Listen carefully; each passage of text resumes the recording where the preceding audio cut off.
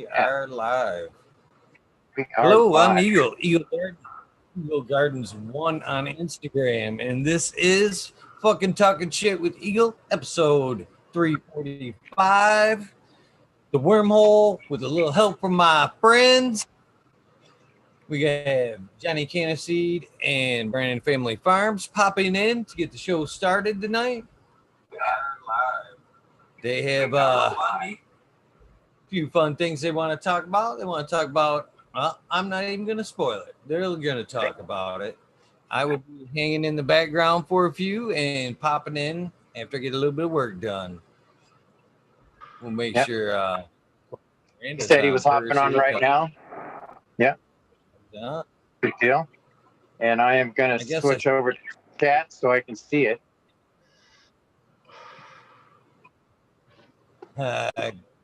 It's all good, Johnny. What's up, guys? What's up? Australian grown. Cheers, Miranda Family Farms. How you doing, man? Good. Thank you for popping on. Yeah, I got a couple things I wanted to talk about DOA. Okay, how do I deal with the feedback? You got to turn off your video, Johnny. Just pause it. And the chat will keep going. Miranda Family Farms, you going to have some video tonight, or are we just an audio? Smoke Girl Fraser, what's up? Let me see here. There we are. I'm in my car, so it's going to be dark. That's fine. That's all good. But, mysterious. Yeah. So DOA, I know that he liked a few different strains that were his favorites. And one of them was Jack Skellington. He really liked that. And another was Alien Rift. And he sent me a pack of the rest of what he had left over from his Alien Rift, like his actual pack of the rest of his seeds. So I think that should be included into something that is made a DOA strain. I think it would be fitting to use those. And I also have Jack Skellington. So I think that would be something that should be possibly made into it. What do you guys think? I think that's a good idea. I actually at one point I suggested Jack Straw myself as part of the cross at one point when I was talking with Johnny. So I think that's a great idea. Yeah, and whoever plans on wanting to make them, I can just send them the seed.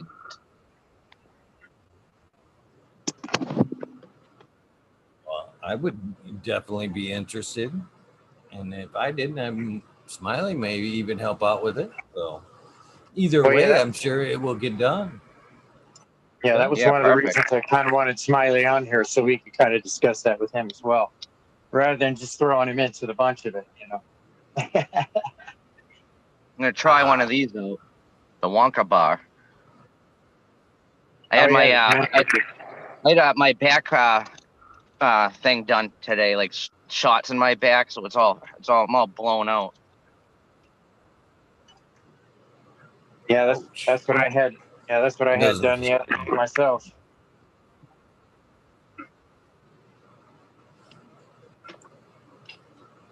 Never a good thing.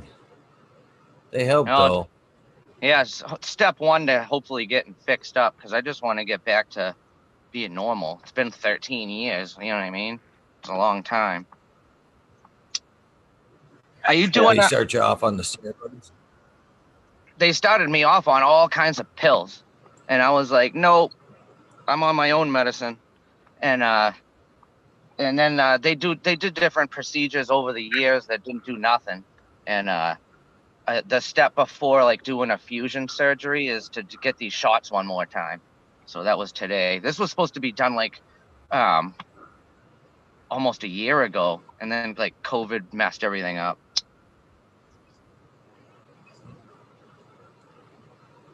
That's slowed everything down. Sorry. Go ahead, Eagle. I was just gonna say I don't think the shots really do a whole lot. You know, No, myself just buy you some time at best, but it's just hoping for a miracle. You know, that's all it is. Ain't It's a necessarily Band-Aid. gonna. Yeah, It doesn't fix anything. You ever try hazy margarita? It was from Badger, but it was in Subcool pack. This shit is goddamn delicious. I'm telling you. What's the Mango flower haze? on that? It's mango I do haze. have a pack. Yeah, it's mango haze crossed with Jack the Ripper, and it's like I forget. I think it's like a 60-day strain or so. It's not long, because you would think it does because it has the haze in it, but they shortened it down with the Jack the Ripper. Nice. Yeah, I've always thought about popping it because it sounds delicious, really. But I haven't popped it because the part of it usually takes a fucking long time, so I would kind of put it on the back burner. I ended up using the male for a bike seat because I liked the hazy margarita so much, and the male was just as smelly as the females were. Are you doing a 420 special thing? I sure am. Are you going to be a part of it? Yeah, because I want to do my my annual Santa Claus thing. You know what I mean? I got stuff that I want to give away. Hell yeah. This community is amazing, man. You in particular are amazing too, my friend. I know, that was kind of cool. Last night's episode with Robbie, I didn't know he was going to be on, and he actually reached out to me, like, I don't know, it was like a couple years ago, asking for a cosmic glue. And I was like, shit, though, I haven't seen those in a while. I haven't been able to get them. And like a year went by, and then I actually called him up, and I was like, hey, I got a pack for you. And he's like, oh, man, how much? And I was like, nothing. It's all yours. So he was super excited. Took me a year, but I got it for him. But he was super awesome, appreciative. Really. Yeah, he was a great dude, man. I fucking barely made it through last night's episode, man. Whew. That last night out of a year's worth of shows. I don't know what it was, but man, my stomach was twisted. Long day of work. Oh, man, I felt like I was just gonna lose it at the end of the show there. I was kind of coaching leading to the end there, which I don't usually do. But man, I was sitting there really thinking, man, I don't know how much more I could take. I may puke on air. Oh, man. Got the dank beanie. You know. Man. Let me give it the spin. Sub cool. You got one, Eagle, you know. Oh, yeah, I've got the TGA. I got the TGA beanie and the dank beanie. Oh, yeah. I got a original TGA poster. Well, it's like from 2015, I think. And that's going to one lucky fuck on 420. Nice. Man, I can say you're amazing, man. I can't part with my shit. That might be rude or whatever, but man, I have hard actually time, just acquired a few of them, so one I'm keeping definitely, but I want to spread them out, share the wealth. Yeah, as long as you get one, that's awesome. Yeah, you gotta keep one. Please keep one. Yeah, yep, definitely.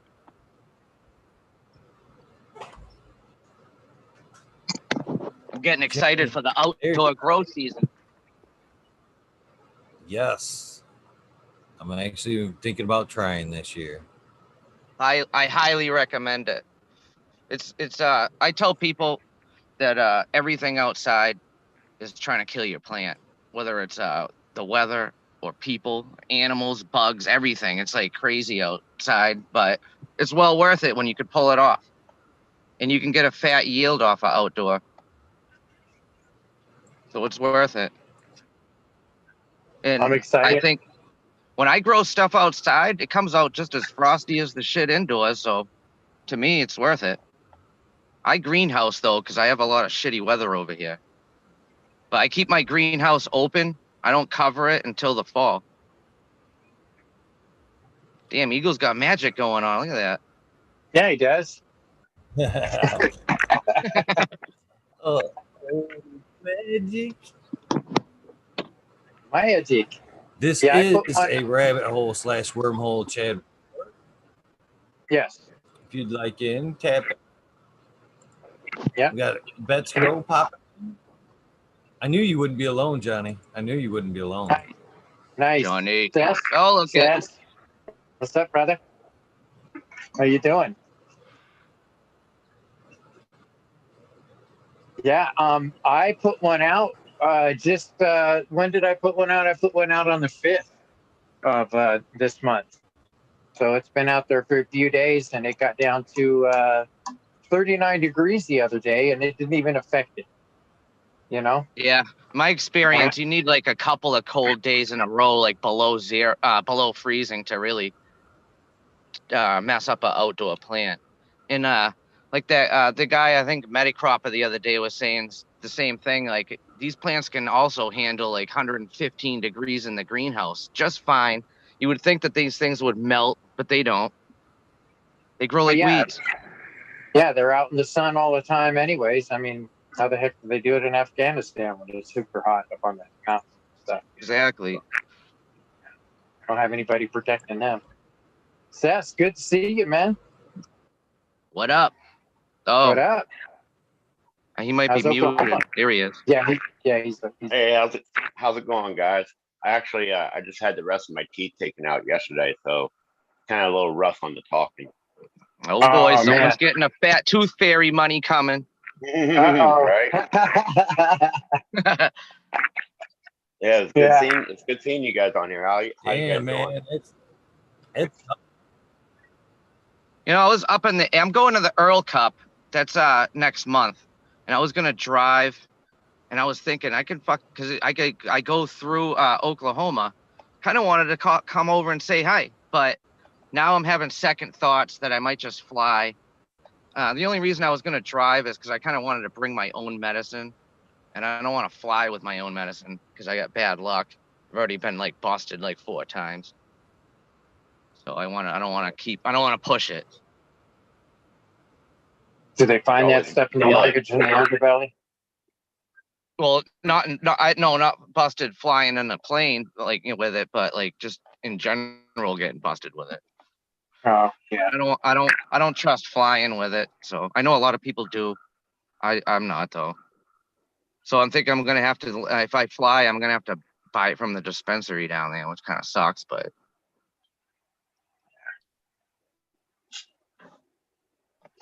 That drive's gonna fuck my back up though, because it's like from my house, it's 1 day and 16-hour drive, which is a hike. A long time.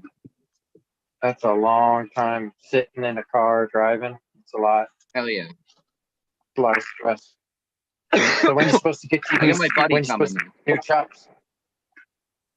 What's that?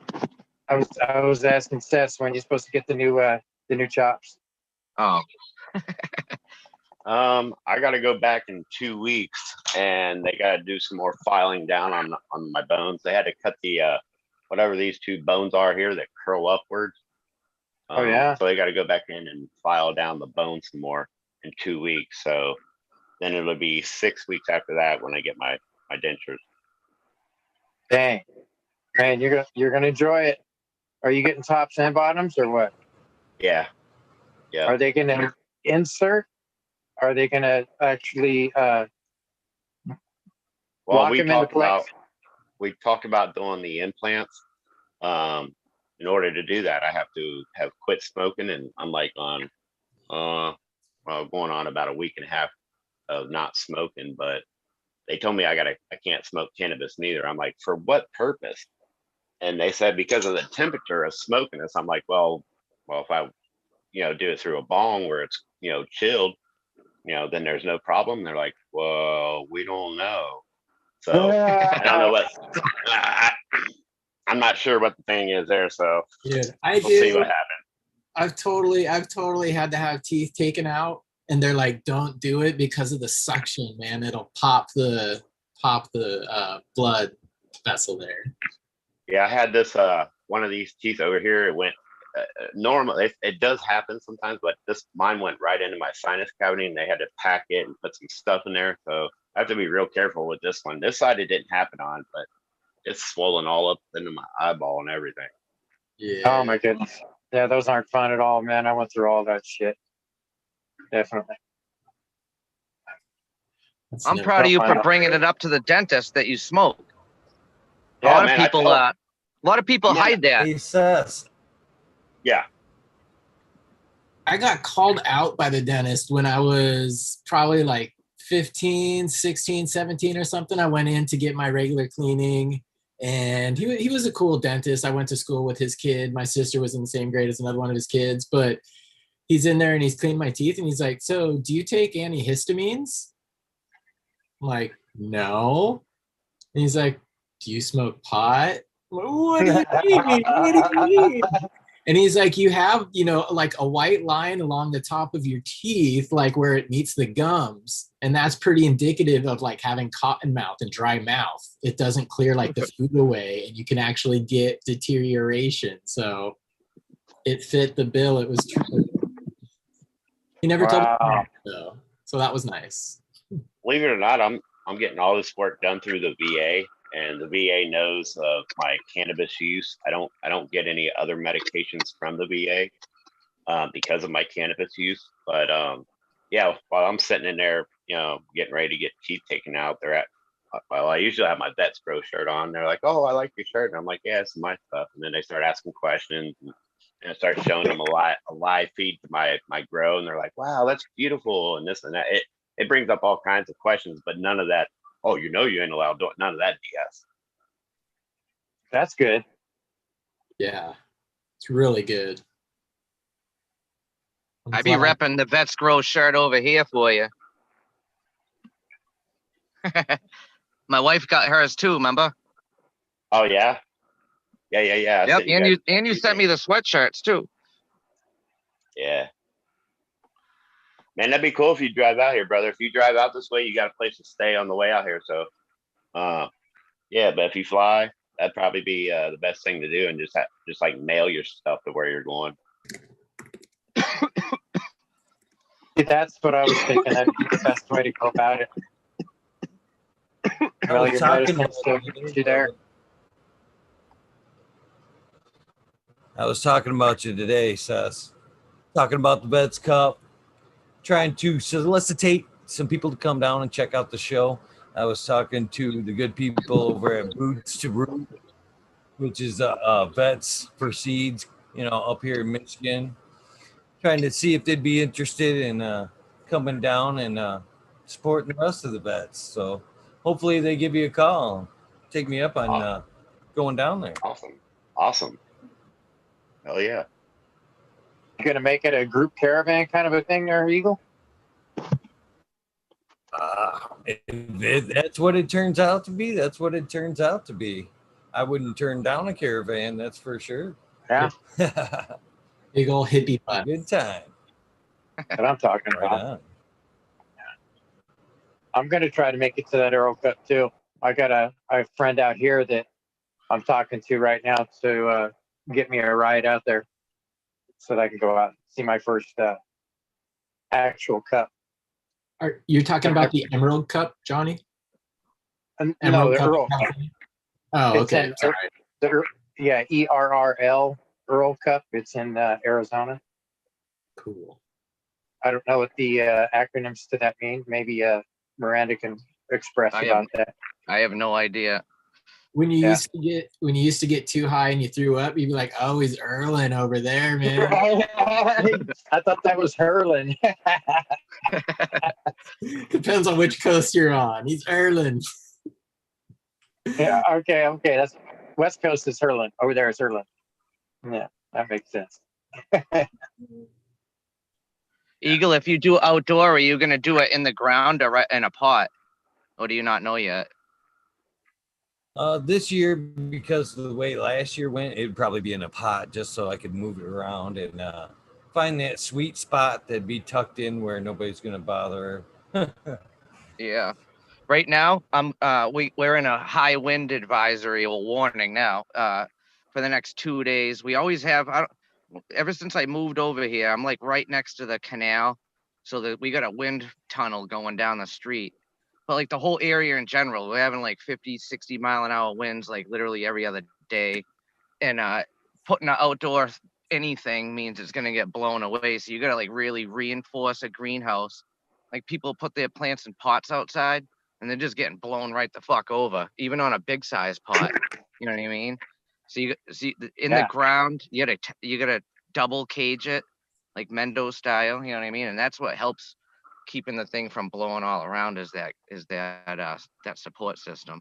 It's major important outside.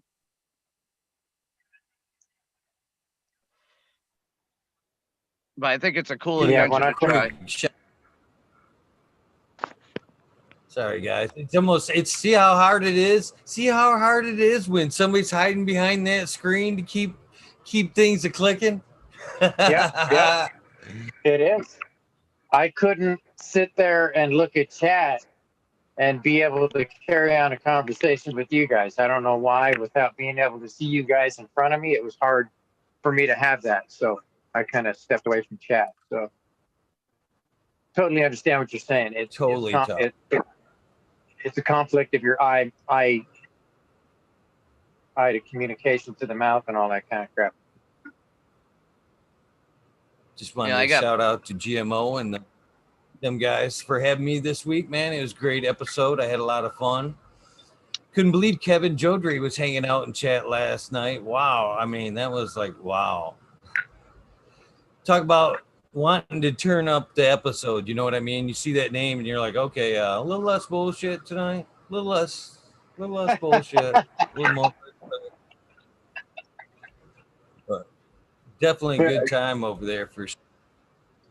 Gotta thank you. And hello, Chad, by the way. I didn't get a chance to say hello and welcome to the show. And same with you, Cess. Welcome, guys. Yes, Chad. I will have to concur. That was a great show. You're awesome on there. And I enjoyed seeing you on the other side of the mic. And it was so weird because, like they said, you do this every night. You're so natural. You bring out the best in others. Why do you get nervous when you're on the other side? I don't know. I just thought maybe I don't know. You did great, by the way. Don't give two shits about the story, or it isn't a good story. I don't know. I have a hard time. Well, I think we all enjoyed it though. So thanks. And it's cool to be on here with Jonny Canna Seed too. Actually, Miranda Family Farms and Vet Grows, all of you guys from chat. But Jonny Canna Seed, we have had the reference in chat that we might be doppelgangers. So sorry, doppelgangers? Yes. Somebody had said that possibly I am just the long-haired version of you.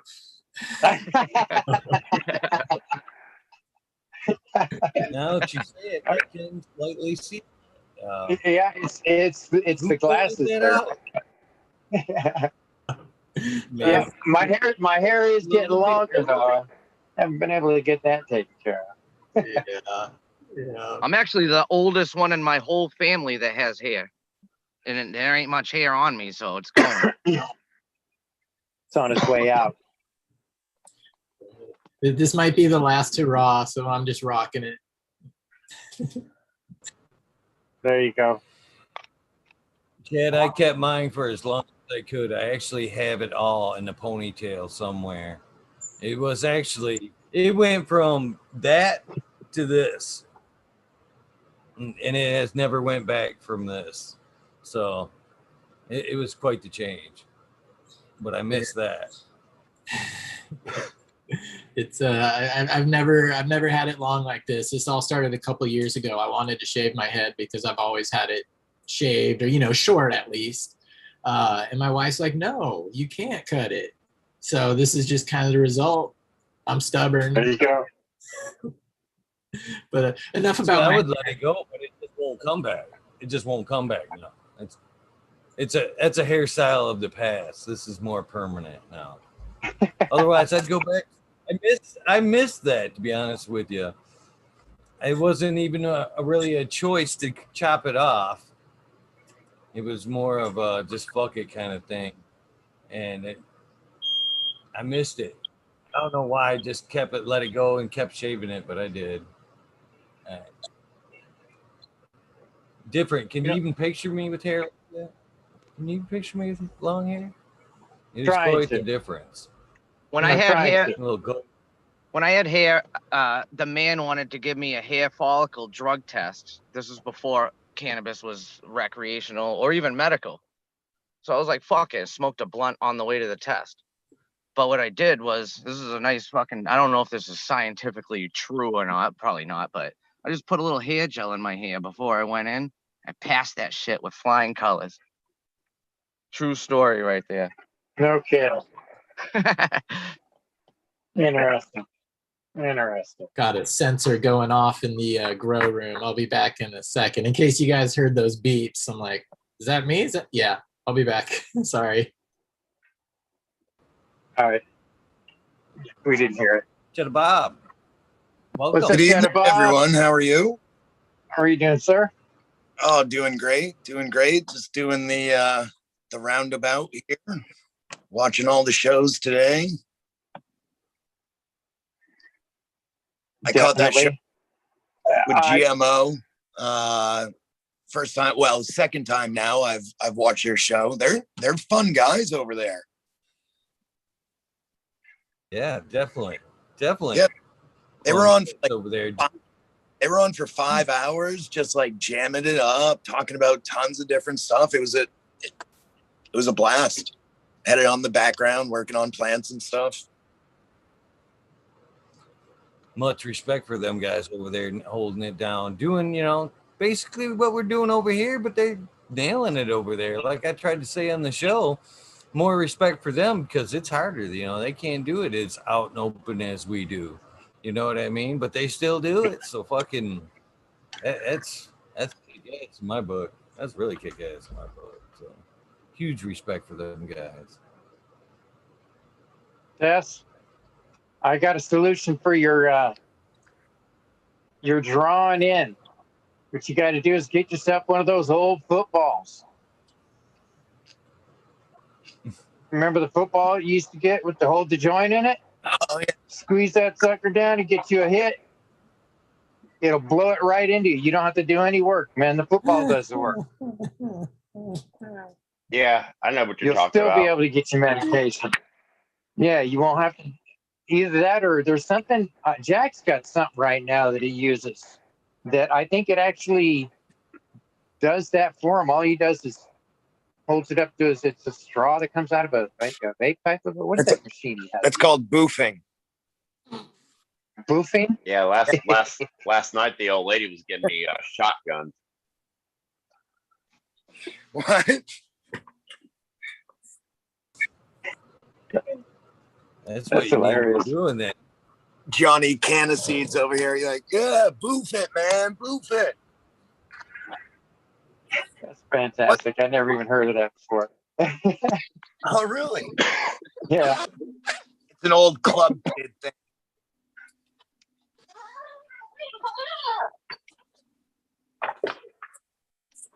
Damn, this wind is kicking up. There's like it hasn't rained over here, so it's super dry, and the dust is because it's like you can the trees are like my car's flopping around the trees. You can see them like bending, and it's like kicking dust everywhere. It looks like it's like fog because of the amount of dust. It's actually scary out here. If I get out of the car, I get hit in the head with a fucking branch. I had a tree come down and crush my wife's car right in my driveway before. Woke up first thing in the morning. The tree was across my car, the house, and the news crew out here and shit. You look like you're about ready to go run through the woods and create the Blair Witch Project too, or something. He's inside of his truck, yeah. Yeah, I'm in the car. Where This are is you my at? night office. Everyone's sleeping in the house, so I don't want to wake anyone up. You on the East Coast? I'm in Massachusetts. I'm like right by the Cape Cod Canal. Yeah, all right. So we're going to get that weather in probably about 6 or 8 hours up here in Maine. Oh yeah, I go with my buddy to dispensaries in Maine because he for some reason refuses to grow his own. But they have some good bud up there, and I go up there and I just give them my menus to see if they can get seeds from me. Actually, Yeah, Maine's actually a pretty decent sleeper state over here on the East Coast as far as quality cannabis. shout out to the Humble Family Farms. They're over in Maine. Yeah. There's some breeders starting to pop up over this way. Honeycomb Farms. East Coast CBD. Those guys are really great. They're doing a lot of the Maine Cannabis Coalition movement for the standing up for the caregivers. The state's trying to get rid of those in Maine and stuff. So they're like kind of the forefront of the people doing that. So shout out to them. I was actually gonna do the beanstalk thing in Maine, but I canceled out on it. Yeah. It's like a genetics event over there. I'm not much of a expo or festival sort of guy. I kind of steer clear of large gatherings.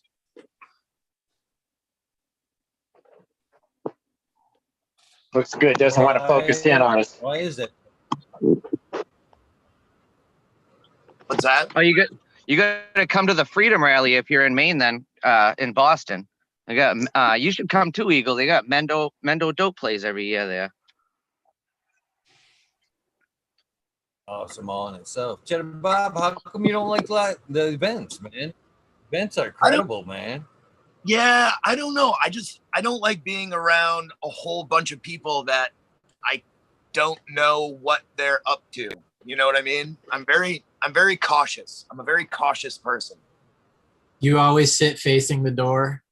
Yeah, I'm one of those people like exits and all that sort of stuff. I just naturally, I'm just a very aware and conscious person. So when I'm around so many people and, there's a bunch of people in back of me that I can't see, I don't like that kind of stuff. So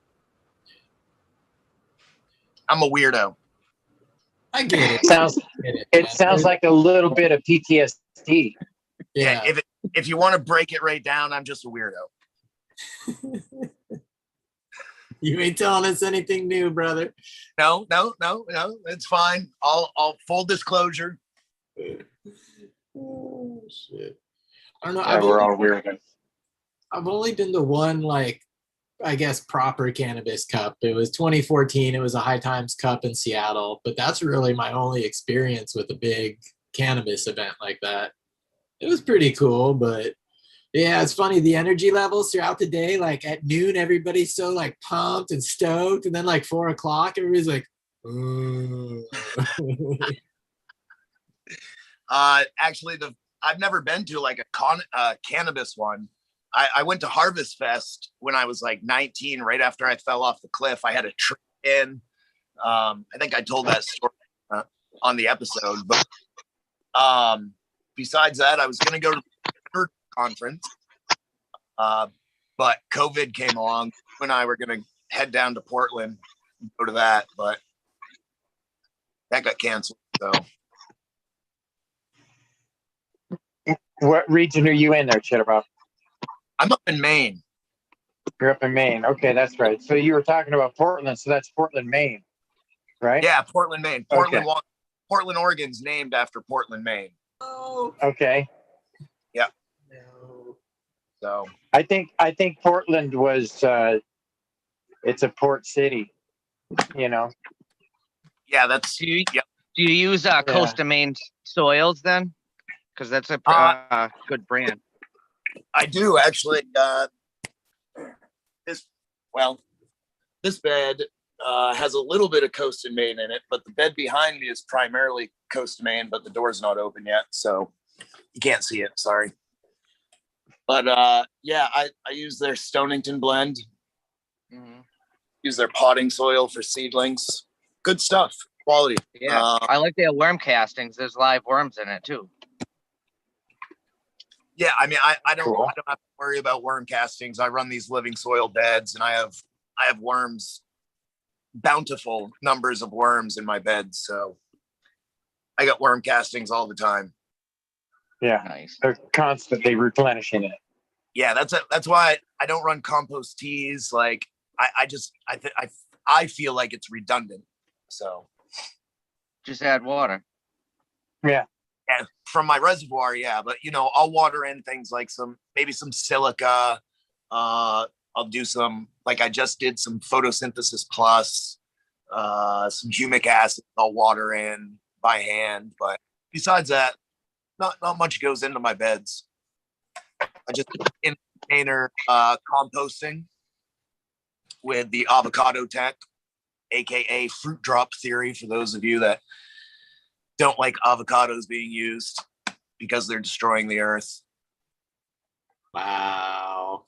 Yeah, but like I feed I put amendments in with the avocados, mix it up, feed it to my worms, and 3 times a cycle, and that's all I do for feeding my beds.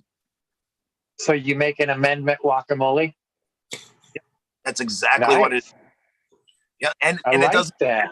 And the avocado is just a carrier. It doesn't necessarily have to be avocado. It can be white beans or squashes or gourds, Right. pumpkins. It just so happens that we had rotten avocados. We used it. It worked really well. And we just kind of went with it. But now we're starting to expand, try different things.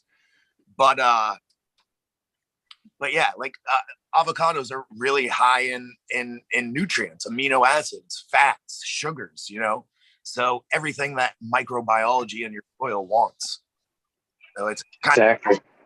of, Definitely. Bingus, how are you, sir? bingus. Welcome to the community again. Hello. How you guys doing? Hello. There. Put a face to the name. What's up, Chad? Johnny? Beth? Man. Oh, man. Hope it gets better. Cheddar Bob? Hey, bingus. Now I see you and Chad right beside each other. I know what Chad's gonna look like in 35 years. That's why he's got such long hair. He's like, shit. I used to have long hair. Yep. See, Chad, you're fucked. Hey, man. Yeah, Farms, good to see you, my friend. Good to see you. No, it's inevitable. I'll take We'll have our own Blue Man crew here. Yes. We just need to line up, and then it's like tic-tac-toe if we could get all 3 of us in a row, right? I'm not I'm not far behind. I'm gonna end up looking like a fry. I got some hair. I just kind of keep it real short because You're not allowed to show that on camera. It's weird though when somebody who has had like a shaved head for years, my buddy Zach, known him for over a decade, never seen him with hair, went away for like a summer, came back, had a little bit of hair, just does not look right. Like not even the same person. Just no, shave it. And he did. Looks like a bad chia pet. It's just weird, man. It's a person you've always seen and known without hair, and then all of a sudden it's there. It's like, what the hell? I don't know. It's just me. Yeah, man. I just try to make the best with what I got. I joined the military in my 30s, and they shaved all my fucking hair off, and it just never grew back. That's how I lost mine. You know what I mean? They shaved it, and then they stressed the shit out of you.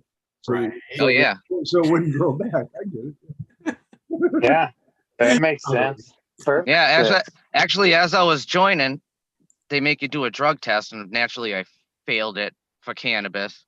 And they said, fuck you, you're not allowed to come in. And then like a couple months went by, they sent me a letter saying, well, actually you can join, but we're not going to give you a $20,000 sign-on bonus. And I was like, you know what, actually I'm going to still join. So I joined, and I missed out on $20,000 because of that goddamn blunt. But then Expensive blunt. $20,000 bill. and then fast forward to I'm on my way out of the military because my back's all messed up now and I'm getting discharged any day now. So I started smoking, and then all of a sudden everyone in the unit gets a fucking drug test, and they're like, is anyone gonna fail? And I was stupidly was like, yeah, and I got in big trouble. You know what I mean? And then I ended up getting out, and then like months later, the guy came to my house, like a guy that was in my unit, and he's like, you shouldn't have said nothing because you somehow passed. I was like, oh damn it, I got in trouble for nothing at the end, but I went all the way through there as the big weed person. You know what I mean? And grandpa, they call me great. Everyone else was like 18. I was in my 30s. I used to sit them all around in a circle and tell them life stories and get them all fucked. You know what I mean? I used to do rap battles and stuff with them. Anything to pass the time. Boring. Hurry up and wait. Food was delicious, I thought. Maybe no one else. Easy to please. I was the same way. I was 25 when I went in. I wasn't the old man. I wasn't the grandpa. I was considered the old man in my platoon. Wow. Yeah. Every time I turn my back, it's motherfucking chili mac. That was the saying in there. Well, if you like the food, you're not too hard to please, which is a good thing, my friend. It was rotten pears. No one eats pears. They don't eat rotten ones nonstop. Fuck, they gonna send us those? I heard, yeah, well, you know, dude. Some guy I worked with before told me when he was in Nam, grossest thing he ever ate was boiled hamburgers. So it was nasty. Just make a little beef patty and throw it in the boiling pot, and that was how they cooked it. Gross. Pentagon must have got the from the movie Holes. Back in the shit. So you remember you got some tooth problems, brother? What's that? You got some vets grow. You got some tooth issues? He had some teeth pulled. Yeah, 2 months ago I had all my teeth pulled on this side, and then yesterday I had all my teeth pulled on this side. So yeah, I'm a little slow up. On my show, on his episode, fucking trooper did a whole episode after having his teeth pulled that day. Ooh, Then it still came up. Then you're gonna follow it up today. Don't make me laugh. Don't make me laugh. Don't make him laugh. That hurts, man. Sorry about that. Strength and honor. What's up, Eagle? What's up, baby? Oil. Thank you for coming on, man. Always a pleasure, man. Dude, good to Always see a pleasure. No, man, we got the whole crew tonight. Yeah, I forgot the last time I came on, I had all my other teeth taken out that day. That was funny. Yeah, exactly. I just wonder why we were giving teeth if they don't fucking last. You know, it kind of bothers me a little bit. I think you made a mistake there. If you're going to give a human teeth, make them last. You know, of course, it may have something to do with the sugars and everything that we eat nowadays. That might have something to do with it. It might have a little bit to do with it. Yeah. Yeah. I've actually been kind of, I was kind of fortunate because most of the people in my family lose their teeth before they're 30 years old. And here I am, 42, getting ready to turn 43, and I'm finally starting to lose them. I knew a family that lost their teeth early. They were just a group of boxers. Just kidding. Just kidding. Good. Well, like I was going to say, it's better to have them pulled out than knocked out. You know what I'm saying? Yeah, I got to go back in 2 weeks because they had the bones that kind of curl up in and go upwards. They had to cut those bones so that the new dentures will fit in the bottom. And then I got to go back in 2 weeks because this side healed, but there's some sharp bone ridges or something. They're going to file them down so that the new ones sit in there. Put the shield on, get the grinder out. So are you gonna put posts in, or what are you gonna do then? Yeah, I'm gonna try to. This is an ordeal for you, bro. Mm-hmm. I had to quit smoking cigarettes, and they told me I had to quit smoking weed, and I asked them why. They said because of the temperature like, well, if I smoke it through a bong, which is chilled, then there shouldn't be a problem, right? And they're like, well, we don't know. They really didn't have an answer for that. We got to make you eco oil. Right. Yeah. Yeah. Send you some Fico, gram a day. You won't even remember you had your teeth out, man. Gram is a lot. Gram is a lot. Right on. Just like to say, Bingus, there can be some lessons from teeth being knocked out there. Get a whole new set. I've got one in the front too from a nice fucking kick. It was a lesson well learned. I never have in my knocked out. defense. Chipped up pretty good. Well, that lesson didn't help you with the next one, did it, Eagle? Oh yeah, I definitely found the weakness in my stance that night. That's for sure. Yeah. Little Philly shell. Yeah. I don't know, man. If anybody here's played hockey, for those of you on the East Coast, maybe. I got caught with my head down once from like the biggest dude in the league. And yeah, I was going from full speed to full stop. I kicked him in the armpits. That's how fast I stopped. But I chipped a tooth on that one. Don't ski with your head down. I worked with Canadian hockey players. They used to play for the Portland Buckaroos, the Schmatz brothers. Back in the 60s, they were big in hockey. Well, they had a roofing company. I went to work for them, and they always went to the ice rink every, I think it was Wednesday or something. I don't know. They had it reserved, right? And all the brothers and their family, they all get out there. And I fucking never been on skates before, right? So they get me all suited up and push me out there, and I'm just like, what the fuck? And shit, they just busted me up. Turn Bingus into a hockey puck. It was, if I didn't have the stick, I wouldn't have been able to stand up at all. Right? And every time they came by, and I just, fuck, man, I just go flying.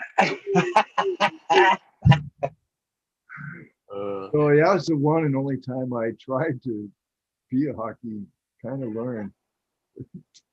They were just laughing, had a good time. I was at my expense at first. Does anyone grow aloe like in their beds? I grow aloe in my front kitchen. I mean, my front living room window, and that thing's huge. It's in a subcool super soil mix, and I use that for cloning and for everything. Actually, I use that for mosquito bites and sunburns. I just transplanted one into my my back bed here, and I don't know, it's not looking like it liked the transplant very much. So I wasn't sure what conditions. Aloe isn't my forte. I didn't know if it. I water mine like once a month. They like very low maintenance, in my opinion. You don't have to do much to them at all. It probably just needs to settle in. Yeah, and it's gonna start growing new pieces coming up from underneath it, and you just rip them out, and then you can hand them to your buddies. My aloe plant's over 100 years old from my friend's mom, and I've already given out like, I don't know, like 20 fucking aloe plants like out of it. Right So on. I smear the aloe plant around, all about it. Want to hear? Yeah. You guys want to hear out this year's outdoor lineup? It's all subcool. That sounds like an OnlyFans thing. Let me get the drum roll. This one's gonna be Jack's Cleaner 2. Yes. Yeah, we're gonna do that one. We're gonna do Sweet Tea, because that was one of his favorites towards the end. We're gonna do Jesus OG. Oh man. Fuck, now I forget the other one. Because I'm only doing four different strains outside this year. Keep it easy. Purgatory. I'm doing Purgatory. I've never grown Purgatory before, so I'm actually excited about that. Sounds like a good lineup. I know Eagle must have grown it because I think he's got the, as far as I know, he's got the record growing the most subcool strains. I'm actually sitting on that Purgatory pack there. It came out when the garden was full, and I made sure it put me a pack back, but it has not yet been popped. So I'm looking forward to it. It's fire though. Everybody that I've known that has grown it out, it's definitely been a keeper in their garden. So Yeah. you'll enjoy I'm it, excited. for sure. I always do sub cool stuff outside, and it always does good. Miss Jill stuff does good outside too. Never had any problems with their stuff. I keep everything simple though. You know, I'm all about compost. I when I use 7-gallon root balls outside. I don't reuse the soil indoors. I put it outside my compost pile, and I add to it throughout the year.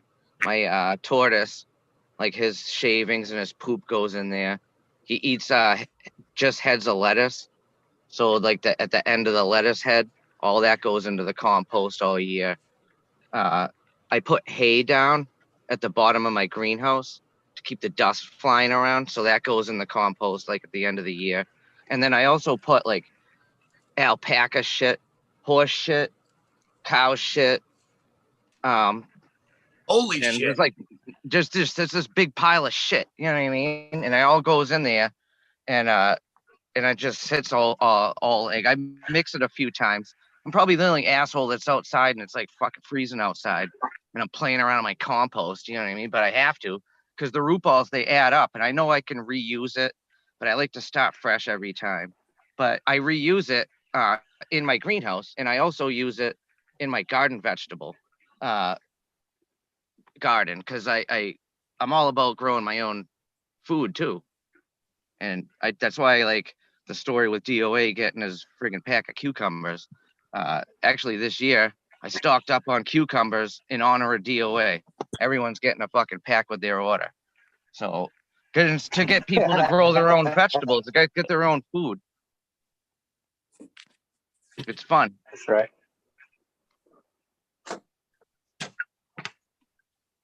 That's And it keeps it That is easy, one too. of my favorite stories from him was the cucumber story. That fucking was hilarious. Actually, you know, when he first started out on the scene, he used to call me all the time and kind of ask me like who's like a weed nerd and stuff like that, and I told him to go follow you. Now there you go. Wow, that's incredible. I can't believe that he hadn't heard of me. I'm like one of the older weed nerds. Yeah, well, I'll take any direction that I can get.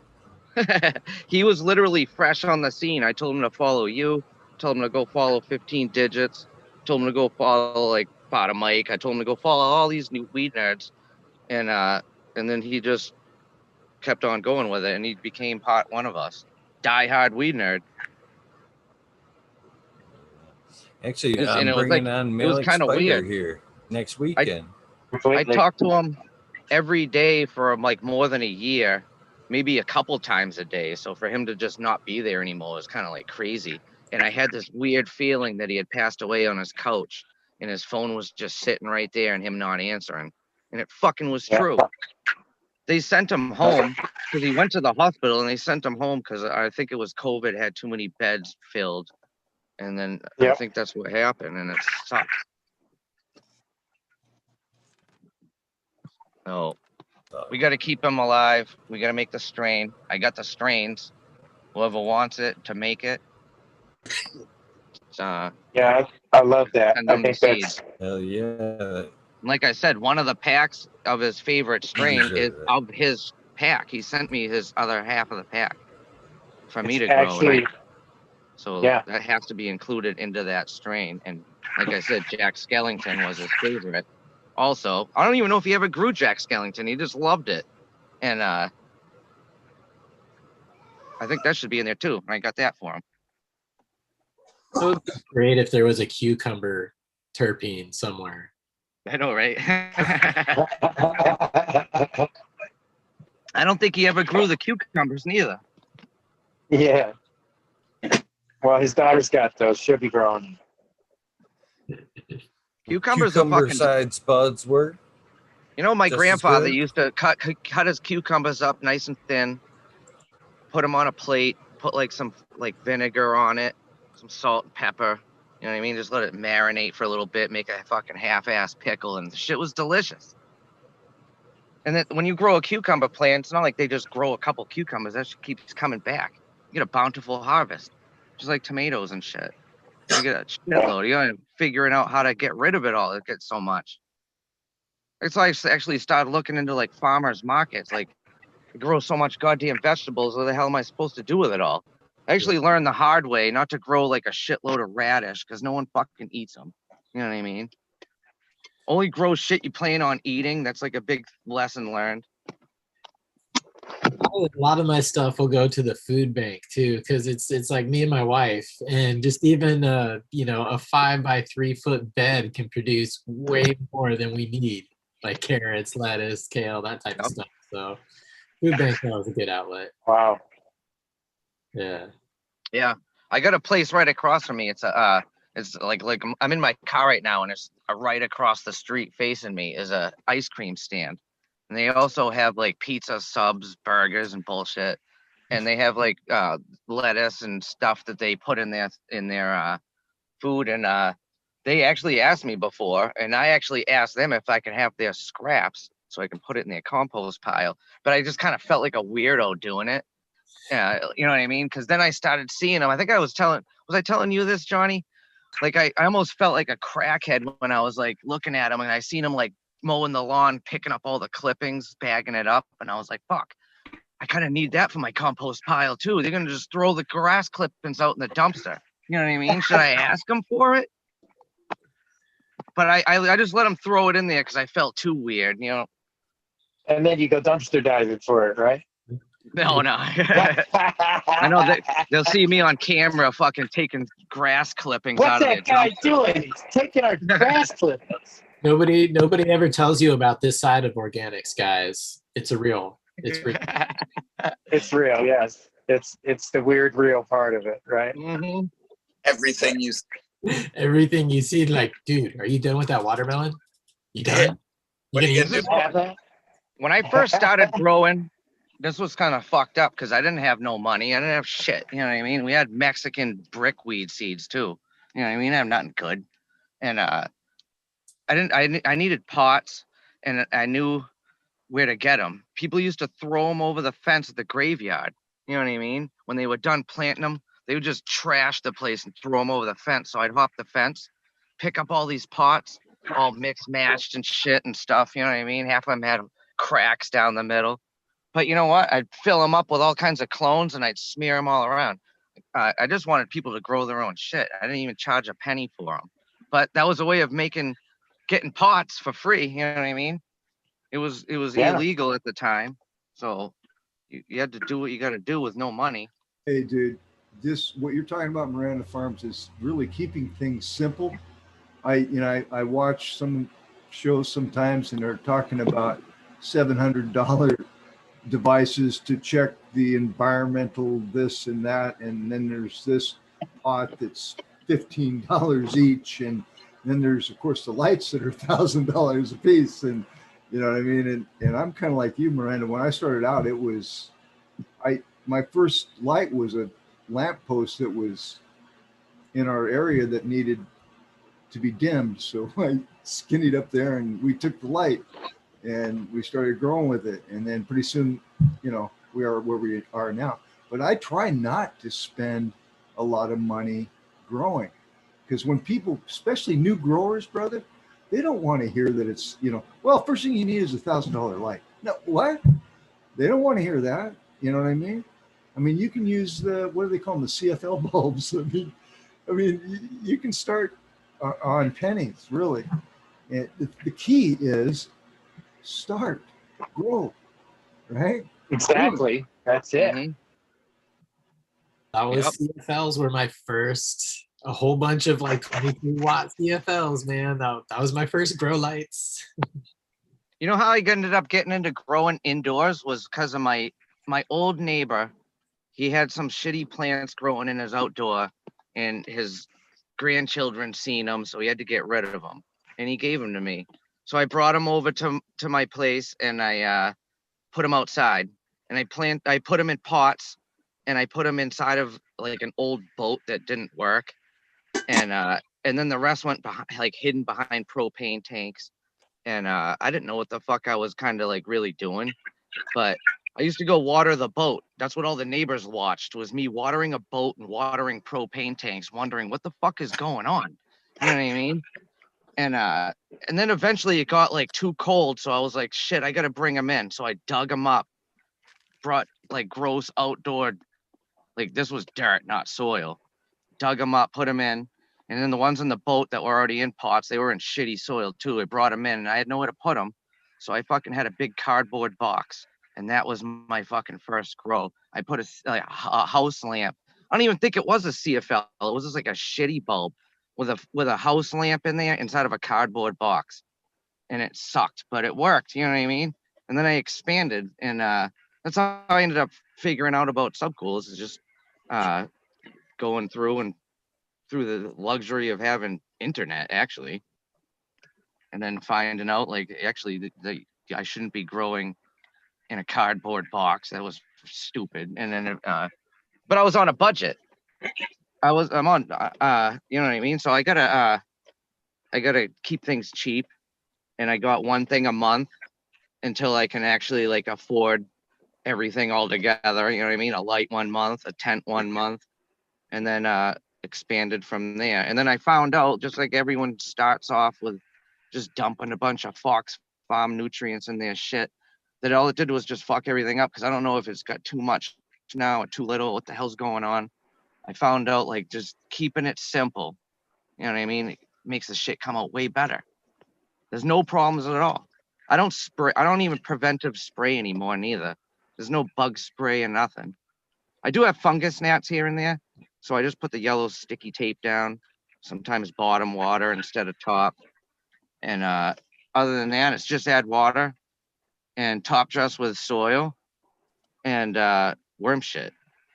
Keep it real fucking easy. My first real grow was in, I found a plumber that was tossing away his scraps of PVC pipes, and I got a bunch of 4-inch PVC pipes, and I made a standing pond type, like 3 or 4 foot long, and I drilled some holes in it, and I put 9-ounce solo cups in there, and I was growing.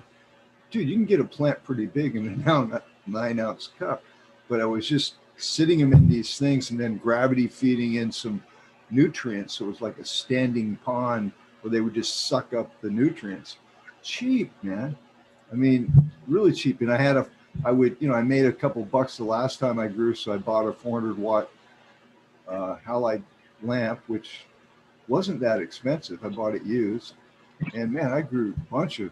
Here's the thing: you get it going, and you run a few, and then you can kind of start looking at, well, maybe I should get a tent and reinvest a little bit here, but do it. Just get in there and fucking start swinging, man. That's my. A lot of people, I can't grow anything. Exactly. Yeah, fucking do it. Well, you gotta just put your. I am as a person that like gets rid of seeds. I have I still have my medical card. I don't even fucking know why, but I've had it since 2013, and my medical doctor and me are tight. And she went and emailed like her medical patients. Plausible deniability, bro. It's called plausible deniability. But she emailed all of her patients to grow their own shit, and then gave them my like phone number, and I was like, oh no, you know what I mean? I had like hundreds of people like calling me and texting that they wanted to grow, and I was like, fuck. I took them all on, and it was like a lot to do, but these were people, they didn't even know how to germinate a goddamn seed or nothing. And I had to kind of teach them all like separately all the way through. It would have been way easier. I just got them all together in one spot.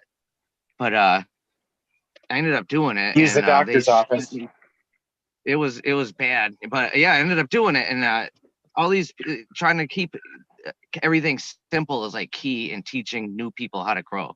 Because if you teach them all this fucked up shit, they're not going to remember any of that. And they're going to mix it all up. You know what I mean? And so that's why I like try to like figure out the best way to grow for the cheapest price and have it come out the best. And that's my whole way of doing it. And you got to work with what you got. Like my brother's in Arizona, he's in the desert, so he's doing shit different than I got to do. First But of you all, just got to make it work. A lot of people get confused. You know, cannabis is a weed, okay, and weeds are pretty hard to kill. I mean, they will find a way to grow. Yeah, we don't grow the plant. The plant grows itself. We just fucking water it. You know what I mean? I was rolling a joint in my dad's pickup truck, which I shouldn't have been doing, and a seed fell out onto the floorboard. And about a week later, it sprouted. And my old man was a little pissed. Botanically, cannabis is not a weed. Not? It is not. No, a weed is an undesirable plant, one that you throw out. I would not categorize cannabis as a weed. Okay. I'll take just my 2 cents. It'll almost grow itself, though. You know. But that's not the definition. I mean, every plant grows itself, right? That's not the definition of a weed. A weed is something that you do not want in your cultivated plants, in your desirable plants. That's all that a weed means. It doesn't mean the way that it grows or anything. Dang, you know, that blows the rocket out of my whole name, because bingus is a slang word for weed. I'm fucked. Thanks, Cheddar Bob. Undesirable is better than deplorable. Destroying lives. Just knocking them down one after another. Yeah, I took like a handful of shitty seeds one year. I just threw them in my gravel driveway in like winter time. Like spring came, I didn't even remember. And all of a sudden I got like 25 fucking plants popping up out of my gravel driveway. So like I just let them grow, you know what I mean? Until they started getting, like, every time I drove on top of them or stepped all over them, all it did was top them. And they just grew even bigger. And I was like, fuck. Next thing you know, the wife's yelling at me, you can't fucking have those there, you know what I mean? And yeah, so I had to get rid of them. So I actually took the biggest ones and I brought them to my buddy's house, and they ended up growing some spectacular ass shit. And these things were fucking going to be undesirable weeds, because these things were going to get tossed junk, you know what I mean? But I'm glad I kept them. Hey guys, I'm gonna get out of here. My face is hurting a little bit. I appreciate you guys having me on here tonight. Get well soon, brother. Anytime. Yeah. Thank you. Well, Man, totally hats off to you, man. Respect. Love you, bro. Thanks, guys. Get well soon. Definitely. So Dang. badass. I wouldn't come in and sit like that. Right? Right? Give that Have a guy great some smile respect, man. eventually. Yeah. Toughen it out. Toughen it out for a good cause right there. My back is so Hopefully you sore guys are right now. following. I got them shots today in my back, and I got like 3 hours sleep. I go to the hospital, and they like lay me down on the table, face down, ass up. And then they like pull my pants down, so my whole ass is hanging out. But they didn't put a fucking towel over it. They just let it hang out. You know what I mean? I'm like, what the fuck?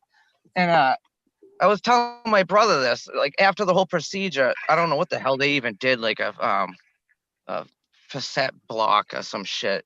They like I'm getting home and I'm fucking all blown out and shit, and tell my brother, like, 'cause I'm like small and skinny and shit, but it felt like my ass was like puffed out like J-Lo status. You know what I mean?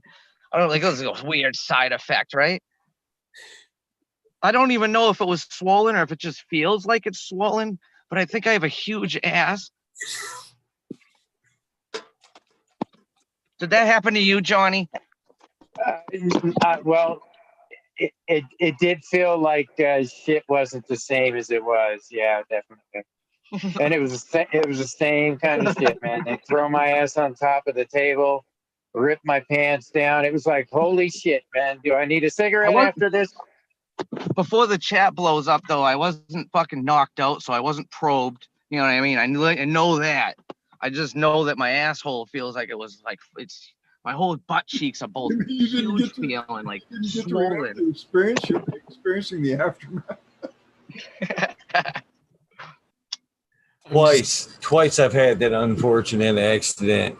One was after a fucking bilateral hernia surgery, where after I've been let go, I couldn't make the thing happen, so I had to go back in, and it was the worst experience ever. I swear to God. I look back, and this lady was 6'4", dragging her fucking knuckles on the ground, and of course, that was my nurse. And I never felt so fucking violated in my life. I laid there with tears. It was the worst fucking experience ever.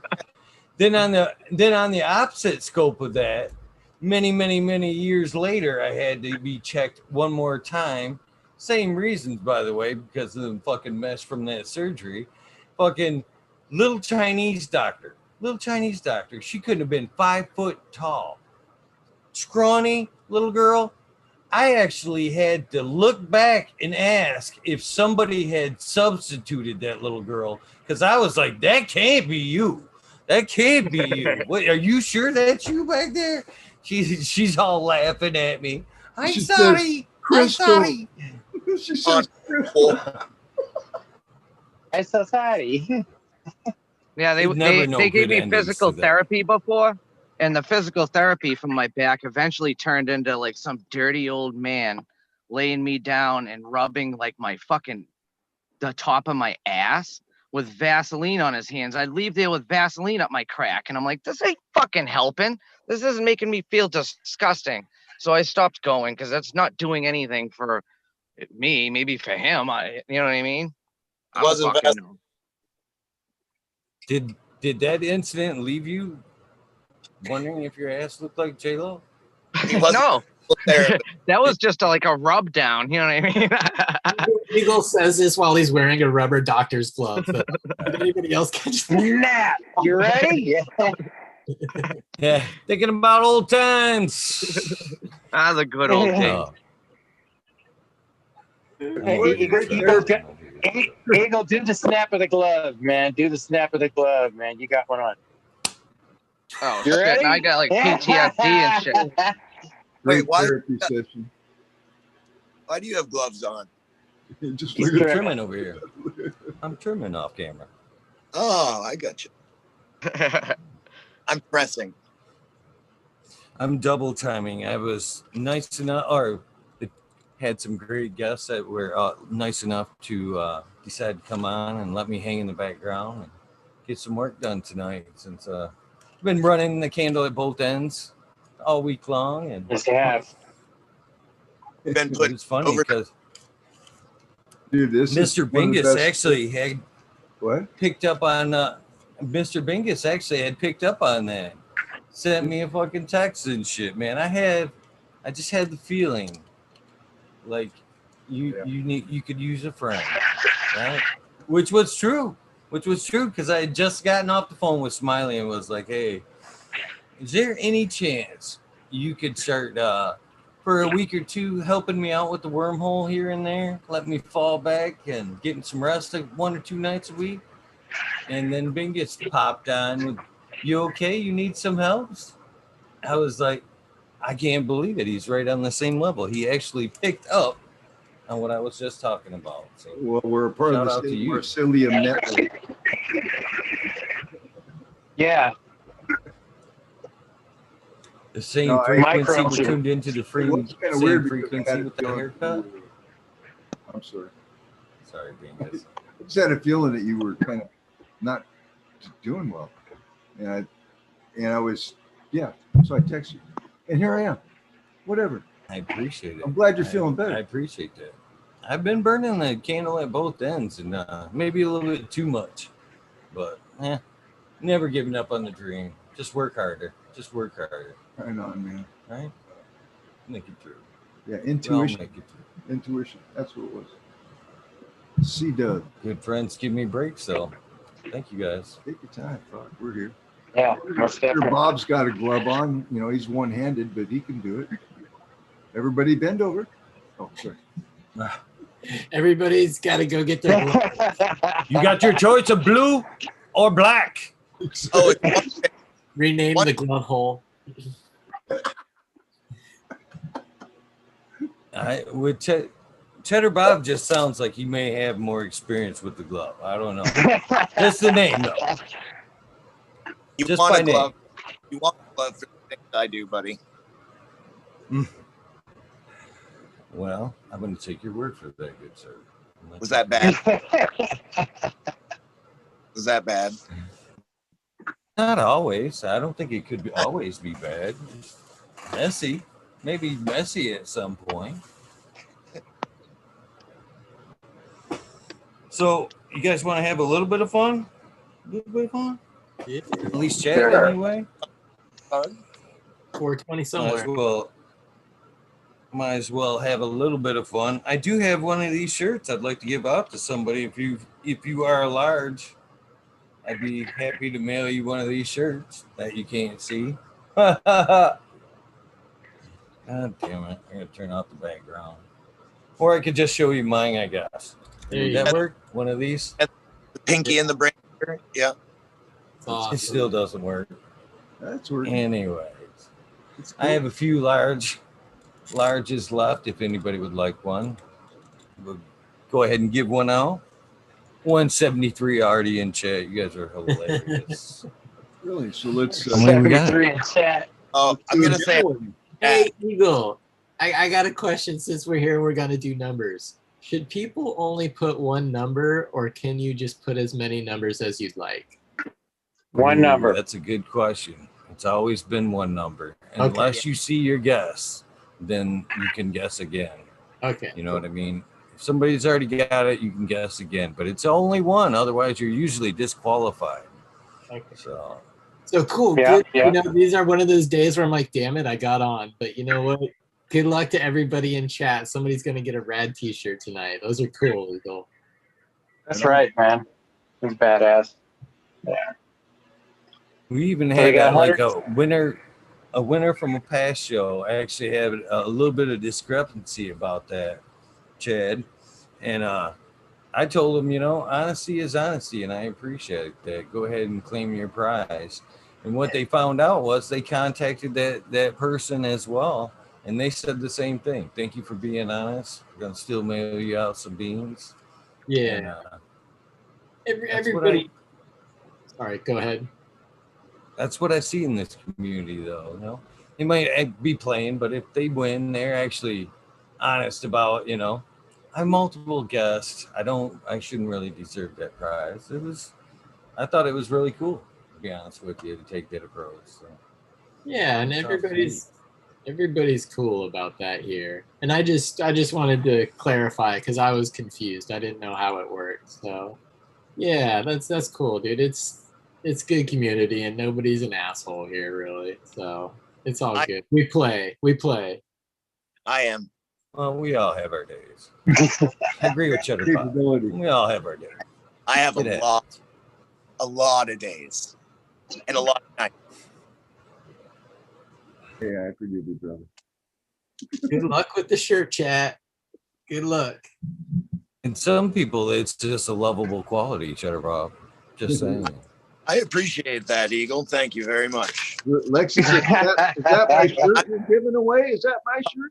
I'm gonna just assume you're talking about me. You may not have been.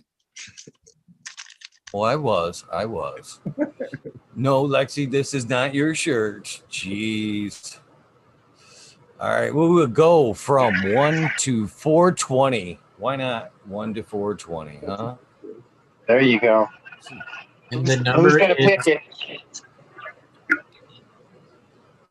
Cheddar And Bob, let's you look see like here. an artist over there, brother. The way you're going at it, it's like you have a paint. You're scrubbing the golden goodness. What I feel like. This stuff is so beautiful. This is the that Royal Chem, Ooh. and from Greenpoint Seeds. It's a purple punch crossed with their male star dog, and this stuff is just dumping rosin. Stardog has the alien technology based from Mex. That I swear to God, if I could find that plant, the Stardog is one that is crossed with something else in alien technology originally. Yeah, that's awesome. Man. But yeah, this thing dumps. I'm getting like 33% return on the flower raw. Really? I mean, yeah, this is, I just pressed 7 point. I'll see what comes back. So, Mr. Westport, since you said not to rub it in, but since you said you wish you were in chat, I don't mean to rub it in, but could you please pick out the winning number? Send it to me in chat. Yeah, let me open up the chat here. Oh, I thought he backed out and just joined chat. Okay, so you said we were doing 1 to 420? Yes, sir. Okay, let's go ahead and pick a number here.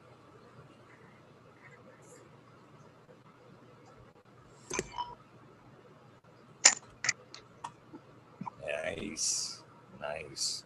All right, you guys, we have the number, so we're gonna go ahead and hit start in chat. You guys have 1:30. One guess only, please.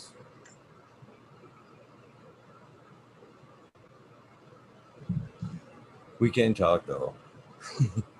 We can I don't talk. think it Okay. will throw them off. All right. So you are getting more shirts printed up? Because that looks like a different, yesterday you had kind of like the breast logo.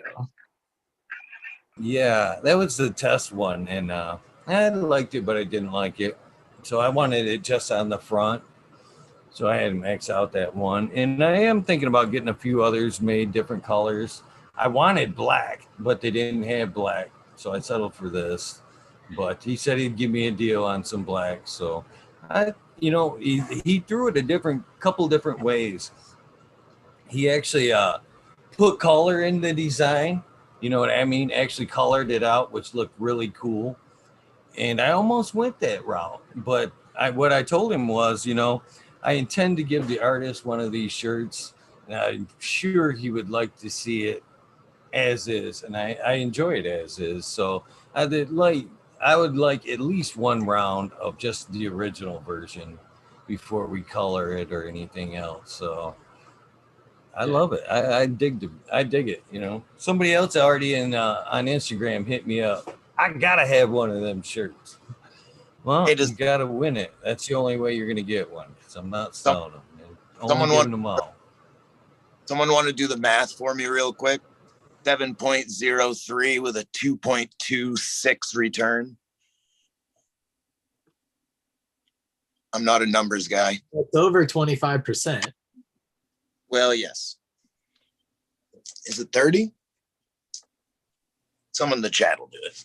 Yeah, you're in the probably 27 to 28 range. I can always get you close, but I'm not a calculator. Yeah, I hear you. The wife's no idea what 5 inches is. Is this something? Never mind. Thought that was about to be a bad joke. I stopped myself. It was meant a bad joke.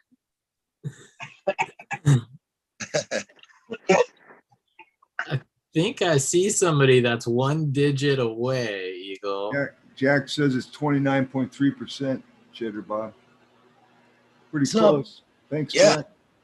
Thank you, Jack. Right on, Jack. Shout outs. Smoking on some Amy Aces right now. It's very tasty, very heady. Got a nice high to it. I usually don't take any dabs, but I had someone gave me a really nice dab rig. It's actually with the same one that Subcool had. I forget the name of it. A Beta Glass. It was the one that he was having. The hell was her name? Amber Trichome's always smoking out of it at the end there. But it was just like last month. It was in my closet, and I heard a smash, and I looked in there, and they have this patented like mouthpiece. Well, not mouthpiece, but with a thing sits in. and it was unbreakable. And that was the only piece that didn't break. Everything else shattered into thousands of pieces. I was like, oh my God, fuck, that sucks. And the thing was nice too. So I guess it's just not meant to be. I guess I'm just going to be a flower guy forever. That's how Eagle felt about it after that happened that one day. I love it when my mic's on. Congratulations, Jane Siemens, for popping on and winning that T-shirt. Thank you so much. Right on, James. Awesome. Please hit me up with an address. I would greatly appreciate it. Ooh. Awesome. We got some people fast. That's father and Nice, son from bingus. Tutorials. Welcome, guys. Yeah. I'm gonna hop off because I'm gonna go. I gotta go lay down. My back is killing me now. But it was nice talking to you guys, and I'll see you guys. Probably hop on like I said on 420 because I got a couple things I want to give away. So. Thank you, Miranda. Awesome, man. Appreciate you. Hats off. Later. Hey, Miranda. Right on, man. We'll talk to you later. I like that video. What's up, guys? Welcome back. Hey, you guys are muted. What's up? I think you guys are muted yet. Are fast? Are you guys muted? Cheers, guys. Yeah. Right? Yeah, they're Can you hear working us? on it. You can see they're working on it. They're just about ready to get it. 2 heads are better than one. Just don't. That's good. Yeah, just don't bump them. Is that Penn and Teller? The Penn and Teller. Senator Bob hit it on the head again. I see the muted microphone now. You're still muted. You got to unmute. Lower left-hand corner. Who popped out? Bingus. Who popped out? We lost somebody. There you go. I'm asking them to unmute there. I'm here. We lost somebody. Yeah, you guys are still muted. Oh, Miranda was hurting, so he took a powder. It's laying down. There you are. What up, cool. guys? What's up? What's up, guys? Father and Son's Trim Tutorials popping in to say hi. Yeah. Right on, right on. Yeah, every time we check in on the way home.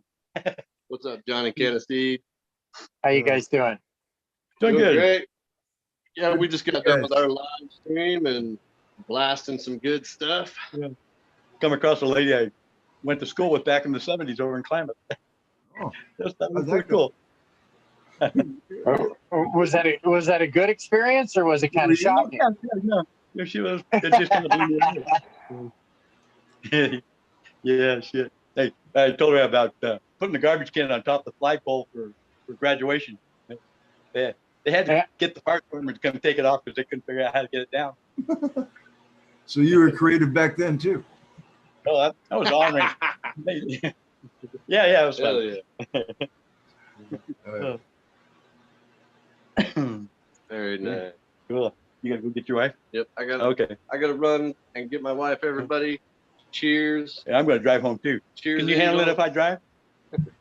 It's gonna make you guys road stick. All right. See you later. Bye. Love you. That. There you go. All right. Cheers, everybody. Hey, the sprouts are pretty nice. I like the time lapse thing. Oh, the background. Yeah. I took acid once, and my mom's fucking flower garden outside was doing this for like what swore to be 2 hours, but really it was just 1 pack of cigarettes. But yeah, that was an experience. That was the same night that when I had to pee really, really bad, I flipped open the toilet, and then I just saw like an ocean and a pirate ship, and it was magic. Yeah. Sounds tranquil.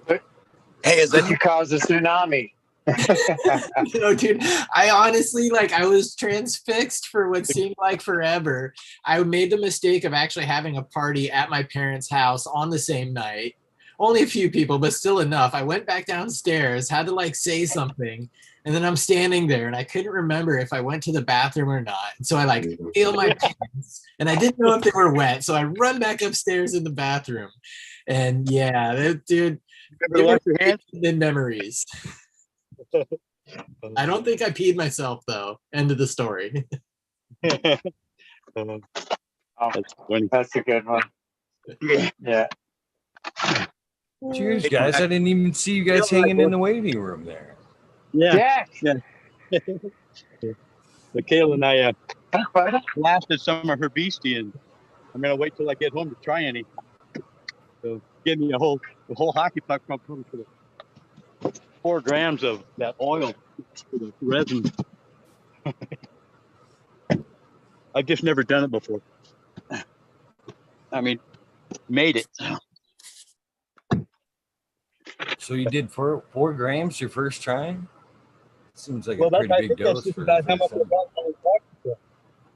So, one of the containers, yeah. We got 2 of them here. Too.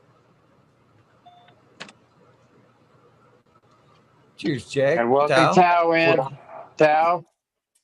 Eagle, Jonny Canna Seed, Chad, Cheddar Bob, Bingus, father and son trimming tutorials. Jack Greenstalk, what's up, people? Everyone in chat, how you guys doing? Doing good. How? Good to see you, man. I saw you over there in London earlier. That's cool. Glad your flight made it back okay. I'm not just nationwide, I'm international, man. That's right. Awesome. Look out, Right Pitbull. There's a new Mr. International now. I talked to a couple friends of ours down in New Zealand about the earthquakes, and they said, "Oh yeah, things are flat. Everything but the island." Because I just was hearing on the news that they had these 3 earthquakes in like 3 hours, and they were all like 7 point something or Ooh. better. So, Yep. One was an 8.1. yeah, that's what they were saying, and their house was cracked. But they said they're up a couple miles back from the ocean, so at least they weren't in town getting rocks fall on them. Did they get any water that rushed the island or? No, they haven't. They said the only waves that they got were about 6 foot. So they said that was basically a windy day. So Good surfing weather. I was pretty happy about that. I just was kind of worried about it. We've Yeah, had I a lot heard there when was it's 6 some feet here. Yeah, I heard there were some buoys bouncing around out there. That was kind of after that one Sri Lanka tsunami. That kind of freaks me out every time I hear about stuff like that, because that's some serious action. Imagine seeing something like that, man. That's so hard to figure. Oh man. Yeah. I mean, it would be surreal, I mean, shit. I'm half mile from the waves. So Yeah. that's a All of a sudden concern. becomes a desert in front of your feet, so. Yeah. Gotta let Jack say hello. What's up, Jack? Not too much. How's everybody doing? I'm smoking on some mandarin cookies. Vaporizing, I should say, but having a great night. Looks like it's good stuff, Jack. Yeah, man. I'm doing good over here. Yeah, man. Yeah, man. Yeah, man. I love it. Well, I got an open mic. I just want to say, Tao, you've been missed as well. Everybody misses Tao when he's not in chat, or on the show. Both fun. No need to miss me, man. I'm always around. Oh no! Did you? I missed a lot, I watch or listen a lot to you guys, so most often than not, I'm still there. So I don't know but Tao sounds exactly like Vin Diesel. Maybe it's just my He is Vin Diesel. Dude, Better, exactly. Bob. I sent a book. Don't smoke so much weed. I sent a book to Vin Diesel's house, and it got to I'm Tao. auditioning Mission Impossible 4, so don't ruin it for me. They frown on pot still. I'm smoking on Amy Aces tonight, Cal. Awesome. I want Yes. to say, hey, father and son tutorials. I'm glad you're up today and hanging out with us instead of just listening in. Yeah. But boss, yeah. I thought I'd try it on the drive home. I got a ways to go yet, so you're driving with me. Dub used to do Excellent. that. Rest in peace, brother. Fucking miss him. I used to love it when he'd be fucking driving in the car and live streaming on Instagram, just jamming, talking. Too bad it's dark. I mean, my phone don't get very good pictures in the dark, so it's all good. You're here with us. Well, I got some pretty nice plans for getting ready to clone here in about 2 weeks. Actually, we're probably gonna have to turn the light down, light sex first.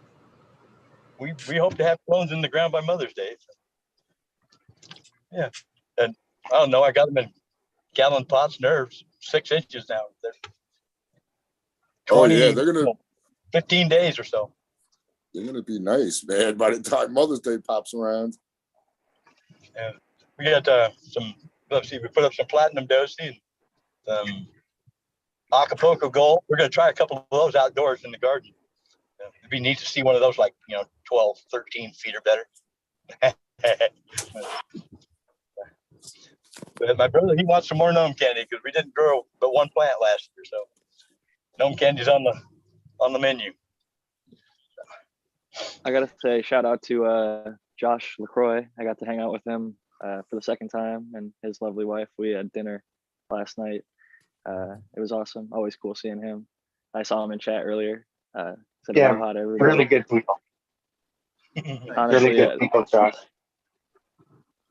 I honestly could hang out with them every day and never get old. They're just amazing people. So I felt blessed to see them again, and shout out to them. I'm happy they're here in California now, and we can link up. Hey, Jack, I asked the chat, what's their favorite strain to grow? Not smoke, but their favorite girl. 808 Rooting said Purple Punch. James Seaman said Animal Cookies. Ryan Henderson said Power Plant. Have you done any of those yourself? I've grown punch crosses. I haven't grown the punch clone itself, but I have some friends locally here in San Diego that grow it beautifully. That's why I don't feel the need to. They have larger gardens than myself, and they crush it. If I ever want purple punch, I can get it from them. I have 2 wonderful examples of it. Great. Now That's cool. Clone, when you're talking about the clone, Jack, is that a clone from Archive Seeds, or who is that from? Originally, it's from Hawaii. I'm blanking on the fucking breeder's name. It's because that was like the one cut in 10 years that I've taken in was a purple punch from Archive Seeds in Oregon, and they're supposed to be pretty good, but I didn't really know where it originated or not. It's Supernova Gardens in Hawaii. Cool. They're at Supernova Gardens, but yeah, Archive is really legitimate. Like if you want to get forum cut, Girl Scout cookie, Archive Portland has a verified cut. A lot of people have the forum cut, but it's a good cut. Unfortunately, it does have herm issues, but it's some of the frostiest shit, and it gets like black leaf.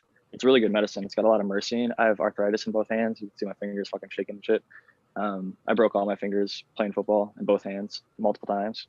So it helps relieve the inflammation and the swelling, and a lot of the issues that arthritis is caused by are treated by beta-caryophyllene and myrcene. And humulene is the other terpene that really helps. And some of those are even found in like arthritis pain rubs and arthritis medication, but I rather get it from cannabis. And with THC, which the forum cut has a high amount of, it's great medicine for me. And I have a really good friend who grows it beautifully, so I don't have to carry it in my own garden. I like to pop seeds and try different stuff, and I'm very fortunate to be where I'm at in Southern California and be plugged in with people who've got really fire shit in their garden, can pass stuff back and forth. Like my buddy lost his cherry pie, and then I gave it back to him. So that was like a really great feeling. That's nice. Good to have friends. Smiley, what's up, brother? Cheers, Smiley. Good to see you. In for the full Crap, because my phone dude doesn't have to get up. It says charge me. Type it in chat. Let's do. Good talking with you. What's up, Smiley? Good seeing you, Pops. You out of here? I don't know what to call him. Pops, isn't that what you call everybody? No, Grandpa. How you doing, Smiley? Good to see you, kid. Don't be a stranger, brother. It's Friday. I'm stranger than most, Bingus. It's all right. Don't worry about it. How's it? Me. That's all right. Strange is unique. Unique is good. Genius and glad to see you, insanity are Mr. just Smiley. far apart. Mom always said I was special. Did she also mention I a box of told her to chocolates? tell you that. So I'm, you know. So did the guidance counselor, the principal. All class Be size, special. they said you needed, right? So, Smiley, did you catch some of the earlier show? Yeah, a little bit of it. I Okay. didn't catch the beginning. I missed the beginning. Yeah, but You didn't hear us talking shit about you for like the first 15 minutes? No, I'm just playing. Oh, I man. didn't have It was, so no, it was feel guilt-free, brutal. Johnny. It's not. It was, yeah, it was brutal. I I actually just got here, but none of that actually happened. Roasts are more fun when you're present, though. I would have enjoyed that. I mean, y'all can. Yeah. I don't care. Well, we were talking about the DOA strain. We were trying to put together. Yeah. I don't know if you heard any of that part or not. I heard a little bit about Miranda Family Farms was talking about some of the stuff he had that DOA had sent. Sorry, guys. Totally me. Sorry. Yeah. There you go. Totally the host. Yeah, Go ahead, totally the Smiley. host. Operator error. Sorry, guys. Sorry, Smiley. Please continue. No, you're fine. I didn't mean to rudely interrupt like an I was asshole. trying to type in window lickers in chat anyway, so that's fine. So Skellington Jack was probably going to be in the equation, right? He's so Miranda good, those said they had that. windows. Eagles got that. As well as Miranda Family Farms said that he had Scallion, I think, and Alien Rift, and there was another one. I'm not exactly sure. I can't remember which one. Do you remember which one that was, even? Iced tea.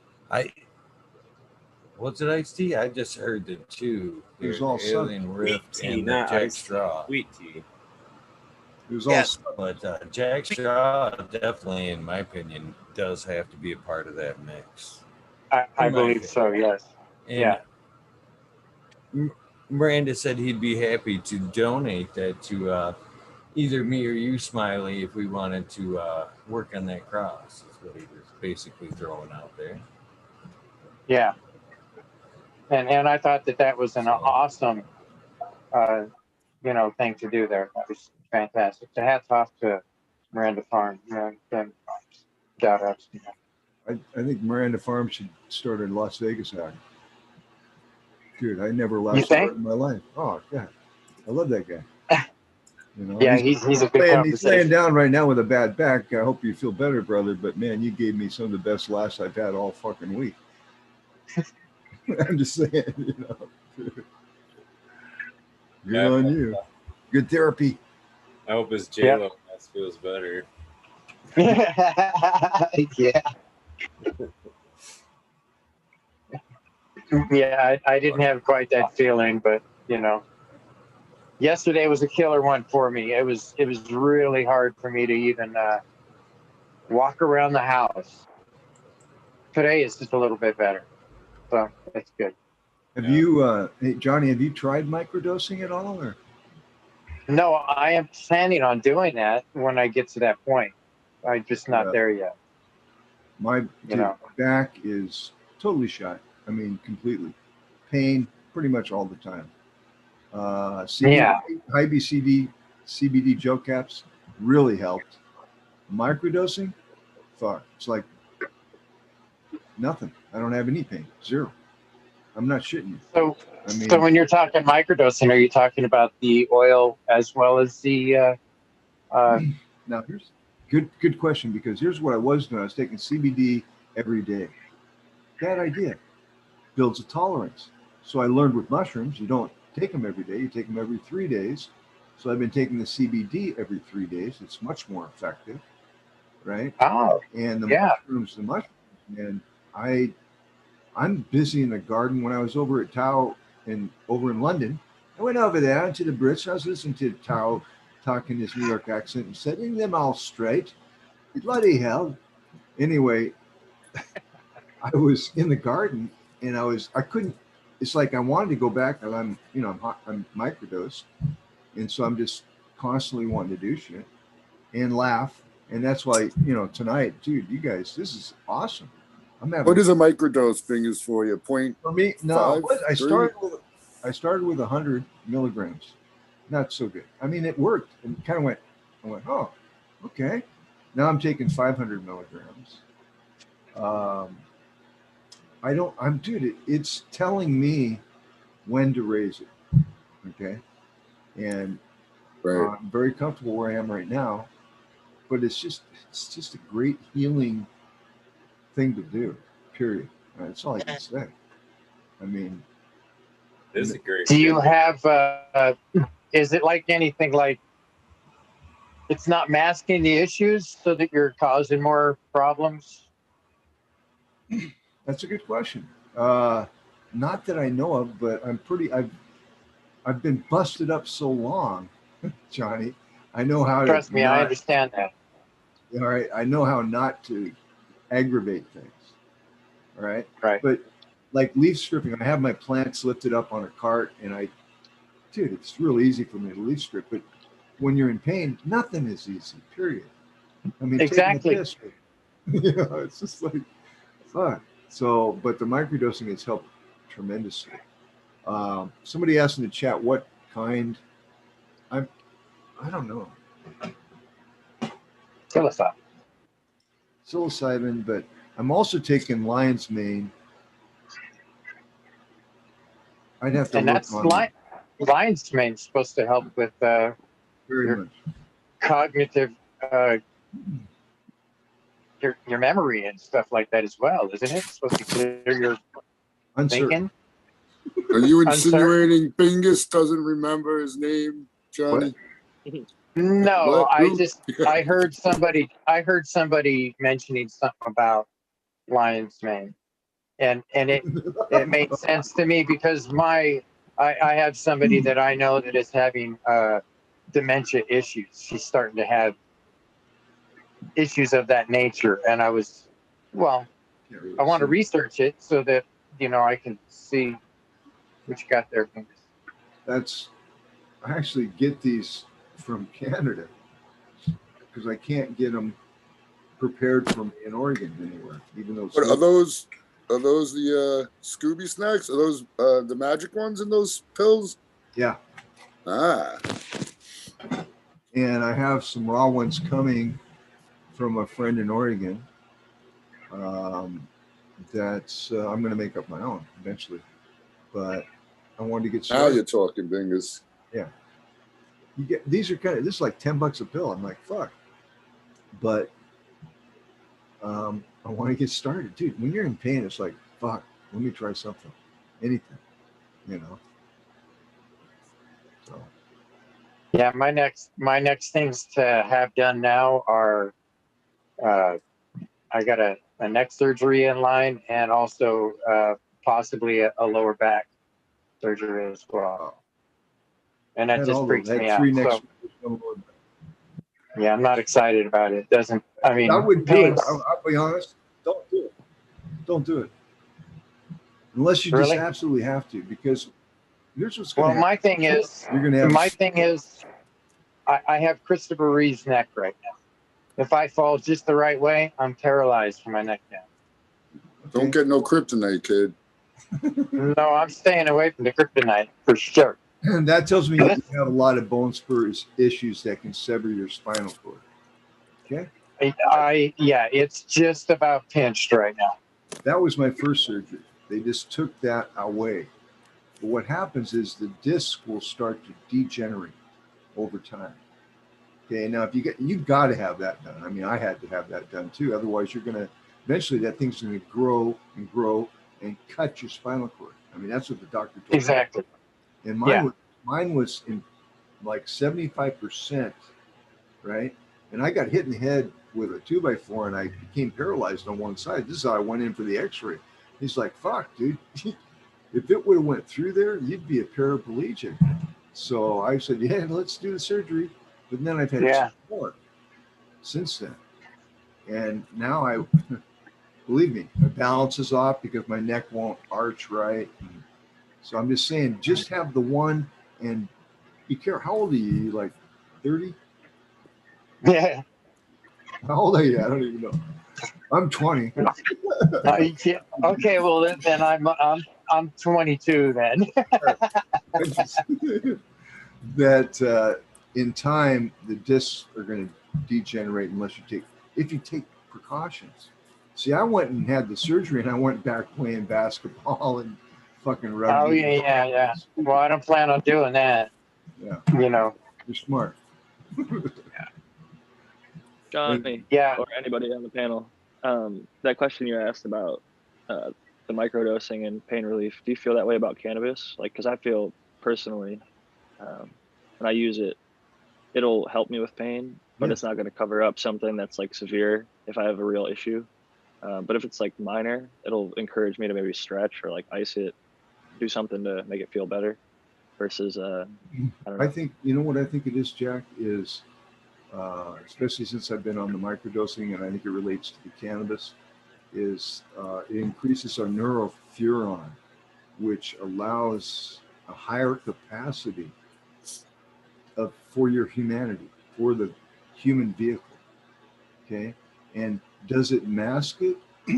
I don't know. I mean, if you're careful, you know, I'm sure I'm not going to run out and start playing basketball. You know what I mean? Yeah.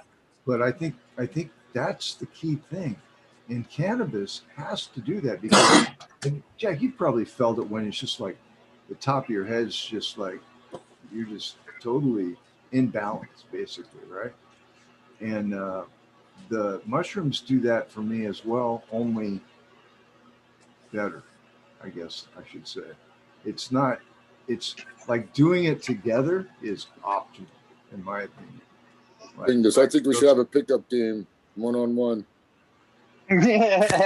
Basketball. You want to go 1-on-1? Dude, Yeah. I was pretty good. I heard. I think I remember you saying that. Yeah, you can do anything you put your mind to, Bingus. Dude, that is I don't know if I should. I used to go to a college and I'd skip work sometimes and go to this college to play basketball with the college guys. And I didn't go to college, like early 30s. And this one kid, he got kind of pissed at me. He wanted to go 1-on-1. I've never played on a basketball team. And he played on the team at Lewis Park College. Mm-hmm. And I beat him, barely. You schooled him. I beat him. And it was mainly just willed it to happen. And because I was not going to let this kid beat me. He was much better player than I was, but 1-on-1 is a different story, bro. You fouled the shit out of him, Bingus. Don't lie. You walked away rubbing this kid in your feet a little bit, maybe. I don't know. Couple of headbutts here and there. No blood, no foul. Where Bingus is from. They called it rat ball where I was from. Isn't that what they called it back then, Bingus? We called it rugby basketball. Well, in Coos Bay, they called it rat ball. We always called it Fight 21. Elbow swinging. First one at 21. Yes. I don't know how tall you are. Have you ever dunked a ball on 10 feet? Barely. I'm 6'1". Okay. I mean, Jack, barely. Just barely. I can't really grip it, right? If I could grip it, I could. But the one time where we put sticky shit on my fingers, I could do it. You know, stick them. When I played football, we had pine tar. We put on all the receivers would put pine tar, and that ball would come in. Just it's perfect. Yeah, that doesn't work when you go to shoot it, though, right? What? When you go to shoot it, it's going to stick to your hands if you play basketball. I wasn't known for my 3-point. Oh, okay. Yeah, I was more of a rebounder and defensive guy because I was a football player that never really played basketball. But in a tight situation, I could will shit. I could hit threes. I could do it. You know what I mean? You get in that, I don't know. You see it and it happens. I don't even know how to explain it, you know? But I I can wasn't. see Bingus is like one of the Hanson brothers from Slapshot on the basketball court. Air He gets the Bingus. rebound, swinging his elbows, knocking people out left and right, and then just fucking up for the easy layup. The backboard shatters. Do you remember when Shaq shattered the backboard, dude? I thought that was the coolest fucking thing I'd ever seen. That Which was time? amazing. It is. There's like a highlight reel of him. Yeah, No, they it was a determined beautiful thing. that backboard was made in China. That's what the problem was. Ah, I knew there was something up with that. There was a chink in the armor. China glass. It was China glass. Shit. Not only that, it was Heavy as flat shit. glass. That motherfucker was like 300 pounds, dude, or something like that. He was like 250. Easy. He was literally a giant. He's over 7 feet. I mean, you figure that He's much. one of the world's largest humans. Boom, you know That what is I mean? amazing. That rim. Hell yeah. I guarantee that shattered. Jack, you look particularly balanced tonight, my friend. I'm feeling very, very good over here. He's a Having little great cleaned up, right? He's got his shave on and his. You know, the whole dome Did you have an interview or something, Jack? No, when it gets too long and it starts getting in the way of eating and like food gets in there, I just get it trimmed up. And Very good. Save that shit for later. That's what that is. This is flavor A saver. flavor saver. Yeah. the wife wants to see the lips every now and then too. You know, she likes it. I quit a little playing bit. Bring a sports. mirror in there and show her. Shout out to Wolverine Grown in chat. What's up, What's up, Wolverine? brother? And you know, I just wanted to say while you were talking about, you know, eating in that beard there, Jack Greenstalk, I'm just kind of thinking old Chad up here. Man, when I had hair like that, and do you have hair like this problem when you're driving down the road, you cannot fucking eat or drink anything with that kind of hair? That shit just fucking all over in your face and your mouth. There's no such thing as eating with that kind of hair. Forget about walking down the beach against the wind and opening your mouth. Just forget about it, dude. I'm almost choked on my hair, like literally just. Yeah. You gotta get it long enough, so that's why the guys twirl those. You know what I mean? So Dread it. Get your dreadlocks going, man. The reason I grow it is for not having maintenance. So I'm not trying to buy beard oils and fucking waxes and all that shit. Like I'm trying to keep it fucking simple, man. Like as simple as possible. I just don't want to cut myself shaving, and I don't want to fucking have to maintain it. So once every, I don't know, however long it gets before I start getting food in there. I trimmed it myself for a second because my barber actually forgot. He was surfing. He was supposed to meet me at my house and fucking totally forgot. So I waited like probably 3 or 4 more days before I got it cut. So had to happen eventually. Do you see the commercials on IG, Jack? They have that one like hair straightener thing for the beards. So like I haven't. No. That's where the guy he's like grooming up his mustache and it's all like perfect and parted and off to the side. The ads I get are so I fucking really off the wall. don't believe You need a it's any beard. more simple than a Bingus haircut, a myself haircut, or a Chad haircut there. All of them are about as keep it simple as you can get. No And maintenance. roll I and agree. go. The roll and go look. Man, it's hindsight over here. So Save on Eagle used to shampoo have long hair, and huh? dry time. All right, Oh yeah, Smiley's here. I Eagle wouldn't be definitely surprised. had long hair. Scary. Nice. He showed a picture Someday once. I'll- I think. Yeah, once.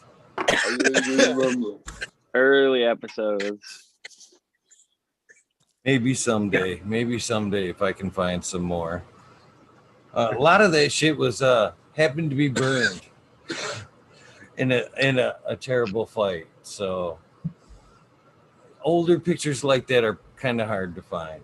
These days. They're out there for sure. I used I to have have to find one. Man, aren't most of us lucky we didn't grow up with the internet? Yes. 100%. Holy shit, man. All the stuff that I did. I would have wore my junk out, dude. These kids nowadays, like, I remember finding a Playboy in the trash. Like, holy shit, you had that shit forever. You know what I mean? There's like 5 tour pages or whatever. These kids nowadays, man, they can find whatever the fuck they want. You know what I mean? Like they see all kinds of shit. I was like, yeah, I would have broke my shit off by now. You ever like have the friend or you find the like issue and then it stays at like the tree fort or the clubhouse in the woods and like yeah, dude, I did. There was like 3 of them that were up in the playhouse. Yep. and everybody gets to share and then one day it's gone and that's when the friendship just dissolves. Yeah. Wait. It's just not there no more. No, that's funny. It went from that to having the neighbor girls up in there, and then they were going us 30 hours. So. They were the centerfolds.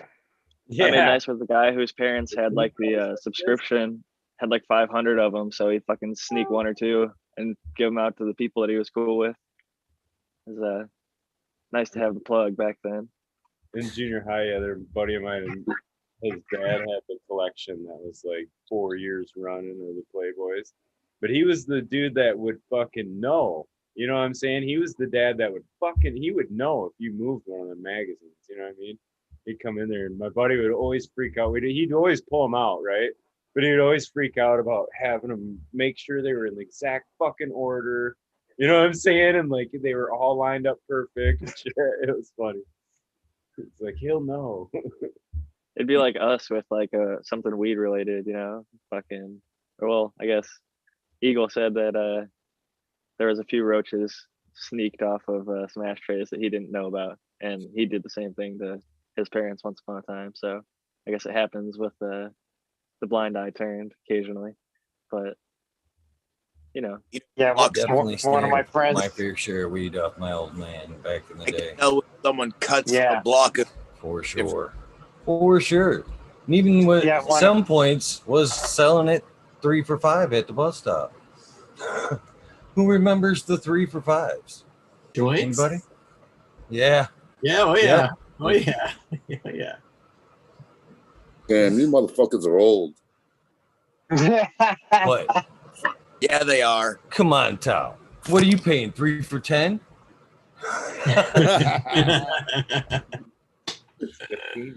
I wish. Dude, they were like, go ahead. Back then, I never bought a fucking pre-roll. Fuck that shit. Who knows what the fuck they're putting in there? I was gonna say back in our day, it was I got 5 on it was the song. Now it's like I got 25 on it. Let's go half on the sack. Let's go half on 8. Before tax. Yeah, before tax. Pre-burner. Back in my day, we had 2 Live Crew. Well, we did hear face down, ass up earlier.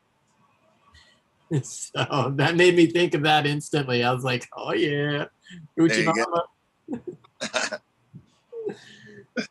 That's 3-6 Mafia, right? Face down, ass up. 2 Live Crew. What? Is it 2 Live Crew? Yeah. Face down, ass up. That's the way we like to be. Yeah. You better stick cannabis now, though. That's classic. Hell yeah.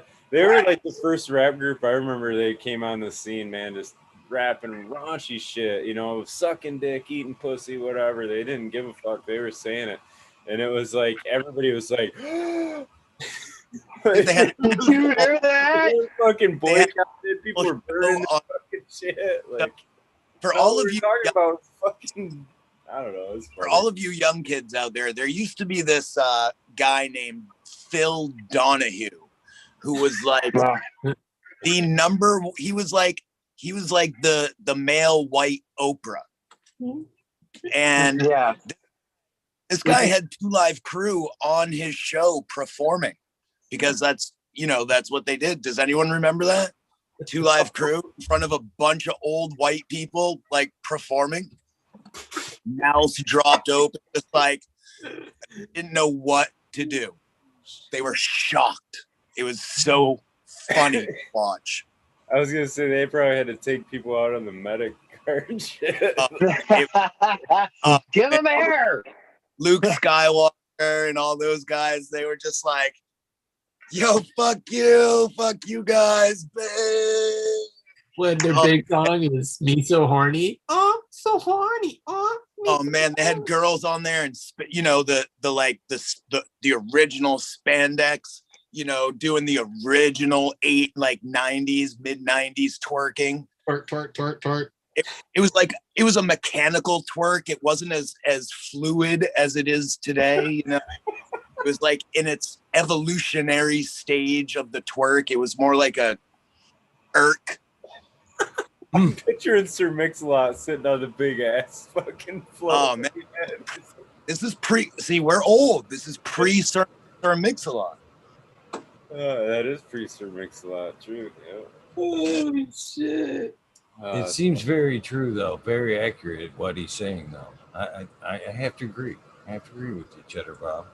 I would say that I wouldn't remember this stuff, but I had older brothers. So that's like, I'm 42. So I had older brothers I have an older brother that's Eagle's age. So that's why I remember all the shit. Like, come on.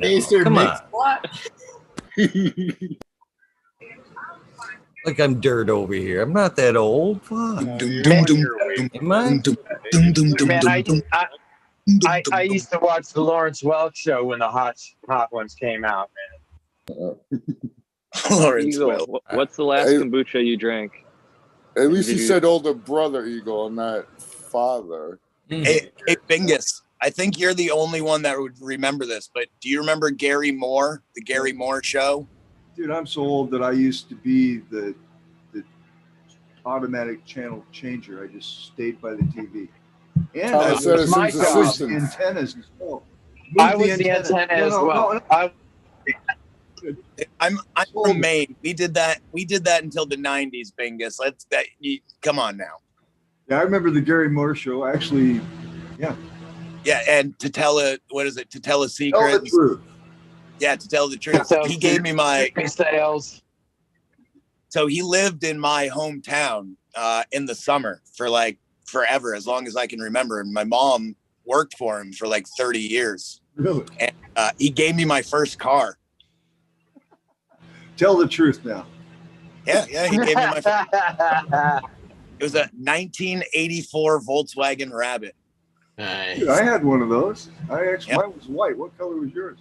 It was like that nasty puke, like diarrhea yellow. They didn't I remember that one. Any other color than white. Puke yellow? I hear that. Yeah, no, like puke diarrhea yellow. Like they got mixed together. Old Volkswagens had weird colors. I had a Dasher around the same age, and it was like a baby shit orange. Yeah. And the yeah, those were the American colors. They called that one carrot. Man, those things were beasts. They went in a lot of places you would not expect them to. Through a lot of water, through a lot of snow. They were heavy. They were all metal. I got in one accident, and I destroyed this Nissan truck. And all I did was break a parking light on the front corner of my Rabbit. And I destroyed this Nissan truck.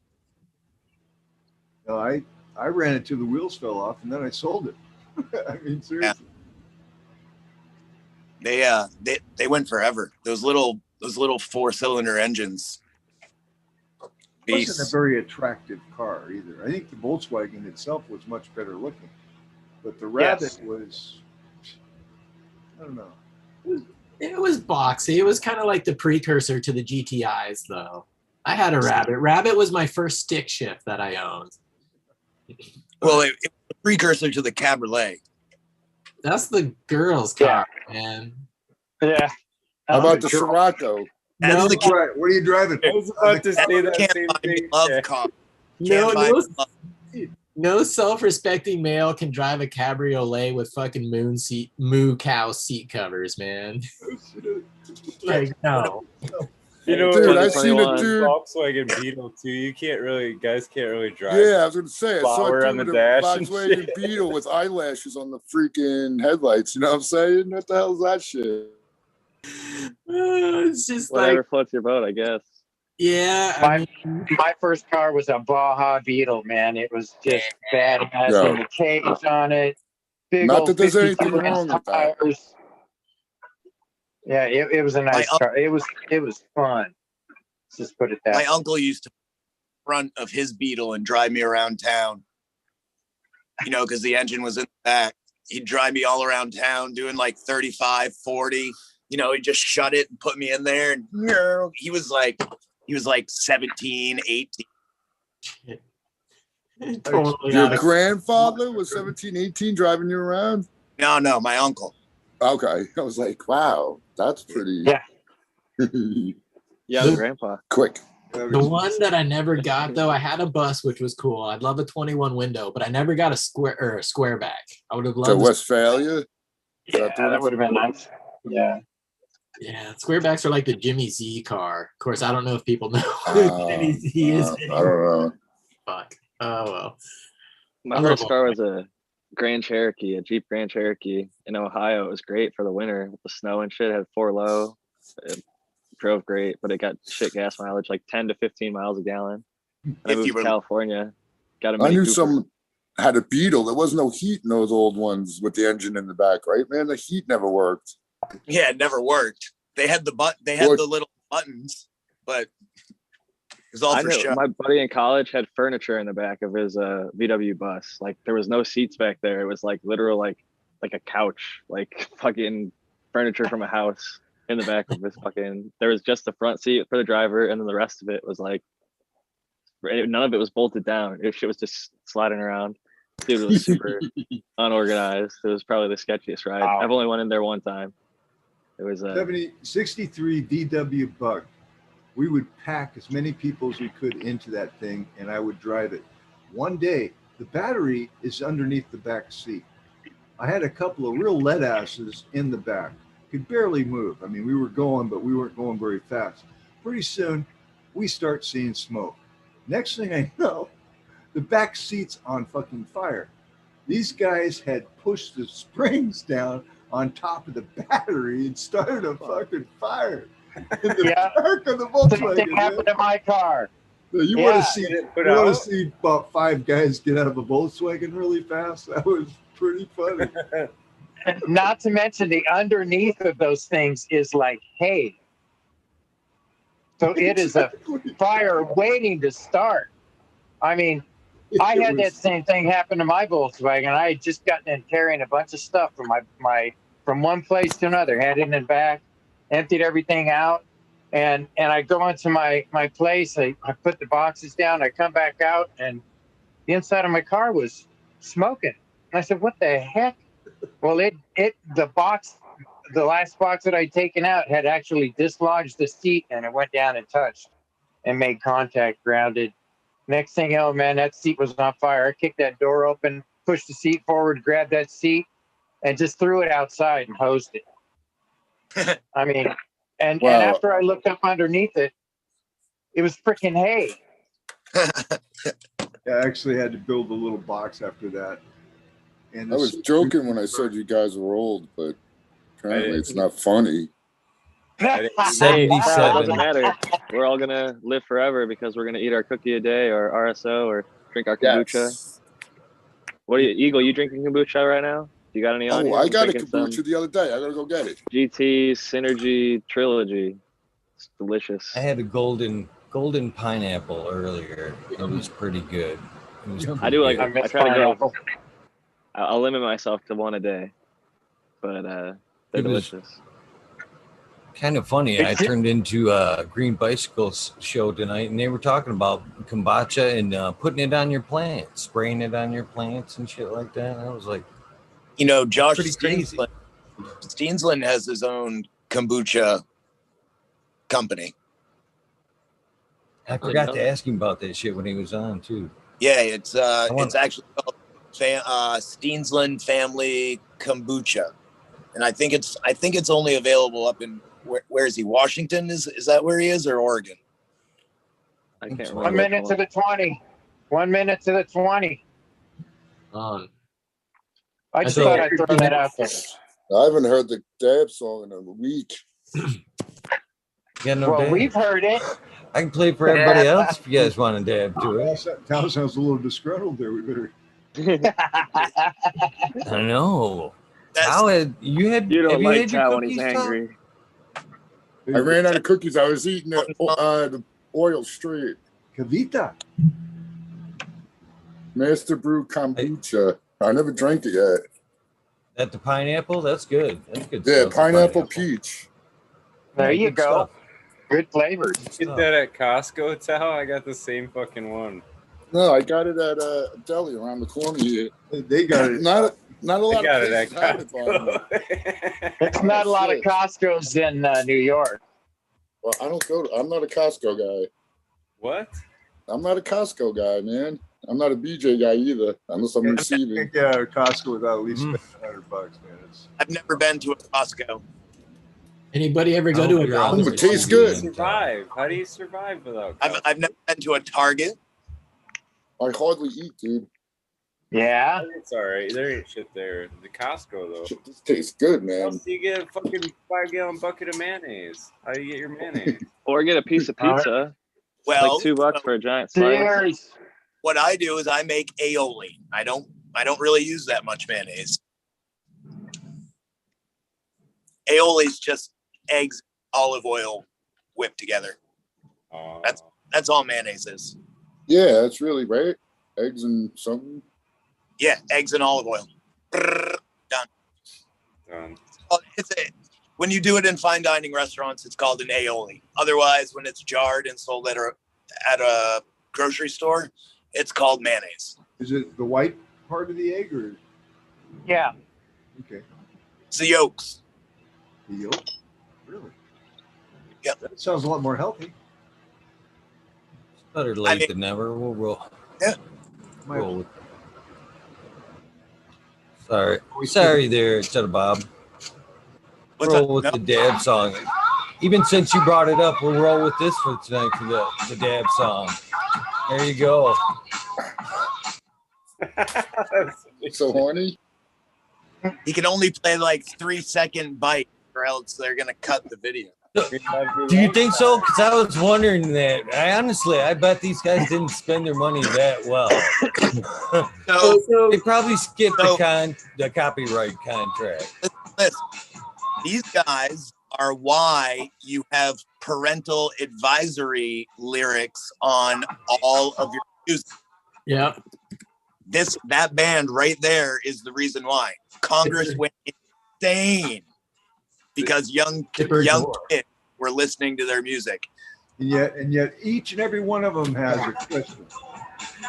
Al Gore's wife was the one who The did jukebox was the thing, man.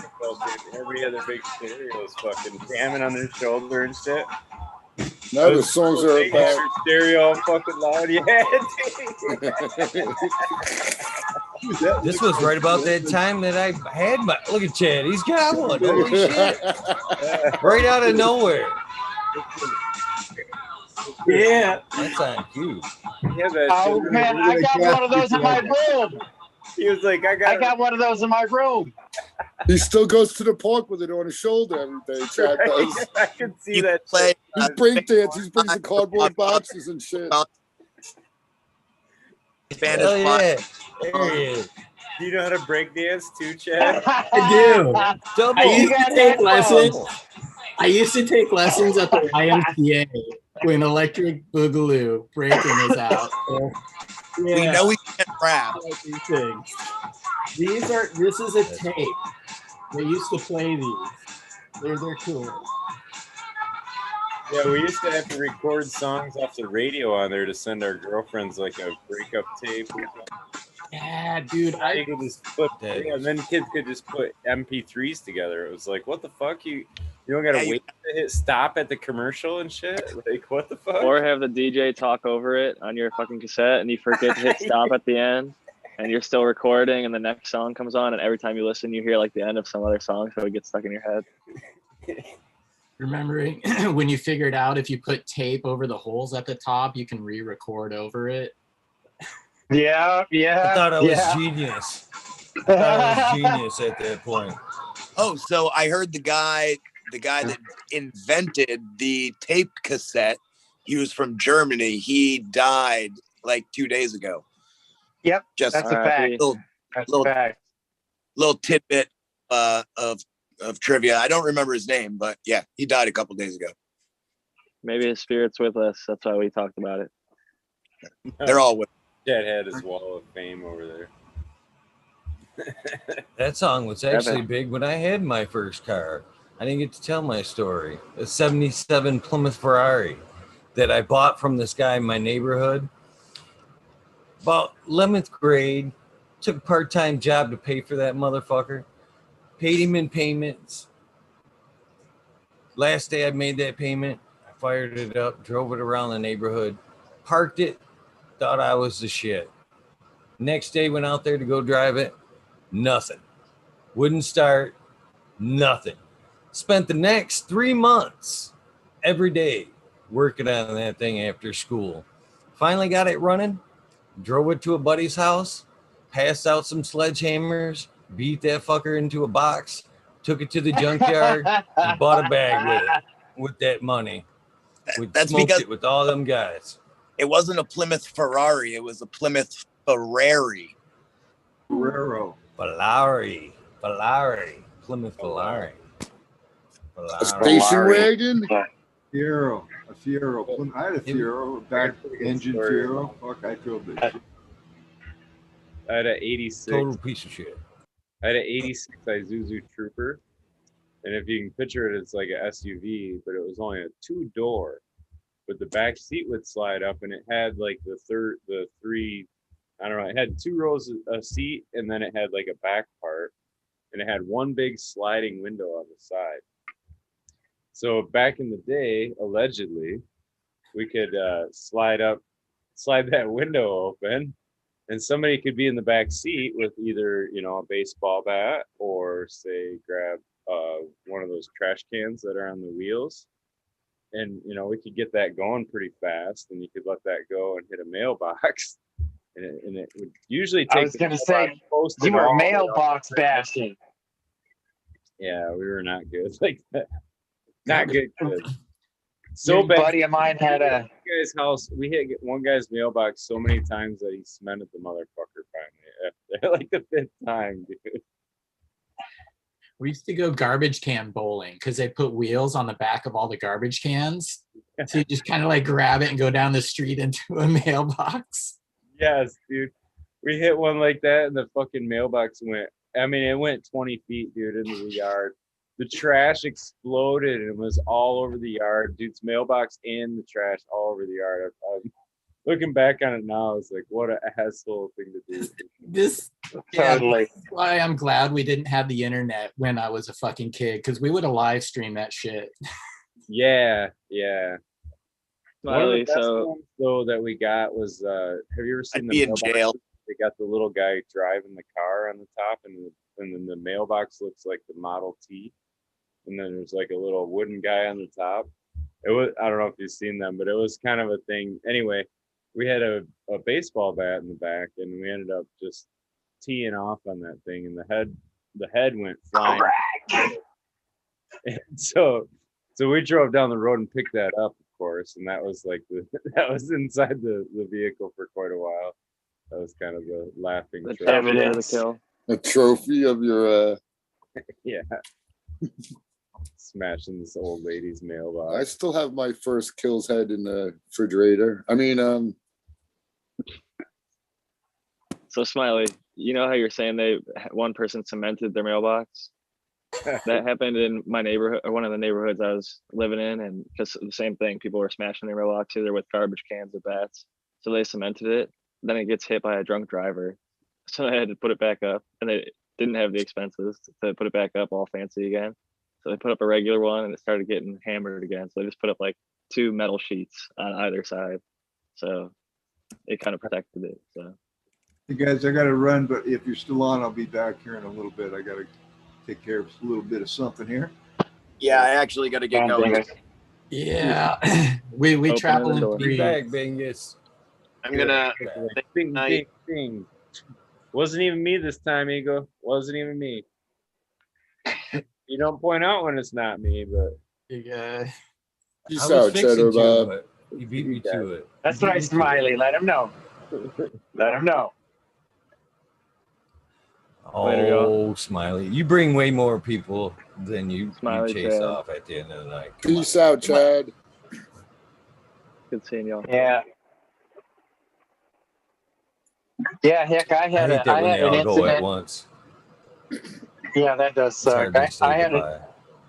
Now I it's had the an four incident one faces and time one with distance, my, and then one voice with Tao. He's the box that doesn't have a box. So now I can actually see all of us on the one screen being on the phone with Turn your this four of fucking us. camera on, Tal. Everyone wants to see you. There's nothing to see here. Move along. Nothing to see here. Move Maybe along. at the ceiling or something. Whatever. But it's creepy. You're just talking off and then out of nowhere. There you The go. voice of reason It adds the effect. comes out of nowhere. Oh, plan. There it is. Look at all them leaves you got to remove off those. That's what Smiley tells him every time. You got to pull off all your leaves right Oh, now. let's go check out. Stop. Yo, I'll tell you what, man. That velvet punch is sticky and fucking resiny and.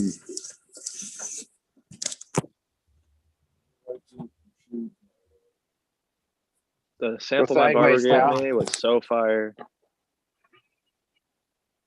It stank up my whole car. He gave it to me in a sandwich bag. He didn't lick it, did he? Dude, they're starting to fill in Sandwich real. bag. It wasn't like an actual sandwich. It was a Ziploc top, not the sandwich bag style. Turn it sideways, Tal. There you go. There you go. There you go. What one's that? That there is a velvet punch. But yeah, when I get in here, I shade the fucking light. It fucks it all up. There you go. You can see it a little, right? Is it coming in? Yeah, it looks frosty. Yeah. Nice looking. Dude, it's all frosty. Yeah.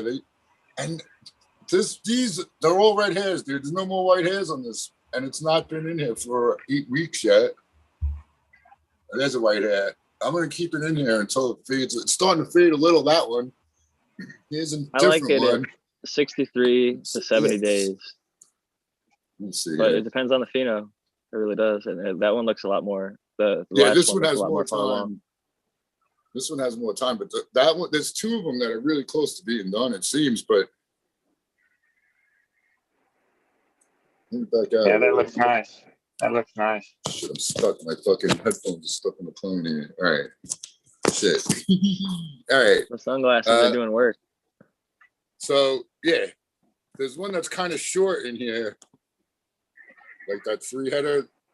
Yeah. And dude, it is. It's all frosty.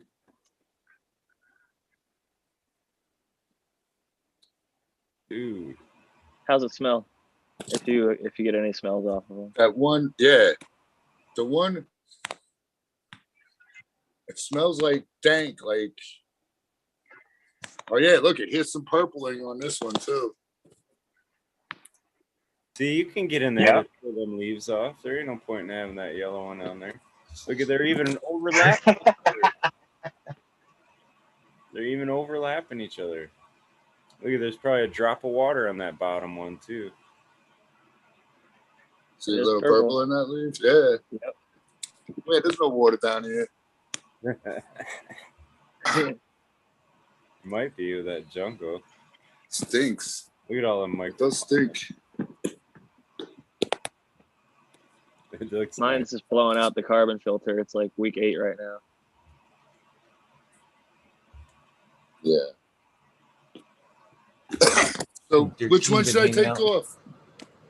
Point to the leaves. All them yellow Oh, ones. that Yeah. one There right ain't no there. yellow ones. This one?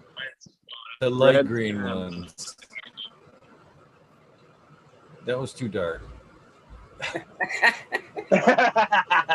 one? There you go, right there. This is the yellow ones, man. Come on. There ain't no yellow. Perfect. What do you guys see? I don't know, man. I know it's debatable. I'm just teasing.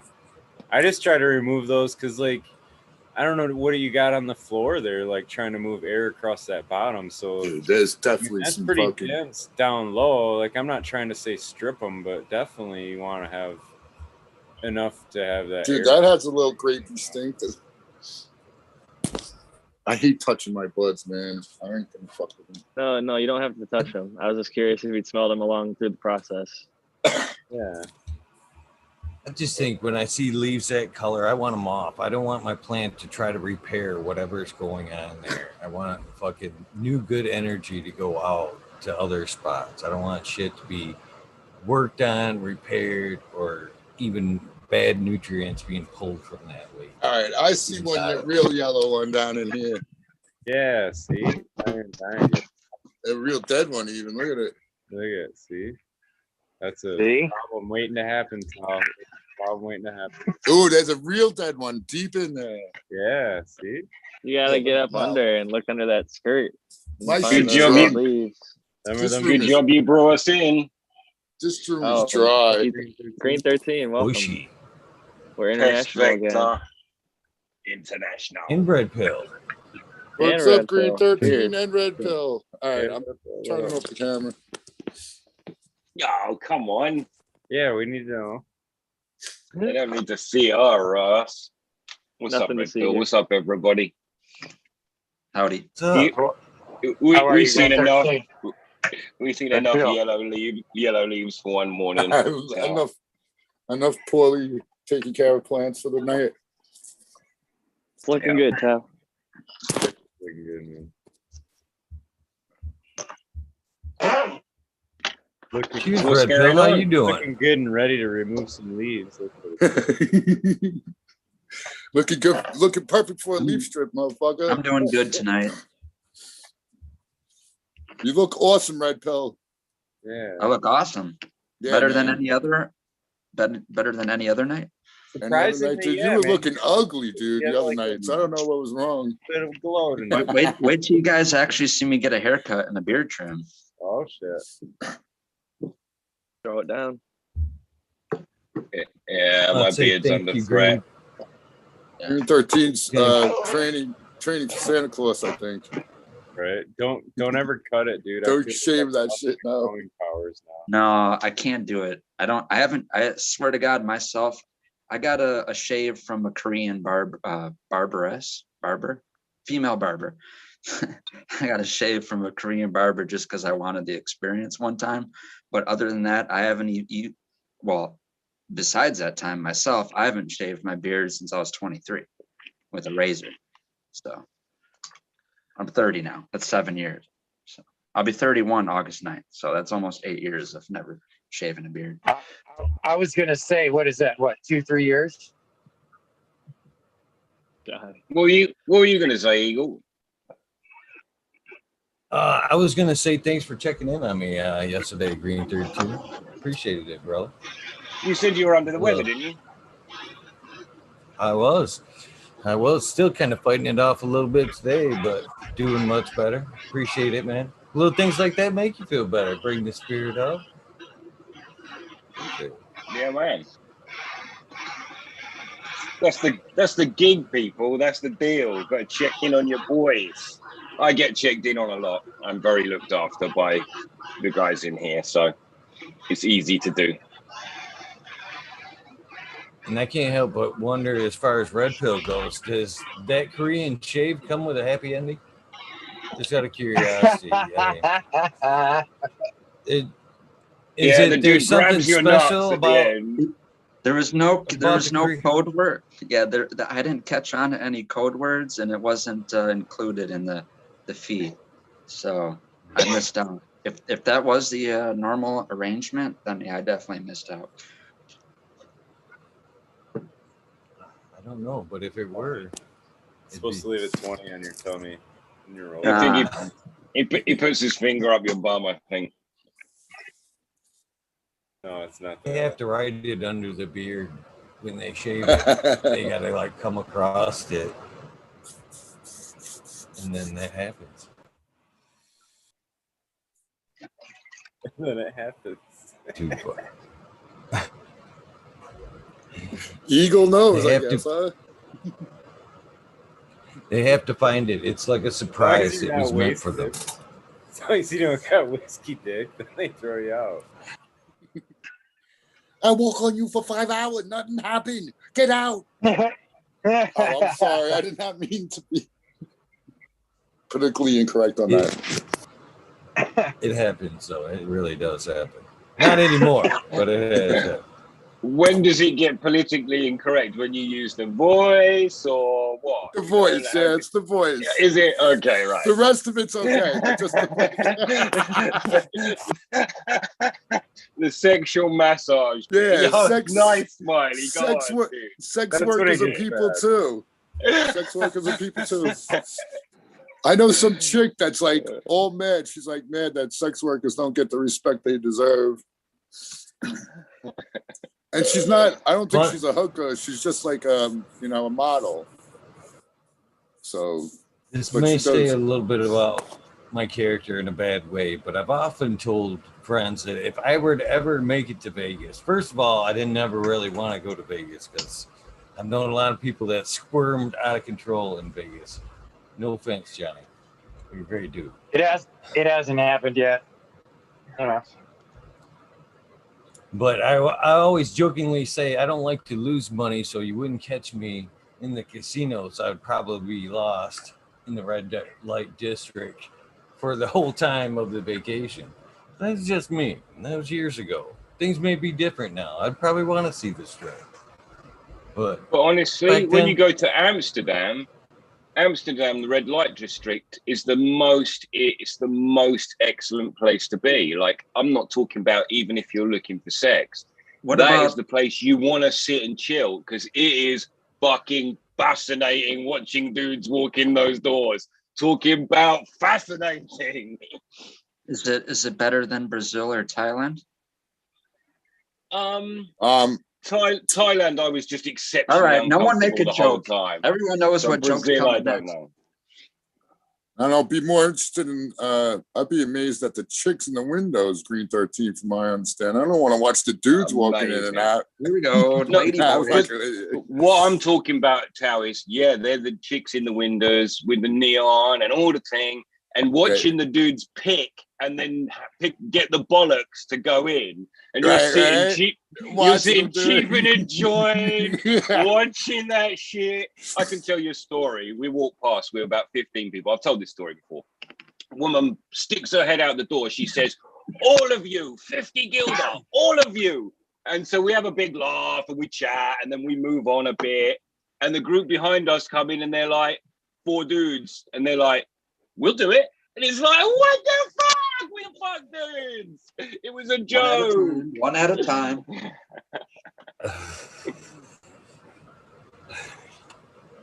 I'll do it. Oh, so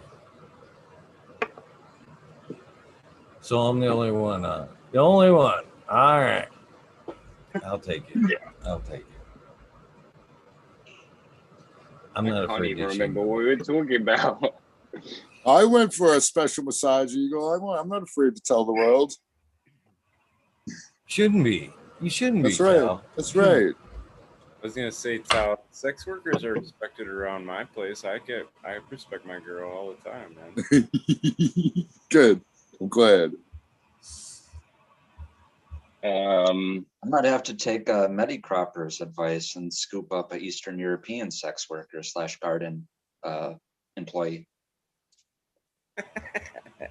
Can't call dude. Retro. That doesn't fly, dude. I didn't realize Medicropper didn't smoke weed until Eagle's show, basically.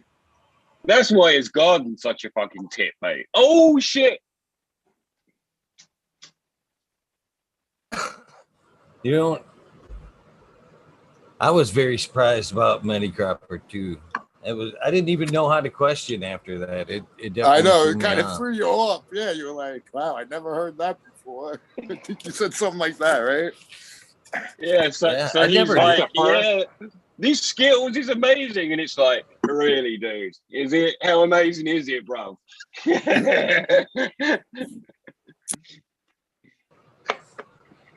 I don't know. For some reason, I think it could hinder your ability. I don't know why, but you know, it's at least in pheno selection like that. I mean, obviously, you don't have to smoke it to grow it. He says he's got the smell though, because he never smoked cigarettes, never did anything. So he's got like, at least he could smell the shit for real. I am the best at having sex. Another- I've never had sex, but I've seen it a lot. I'm the best. I'm the best at having sex. Mm-hmm. I never failed at having sex. I always.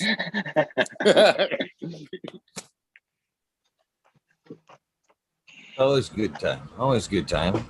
Fucking why not? While we're So- talking about that, I thought the Josh interview was absolutely perfect. The two of you was just completely in tune, and it was a lovely, lovely interview. Really good. Anyway, I interrupted you.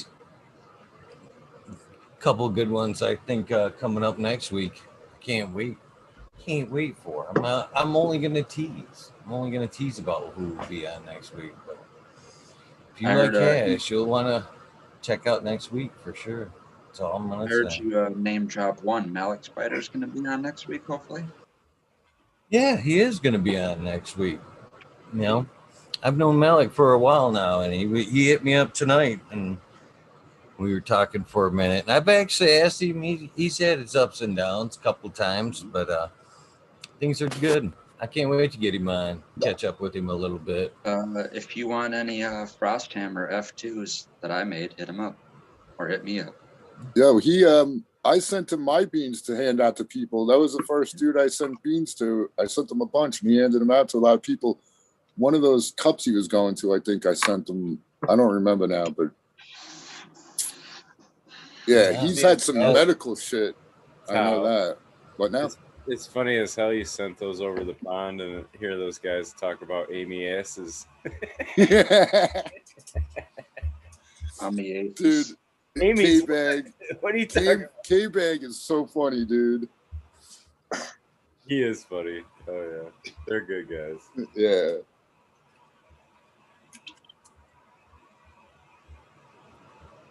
Sorry. I could maybe draw up a picture for you, Tao, of Keith's Amy Aces that he just pulled down or is about to pull down. How's it looking? How's it Very tasting, Johnny? Sorry. It's a whole big cola. It's very, at least it looks heavy yielding.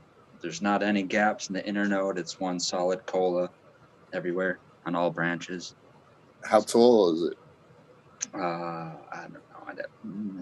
4 feet tall, probably, maybe 5. Awesome. Awesome. Yeah. Tell him to take some It tastes snapshots. real good. Yeah, I'll see if I can copy. Yeah. Let me see some shit. Yeah, Tao, it tastes real good. It smelled real good when it was growing.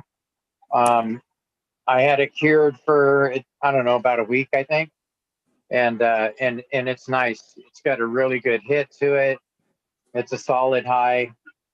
It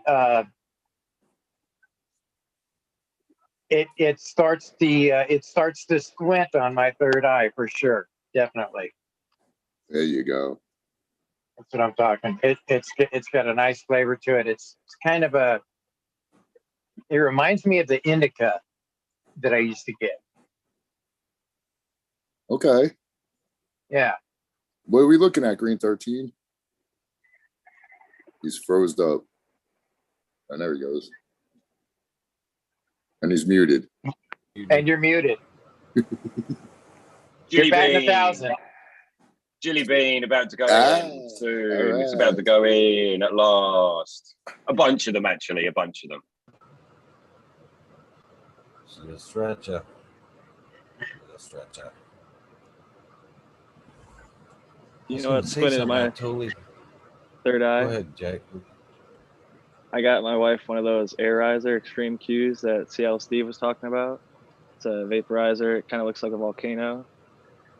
It fills up the little bags and it does the whip too. But she filled up it came with 2 bags, so we were just filling them up one after another and just kind of inhaling it real down. Like you kind of those big deep breaths you take to empty the bag.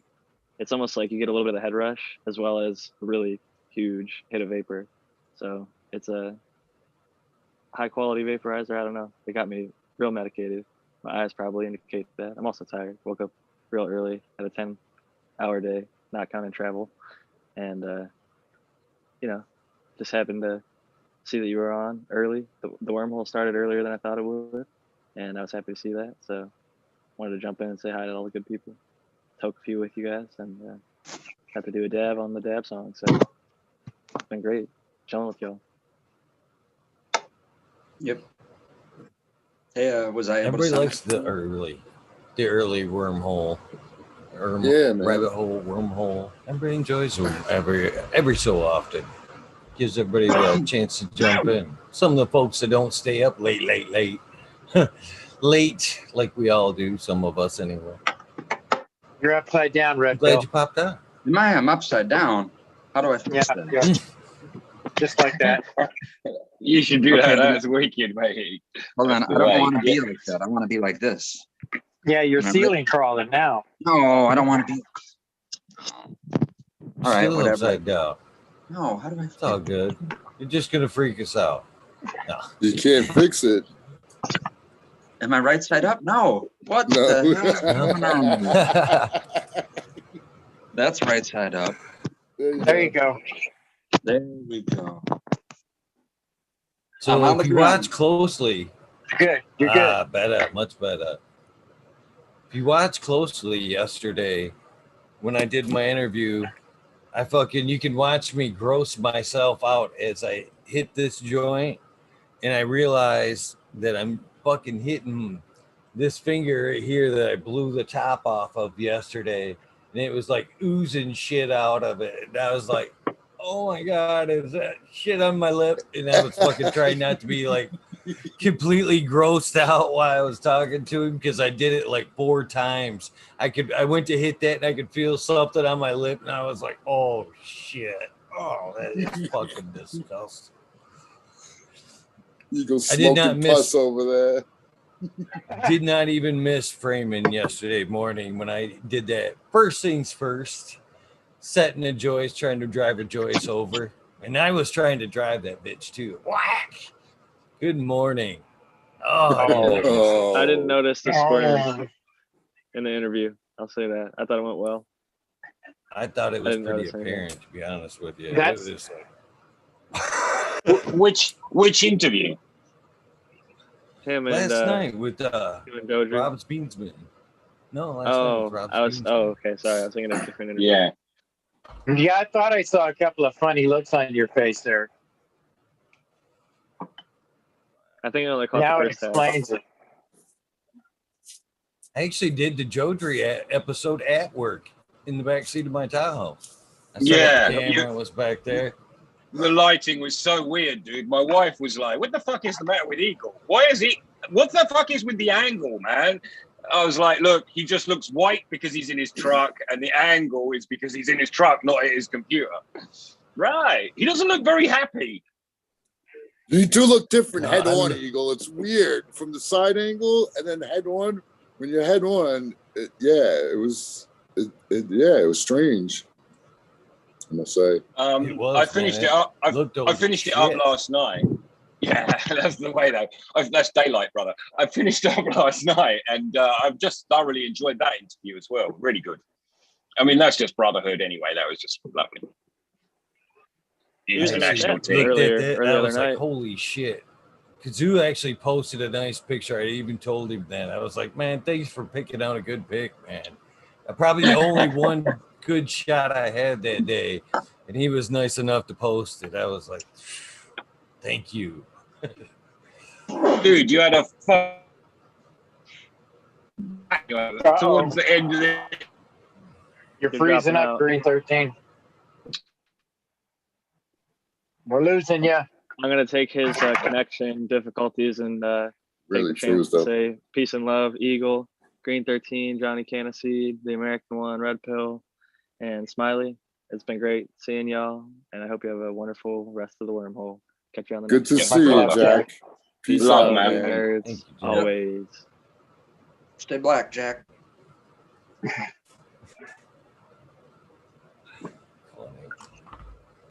So have we figured out what everybody's smoking tonight? I know that's kind of the common banter question, but for real. Well, as you say that, I'm getting another distillate dab ready. That's mainly what I'm smoking on, dabbing on. Well, I am smoking on Amy Aces and Sunny and Kazoo tonight. I am smoking on Blue Sherbet, but really what it is a mix of Blue Sherb, Gelato, Wedding Cake, and Watermelon Skittles Hash 160U dry sift, and it's fucking amazing. So far, I got a little bubble hash over here.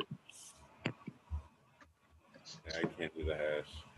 I had to join a GG4 and then join the platinum cake.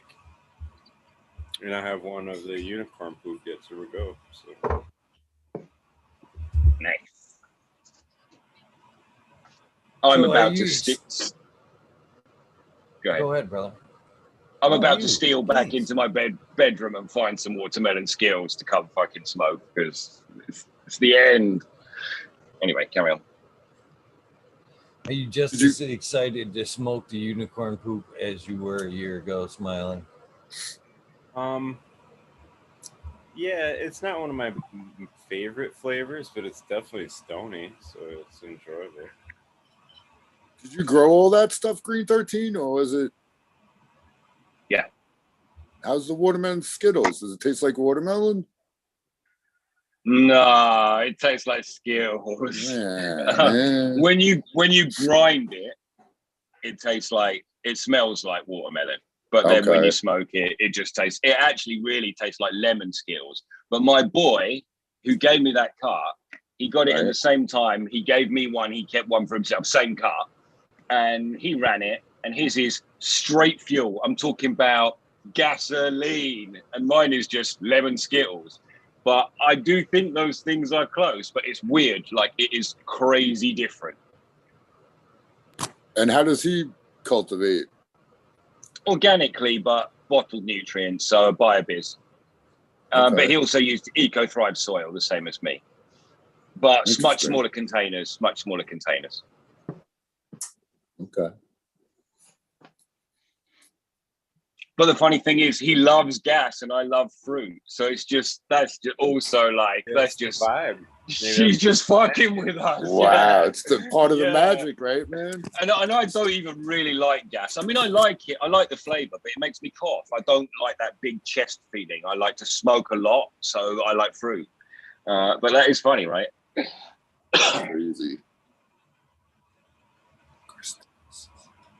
Yeah. I hear that shit. Hey, this might be an odd question, but out of all the fruit terpenes or flavors, do you find, because you mentioned with the maybe fuelier ones that it might make you have the tendency to cough more. Out of the fruit ones, do you find that strawberry ones have more of an expansion or harder to hold in, make you cough more? The strawberry, sorbet, strawberry ice cream, strawberry milkshake type. So my whole strawberry library is, I've grown strawberry cough, which didn't make me cough. So no is the answer. It's a very sweet strawberry, that one. And the only other thing I've grown is Bruce Banner, which I've grown lots of times, and you occasionally get a strawberry pheno in that. But that's a strawberry diesel thing. So the answer is kind of yes, maybe. But again, it's in there with the diesel, huh? Yeah. See, and I think rotten strawberries or fermented strawberries is fuel. Like, that's how it evolves on, if you know what I mean, is my guess. Yeah, because for some reason things like maybe lemon or citrus terps, they go down a little bit more smoother, whereas the strawberry ones, they tend, I don't know, maybe if I was suggestively put onto that because of the cough and the strawberry cough, but a lot of ones, even though they taste really good on the palate, they're really heavy on the chest too. I can relate to that. Red Bill. That's what I find as well. I get a nice strawberry taste, but it's always harsh. All the strawberry cough I've ever had. I had a nice strawberry hint to it, but harsh. A harsh aftertaste to it. There was no crystals in the soil. It could be. I am so glad to see the crystals catch on. Dude, fucking hell. During your interview, people sneaking it in every moment. It's because they know good thing Tao started. Fucking crystals is gold. That shit's gold. Funnily enough, I I'm still went to the river the other day and cleansed mine and buried them in my soil. Got a bunch of positive comments about it actually. Right on, People weren't too freaked out. What's there to freak out about? I mean, if I took it, myself, if the human I was 3 years ago, I'd have laughed in your face. So not freak out, but just like, don't be silly. Oh, people still think it's stupid. They crack jokes about stuff like structured water and all kinds of hippie freaks. Yeah, but the hippie freaks got the best weed, man. That's another secret. There's another secret, yeah. So who's laughing now? Ha ha ha. Sorry, there's no white paper on it, fuckers. Fuckers. I was talking about the crystals today a little bit, planting them in with the garden there and the frequency and the hippy dippy bullshit with some guys on the job there, and actually showed the cat I was working with the Midnight Roots video. I was like, see, man, check this shit out. He actually thought that shit was really cool, man. And I think it's really cool, but yeah. I met my my wife's sister before I met my wife. We went out this one night, not out, but yeah, out dancing. And anyway, pretty much since that night, we have not got along, and that's 29 years. So me and my sister-in-law have been at war for 29 years or 28 years. Just recently, we put it to bed, and you a lucky guy. She gave me a gift. She gave me a gift of 2 crystals, and she'd found out about them, and they were particularly to help me. And 2 things have happened. Like, I don't really go anywhere without them. I actually don't have them on me right now. And I feel huge energy from them. Like, it may well be a placebo, but they are really lovely, important thing to me right now that I like to keep real close to me. So yeah, fuck it. I don't even care. It's something I'm really enjoying. That's totally cool. Feels very positive to me. Yeah. She just wanted to fuck me all these years, but you know, now I think we've just got older. Yeah. Sorry, I spoiled the story. Came out the way you meant it to, but we understand it. She was just jealous. Yeah.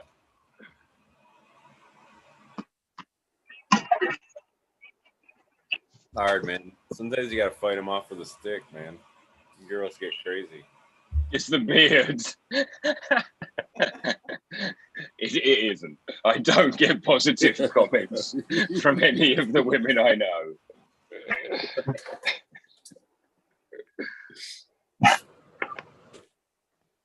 So what is it about beards then if women don't love them?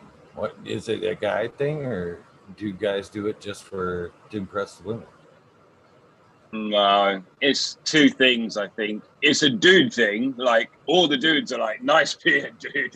And so it's a guy bonding thing for sure. But actually, it's a hiding thing, I think. I'm pretty sure it's a hiding thing. Like, if I can put some sunglasses on, I'm gone. I'm not, it's like, woo, where did Green 13 go, man?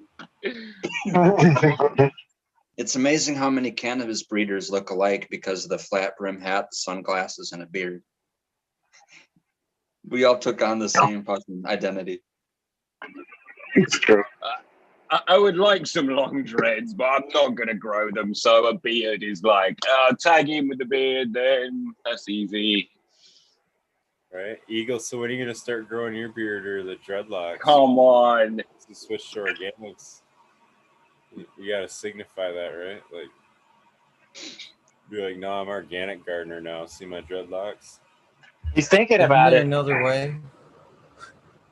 Isn't there another way? Can't I prove it in another way? Can't I just get a really cool, like, organics tattoo or some shit without growing the dreads. You can do that too. I'm just saying. Beard just kind of establishes the nostalgia. Like, it makes you look wiser. The bigger your beard is, the better you're going to be able to be at organics. You know, there's some tie to the length of the beard and how well the organics work for you. It's like I don't know.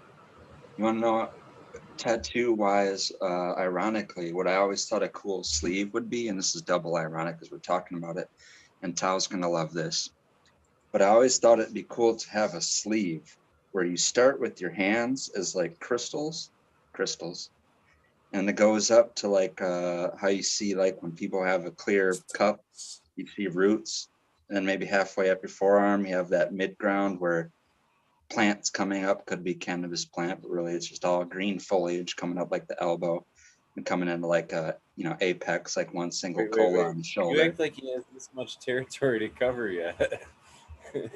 A bunch of birds flying around, and at the top of the shoulder, the sun.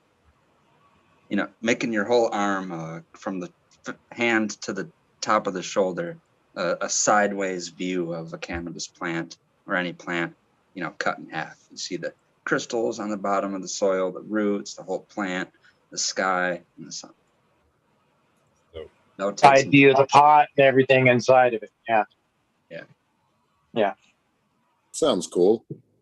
Yeah, it's interesting. And then on the other arm, I'll do it, but I'm just gonna wait and see if I'm really into this ganja stuff before I get the tattoo. And then on the other inside forearm, I'm gonna have a Mr. Poopy Butthole from Rick and Morty. I'm gonna go and find some flour. I'll be right back. Yep.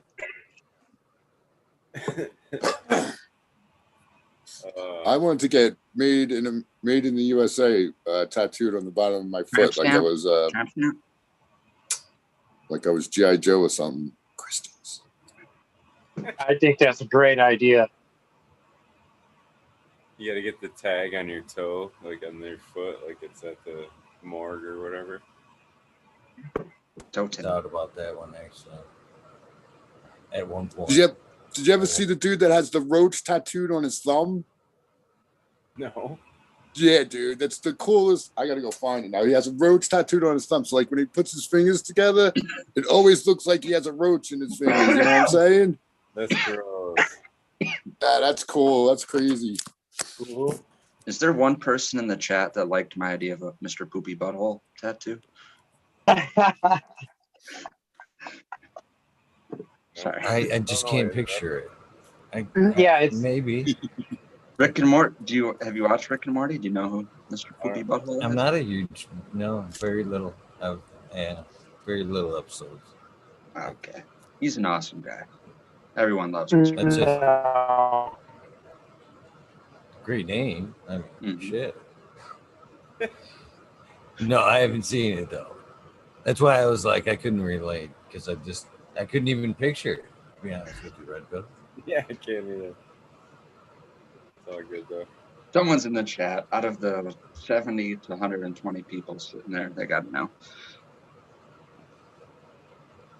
Which is surprising because actually my oldest daughter, 25, fucking used to watch that shit all the time. I can't believe I haven't absorbed any of it walking by that fucking TV at some point. She's sitting there laughing though. Probably. I don't know. These dabs are hitting me good right now. I almost want to tempt another one right off the bat. I still got reclaim or residuals in the bucket. So is there any really terps coming out that distillate there? Everyone calls it, you know, like when it's distillate or when it's isolate, they say it's like taste and odorless, but there's a very characteristic odor I can pick up no matter whose distillate it is or where it comes from. So if I can somewhat, it's more of an odor than a taste, but if I can pick up on it, then I wouldn't say it's completely odorless. And if I had to describe, Go ahead. You just cut them off. No, it's done. Sorry. Almost done. I'm almost done, crystals. is it has a very pharmaceutical, I'd have to say, I don't, maybe that's, like I said, maybe some subconscious thing because the way I know it's processed, but it has this odd, like sterile, you know, pharmaceutical type smell, if that makes any sense. Maybe with like a hint of Listerine, you know, like some kind of, you know, mentholated alcohol, weird type of smell. It's hard to describe, but it is distinct enough to where, like I said, no matter, my first experience with distillate was probably like in 2014 or 15. And no matter any time I've had distillate, it's always smelled the exact same, no matter how dark it is or how clear it is. So, but no, this is, and I've also had distillate with people putting essential oils in it, like most of the time orange or limonene. But I don't prefer that. And if I was going to add any type of terpenes, and if I had the luxury of my own access from my own garden, or if anyone near me wanted me to actually steam distill out cannabis, you know, real cannabis derived terpenes, not either hemp or contrived of a whole bunch of other shit to like try to concoct the same kind of essential oil profile as like something like OG Kush, and it's all a whole bunch of other either synthetically or other plant derived terpenes that they mix and try to replicate the best kind of terpene profile, which is usually bullshit. It doesn't matter if you're trying to replicate lavender terpenes or menthol or spearmint terpenes or anything like that. There's so little minute constituents in there that it'd be impossible to have like a profile that you mix together and it comes out exactly like whatever said plant. There's so many amounts that you can never mix in a bottle and get it exactly true. But if anyone did want to actually, you know, and here's the cool thing, I'm gonna have to throw it back. This is a way like earlier ago, maybe like 1 or 2 weeks ago thing where Eagle, you were talking about someone on Clubhouse talking about terpene-less weed, or you know, and then he was thinking of all these different reasons why you would want it. And then someone was pretty close, I forget who said it, either in the chat or in the actual call, said like, oh, it sounds like he's just trying to like dump off some biomass that they stripped of terpenes. And to me, that's exactly what it sounded like, because if you did take really nice flour, you don't really want to use plain old trim in this case. You want to sacrifice flour. It could be lowers or left, you know, the least best buds. The larf, you could do it off that. Thank you. You want to pretty much use flour. It doesn't matter fresh or dry. Somewhat fresh, you know, is kind of the best rather than bone dry. But if you steam distill that and you pull that off, that'd be the best thing I would want to use for flavoring distillate, because then you're pretty much making what you could throw in a pen. A lot of people, that's what they end up doing when they do that. But it's gonna, for one, be way more medicinal because you are applying a terpene profile, so you're making the THC do more and go longer. But then you can take, like, say, if you're not going to end up with mass amounts.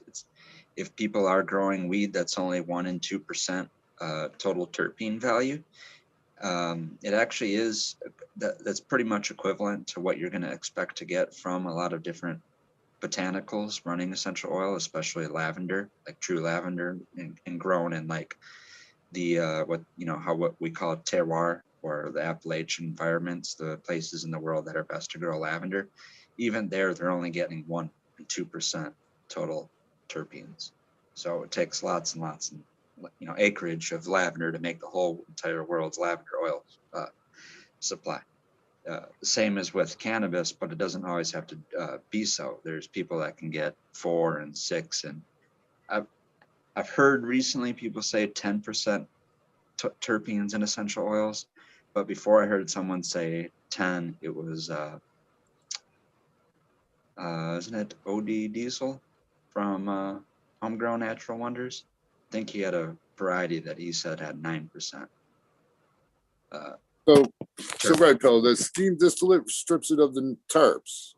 Yeah, and then what you're left over with is basically decarboxylated weed that you have to dry out because it's going to be, sopping wet after that process. But it's stripped of terpenes and everything THC wise is still there. So you dry it out in the oven, which just further and totally decarboxylates it.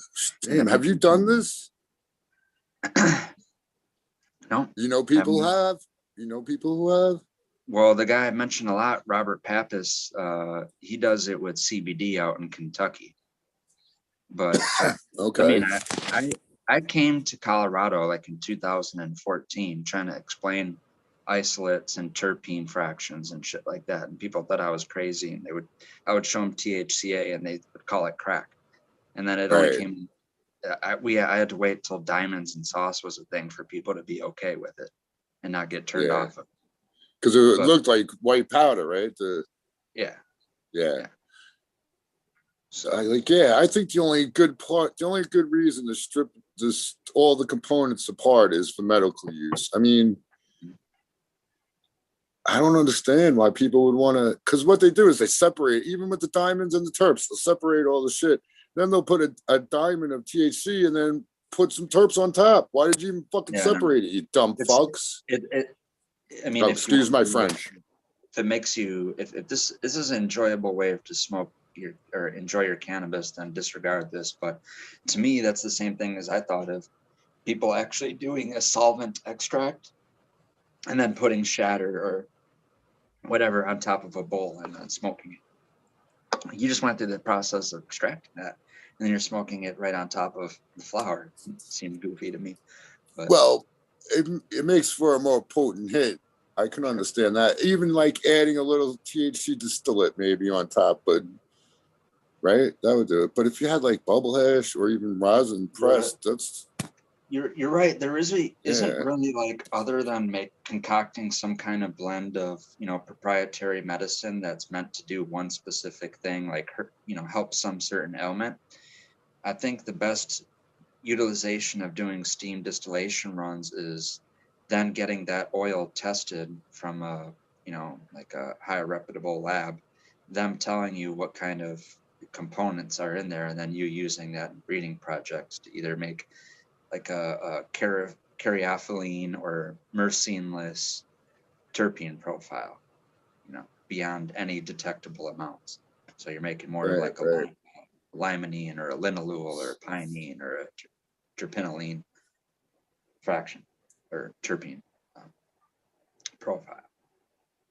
That's what I think it's good for. I mean, it's also good for doing everything else with it. Like you can make fragrances and colognes and perfumes and soaps and bath stuff like that, too. Yeah. You're right. Papa Smurf. Cheers, Red. Tao, we cannot let you run out of cookies anymore. Dude. You seem to be a little You're right. edgy without You're right. the cookies, man. I fell off. What I we fell gotta off do, when the man? cookies ran out. But the one day I just took a spoonful, fucked me up, dude. Yeah. The one day I took a spoonful, I was fucking out, man. Spoonful of oil? Yeah, spoonful of oil. I still got it, like a little bit of oil, but I just made me some oil just the other day, and I used. How many grams do you usually use when you do your oil? I do. I gather up 4 ounces of sugar trim and put it in and the stupid coconut. I don't understand. The coconut oil comes in 14 fluid ounce bottles, not 16. It's not a pound. I don't know why they rob you of those 2 ounces. Same reason that they dish out the hot dogs and the hot dog buns are different. Not the same numbers. You That's have to buy an extra measuring it up in Ohio. If you want a pound, you gotta get 2. Is that the recipe you use for it to me? 4 ounces and how much oil? Coconut. Yeah, well, you could do 4 ounces in a pound if you want, but since there's only 14 in the jar, I don't get 2, so I can make a pound. I only put the 14 ounces in there. How much you think? What's the THC? Do you know what the THC level is or average? I don't know. You take a guess. I don't know. I don't guess. Your cookies are good. How's that? There you go. That works. There's a lot. There's enough. There's enough in there. Well, I want to know because I plan on making me some brownies here in the next few days, and I put I just ground up my straight buds. There you go. And you put can it do a in. lot less. Yeah. I put 15 grams into about 8 ounces of oil. Okay. 8 ounces of what, coconut? It's a half ounce. Yeah, coconut oil. I like the coconut. I really do because it blends with anything well. And when I was at Costco the other day, I seen a huge container of coconut oil. Really?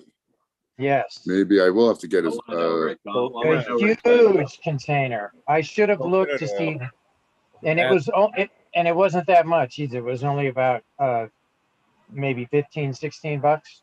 Refined or unrefined? It was white, kind of clumpy looking, like it was maybe unrefined, is what I'm saying. Yeah, but if you let it sit out on a wood counter, it might go liquefied, which is fine. Yeah, it does do that if it gets to the right. That's also the way that you find out whether you got. Well, they should have curtailed it some since it was broke a few years ago. But if you want to find out if your olive oil is good, you put your olive oil in the freezer. Dude, that's a big thing. Doesn't get thick. It's no good. the olive oil mafia, dude. You don't fuck around with those dudes. There's a whole bunch of fake olive oil on the market. Buy the big one for anybody's money. If you use organic olive oil, but for the extra money, it's not that much more. You buy the big one. I don't go to Walmart anymore, so I pay a little extra more for it. Backwards. The big one of the organic, they sell it in a green bottle. And you put it in the freezer and it goes hard quick. Any of them, go hard. The mafia, that was a big scam, man. They broke a few years back. But you got to figure there, man. That's worse. That's just as bad as if not worse than what the companies we don't like to talk about. The big companies that we don't like to buy from, that who we know what they're doing to people. That's got a nice flavor, smell to it. That's like buying a whatever. It's like selling. That's like worse than just getting the less than you paid for in a bag of weed that somebody got you years ago. That's right. Putting Total something fake. in it that I didn't. All kinds. It's like buying oregano, Rez. It's like buying oregano instead of fucking weed. But if it was sunflower oil and the person they sold it for that actually got it at that time was allergic to it and died. There's a big thing about fake tuna fish too. A lot of these places have fake tuna fish. Now we missed it by 2. That's not the big problem with fish they don't talk about. The big problem with fish is that big fishing boats get taken over by pirates, and then the crew is held on there, and then the harvests are brought on under slavery, and they're kept as slaves on it until they think their time is up, or they're going to get caught. They do it for so long, they sell the harvest. Those people are slaves. A lot of the meat you're buying, people are slaves on ships. What's funny? I looked into some of the most high-paying jobs in the world, and a lot of the most high-paying jobs per hour right now are maritime security on those cargo ships. Woo! Interesting. Eagle, give me screen sharing. I want to show you guys these fucking thumb tattoo. Please. You just that was really rude, wasn't it? Wow, I'm sorry, Eagle. I apologize, man. No, it's like that, man. If you got something you want to share, how else am I supposed to know? You're supposed to know by me saying, "Please allow me to screen share. I want to share something with everyone." You can be. We're brothers, man. You can be flippant. Come on. All right. Well, that one in particular did seem really. That's who you I are, understand, brother. Tao. You haven't had your cookies, man. I'm not gonna push it, man. I have been on a regular schedule. Thank you. Yeah. So you see, look at it. He's got it's a tattoo on his thumb. Oh shit! Ouch! It totally looks like it too. That's funny, man. I thought it was real. Fucking hell. It looks real, right? I think there's another one too.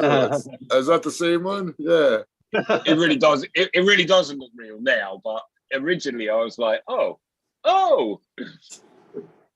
That thing looked cool that day. Yeah, exactly, Eagle. Exactly. Dude, I'll be trying to clean. I'll be washing my hands, like scrubbing that fucking thing, right? Yeah.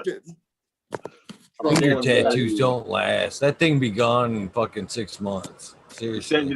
Oh, You really? think so? See, I didn't know that. You'll lose it in no time.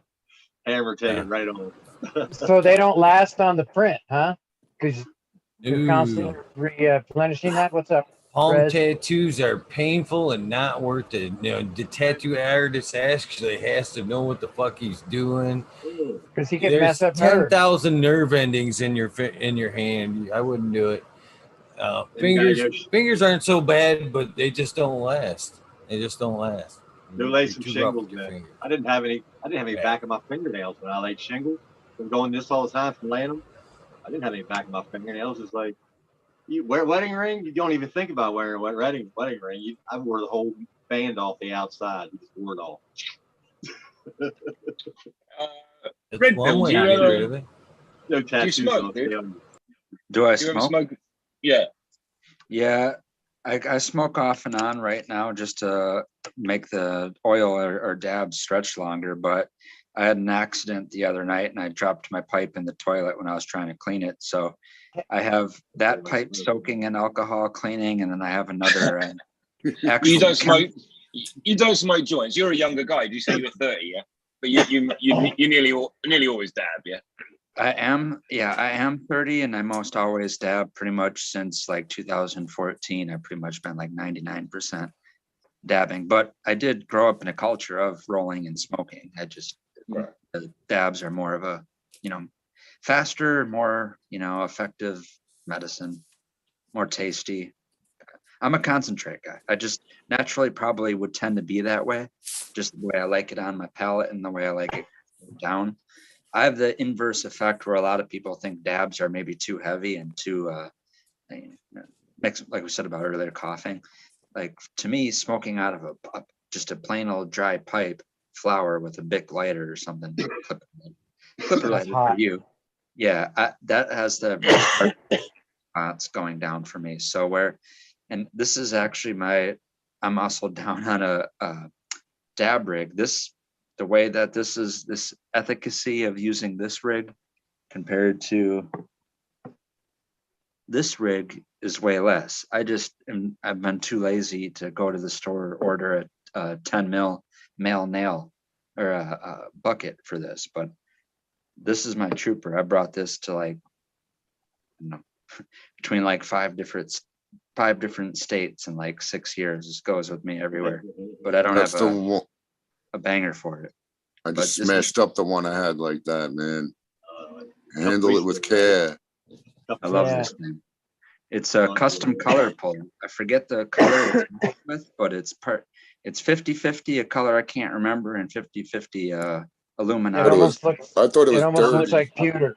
It looks like pewter. How much did the average dab like that cost? Because I got a lot of shops around. This was $550.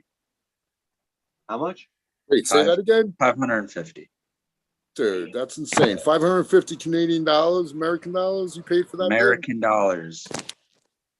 Fuck that. That's what I say, Eagle. You get that thing probably. You all know they're all prices. You all know you can pay whatever you want for glass. I can't show you because it's soaking in alcohol right now. But my ChemDog pipe, ChemDog. Oh, it was a real ChemDog one, like the strain. If anyone doesn't know, he also blows glass. But yeah, I have a pipe from him that only cost me $200, and I would say that's more prestigious than the glass blower I got this from. But the only thing, like I said, this is a prototype and it's a custom color pull. It's a one of one. And there's no other glass in the entire world that is this color. It's just this rig. There's glass exclusively made for this rig. And I'm stupid because I can't remember the other color component that's in it, but it's half Illuminati. So the only thing holding the value of this is that this is the one and only glass combination, and it's just a custom color mix. So you would have to like be a scientist and find out the exact amount of what color this and what color that was made to replicate this. That's the only thing. And that's got the vortex pull, right? That's special too. I love that shit. The artist called it a reverse donut. I don't know if you can see through it, but it's an in-cycler, meaning the water drains up, comes to the second chamber, and then it comes down. And it gets sucked back down. Yeah, you can't suck it in your mouth, really. It's almost impossible, right? No, and that's what's awesome. Fill it up to about there. So it's like halfway full on this bottom chamber, the way you use it. People with beards, when I grow mine back again, need to have a long stem. How I could sincerely feel your loss. You told him about, love that pipe. Don't ever let it go. Handle it with care, man. That was my favorite, dude. And Paco Lolo Perps gifted me that thing, and dude, that was after I broke my other one. It was like 3 or 4 days. I didn't even get to the store yet, and I won it on one of his giveaway things, and that thing was my favorite thing in like 3 or 4 years. I remember I had one probably 5 years ago that I was in love with too. But the thing with glass is it fucking breaks, man. I mean, and even like the really strong ones. I had one, like a box truck where you have to like step up to get into. I think I told you, like I drove a box truck for a while, and when I hit traffic, the pipe would come out automatically. And many a time I was all the way, sitting, and I had the pipe, and I got out, and it fell probably about 4 or 5 feet onto the concrete, and it didn't crack. And then in the bathroom or something, I drop it 2 inches on tile, and the thing shatters. So it's fucked up. But yeah, glass breaks, man. That's what sucks. Someone should have told someone about that, man. Glass breaks, motherfuckers. Well, the Special K glass maker they have one that's indestructible. They're throwing it down the fucking street, I man. was just gonna say something about that. Special K glass has something that's pretty indestructible. Mr. They were Smiley, playing. You've been awful quiet tonight. I just wanted to say that. You've been awful quiet over there. Oh, I'm just chilling. Friday Say night something, chilling. Smiley. Say something, Smiley. Something. All right. Talk to us, buddy. It's all good, man. Just chill. Are you a glass collector, Smiley? I have some broken glass, but nothing expensive. I mean, I think like $100, $150 might have been the most expensive piece I ever bought. That's where I draw the line, about 150. I don't want to pay more for that for a piece of glass, really. I mean, I understand it though by the time that's put into it. So, right, it's worth it if you're into that. Like the craft, I want to get a nice one, but it isn't the time making them. It's the time learning to make them. Once you can make them quite quick. I mean, reasonably so. Yeah. As far as making a day's wage, I can make some of them in are 30 seconds. Yeah, some of them though are like pieces of artwork. There's like intricacies and freaking, it's a it's a sculpture. Yeah. I get why there's guys that like they figure out like what Green 13's saying. They figure out how to make one thing, and then or 2 things, and then you kind of see their table full of those in different colors or whatever. You know what I mean? But real custom pieces, I mean, them guys are really creatively having a piece set together. It's not something they did every day. You know what I mean? It's a one-off. What's that, Rez? A Coke can? That was a custom can real quick, Is it a real one, or is it like, because they now make them, you can now buy them? I haven't used aluminum since I got to California. Well, I probably did when I first got here, but I smoked out of a lot of aluminum in my life, and I can make the can probably in less than 10 seconds. You give me the can, I can crush it. It won't set it so it won't roll over. It will not roll over. There's a plastic lining in those cans. Put the end in your mouth, break it real quick. Here you go. 10 seconds. Nobody's Smoked ever. How much you charging for them, bro? $5.50? Nope, going into recycling, baby. That's the way you got. That's how you got rid of your evidence, right? That's how you got rid of your flat down. Nobody can see it. Yep, been there. Make sure Did you all guys the see? Did you guys see Rez's plant in the week? Oh my god! You see the picture he posted? There was a couple plants like that. I just posted the one again. You know, because you know, after I posted that and you said something, I've weighed that a couple times, and I have to actually weigh the time of veg, because that would have an extra 30 days veg on that plant to do that. I didn't say anything. I'm bringing it up because it was beautiful. It was just a big fucking sat open, splayed open. You got that picture, dude? Show that picture. Yeah, Denver posted a nice picture of his jelly bean. If anybody caught that. Just saying. Here's the thing about that is, if you get that plant that's going straight up and it's too tall, or you don't know what to do with it, how much straight it's going up, that thing got 3.5 foot out of the pot, almost 4 foot before I went chop and took those bottom branches, and they were doing great, man. It was more of a sativa, so they just went shoot, you know, and it got thick, you know, and I was like, oh shit, what did I just do? I had never done it exactly that way, but you came out great. Thanks, I appreciate it. I'd like to be able to recreate. That's why I'm giving up the garden of that I got the idea of from others. I'm going back to straight seed.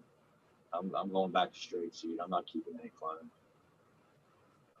I'm starting to get half an idea that seed plants don't stretch as much as clones. I mean, that's a straight out silly thing to say like that, but I'm seeing less stretch when I'm knocking a few seeds out at the moment. Stretch doesn't stretch. How many super stretchy seeds have you grown though? And can you imagine how much they would stretch in clone form if that were the case?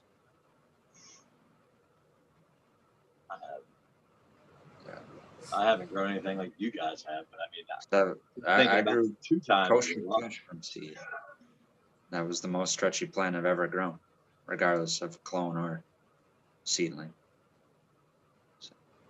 What are there? Time I've had stretchy seedlings, they were just too far from the light. Too far from the light. Are there advent from the people? All you guys have been growing a lot longer than me indoors, you know, or even thinking about chopping a plant outdoors. I didn't chop nothing. Are there adverse effects to chopping a plant, say 2 weeks into flower, 3 weeks into flower, chopping the whole top off? I haven't seen one. Excuse me. I think you're gonna lose your main cola, and I think it'll hurt you in yield to do it at that point. Do you think it's better if I think it's going to stretch 2 times to go ahead and top it before it flips? If the top is going to bleach out, you know, and be light burned anyways, then that would have been useless. But so top it before it gets in the flower, right? That's what I was going to say. I don't know what these are doing. I'm testing, so I haven't run this before. Top it right before you put it in. The half stretch, I'd be perfect too at 24 inches to my light, you know. Get a pair of pliers, snap the stem down and bend it over, cutting it off. I got the room full of so many plants. I'm chopping the tops.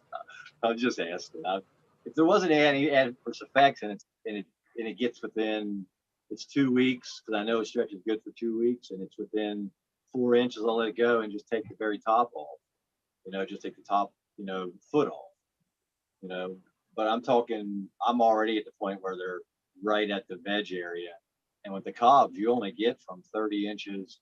You got to stay that 30 to 24 inches. You can stretch 18 on these, but man, I wouldn't. You might as well you're going to ruin the top of the plant, so why do it anyway? I'd rather just chop it. That's a cool point you've made. That's a cool point you've made, because the cobs are they're very straight down. They're very, intact. Interesting. Yes. Yeah. Well, If I was that worried about it, I'd either bend it over like Green 13 said, or I would fucking defoliate or swazi like I did with these last plants to keep the fuckers low. And it worked, man. They stretched a lot less than they normally would have. They would have normally went twice the size, and I got just as much as I needed out of them. And then That they was just my pushed question. out. All the nodes went. I was in there taking leaves off earlier, and I wanted to ask you this question. How often, so if you keep stripping at the beginning of flower, it does the same thing by slowing it down the whole way and doesn't hurt anything either? Just keep stripping it of the big ones? Well, I wouldn't say it doesn't hurt anything, but I do strip pretty hard all through. And I would say it depends on selective, where you're pulling them from too. In the stream, yeah. Yeah, the indicas, I'm not worried. I mean, the heavy indicas, the most they're going to do is a one flip, so it wouldn't be much. But there's 3 in there that I'm concerned about. So if I just keep defoliating as it comes back real quick, keep it down, I can still get a good effect. First things first, in my case, everywhere there's a branch, you know what I mean? Where a branch is taken off and it meets that stalk, that leaf comes off. Branch to branch, you know what I mean? Branch to stem, them leaves go. First off, let the, anything next to a bud site, that shit stays for, a week or so.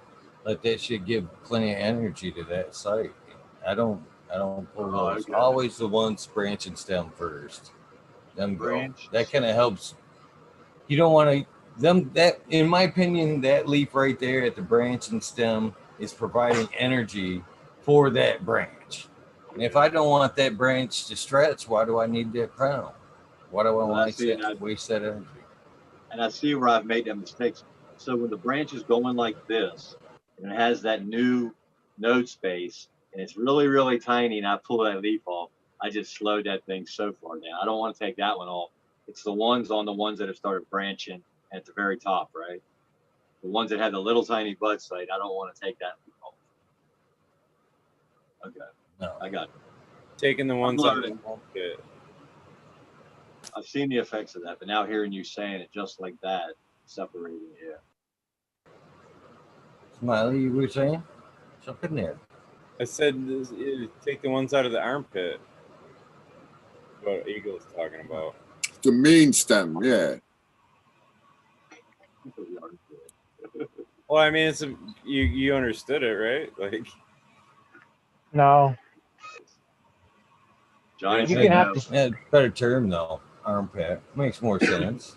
But I like on the tall ones. I definitely like the GML style, and especially trying to, like, they're gonna reach vertically, but you're letting the lower branches reach. So you're getting, you know what I'm saying? It's not like you're slowing growth or you're cutting the plant or you're ruining the meristem at all, but you are slowing it by just selectively stripping those top parts of the stem or the top cola parts.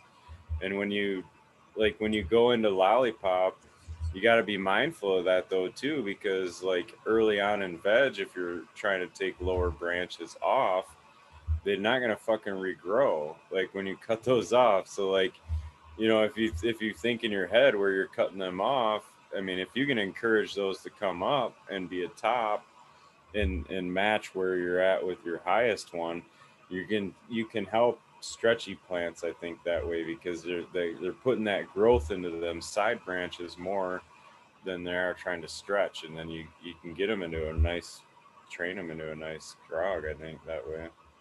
I have one in here. It's very interesting because it's perfect. I mean, you look down the spine of it from the top, it looks like a spine, and it's just perfectly this way, but all the branches, and I've been doing that, taking all the big ones off. They're all the same length the whole way up the tree, and I'm just like, it's perfectly symmetrical, and it's like I'm like, haven't seen this yet. What the hell do I got here? What is this? What's this going to do when I flip? I'm just going to get, I guess.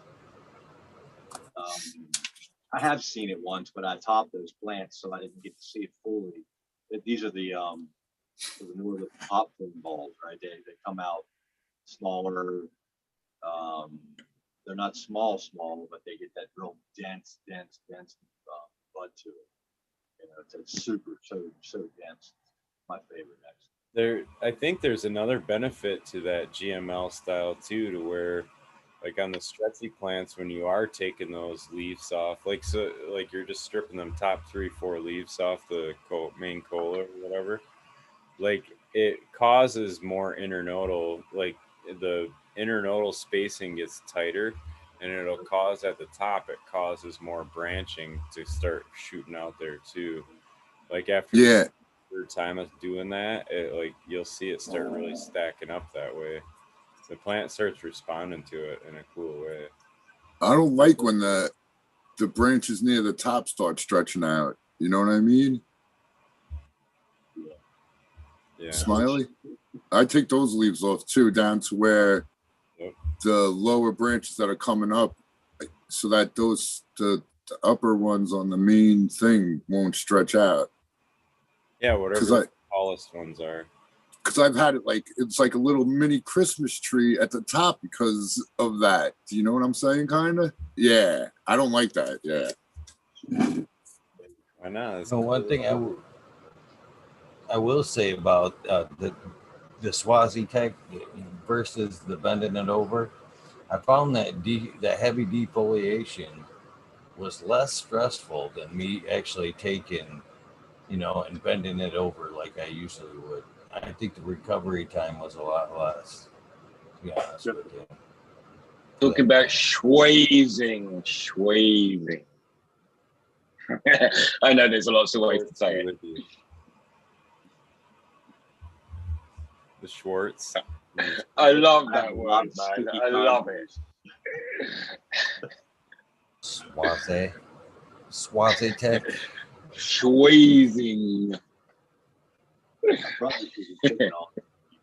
go right. See, Sal's doing it. I can imagine the leave you guys get. Oh my heavens!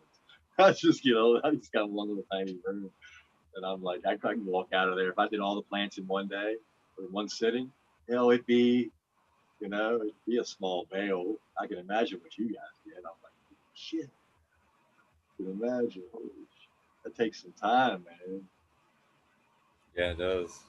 Are you all 4 to 5 hours? I'm not a scissor person. Rez, it's approximately 4 to 5 hours, depending on if you take a smoke break or not. 4 to 5 hours straight. Do you get to sit down the whole time? Kinda, yeah. A stool, like a stool. Yeah. I'm not that smart. I don't sit on a stool. Not on a stool, sitting on the cold concrete. Ah.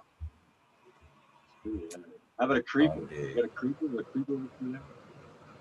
So Smiley, you see what I'm saying? Like this is like one of the lower branches, right? So I took all the fan leaves off all the way up to that lower branch because I don't want these stretching up. I want them to be like starting a cola. You know what I'm saying? Yeah. So like if I didn't take this leaf off here and this leaf off here, those things would start growing out, and then it's like counterproductive. It starts blocking the other ones. Right. Because you want all of them to come up and be like one height. So like, yeah, if you did, yeah, you know what I'm saying. It made like a crazy Christmas tree one time that I did it. And like this little top part was just all little branches coming up all over the place. It just makes all those lower branches, when you take those top ones off, it just makes all those lower branches come up even faster. Yes, exactly, Rez. That's the plan. I just learned it. I just learned that. It's fucking, when I learned that, dude, I think GML like fucking 1,000 times. Wow. Had I known about that technique, dude, I love it. Especially certain strains, just fucking awesome to do it to. Just gonna say that some of them respond really, really well. Yes, and some of them not as good. Yeah, but I love that shit. Yeah, some of them are like, "Fuck you, I'm still growing this one cola." You know, like some of them don't care. They just bounce. I wouldn't suggest. It's like the opposite. No, maybe not. Eagle, you said, well, I heard you talking about your community the other day on that conversation, and I love your attitude behind it. what is your typical, what was the humidity we asked you that one night, like 37%? Because I get that. Yeah.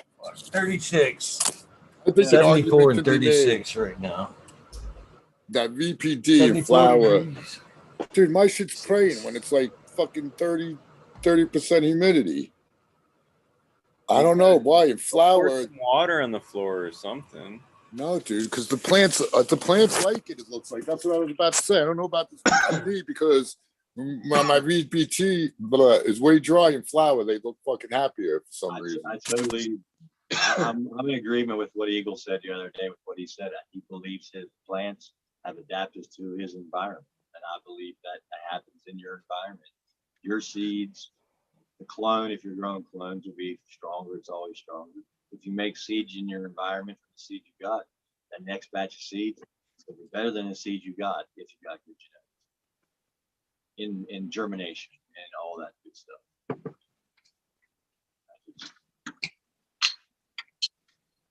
Definitely a resilient plant. You know, it does. How could it not be? You know, we ship the same seeds all around everywhere. How can it? It's adapting everywhere it goes. Everywhere it goes. Not everybody's providing those special conditions. I mean, very few, in my opinion, do. Only the really skilled and qualified that care a lot, I guess. Takes more work to keep it on that. Now, I'm not saying you don't get faster growth rate, maybe vegetation, but I think you also mitigate some problems in your area of Michigan of like powdery mildew, possibilities of powdery mildew. I think you mitigate that. I think I mitigated when I let it go that low. Just a fight. I just guess I chose not to fight. And as far as my environment goes, you know, why do I want to run extra stuff in my garden? You know, as far as a humidifier and stuff like that. I'm already strapped for power. I'd rather put power towards light, to be honest with you. Are you comfortable in your environment? Are you comfortable? No, I'm fucking comfortable in this. There you go. I'm here all the time. You're the person who keeps the garden alive, so you should. I agree with you. If you got to sit in a room at 65, screw that. 65% humidity. If you had to live in it, hot and sticky. Oh, I I'll forgot. 40% any day. So, Rez, you're the one that makes the frosty THC-filled resinous buds. So it matters what you like because you're the one that's going to make that.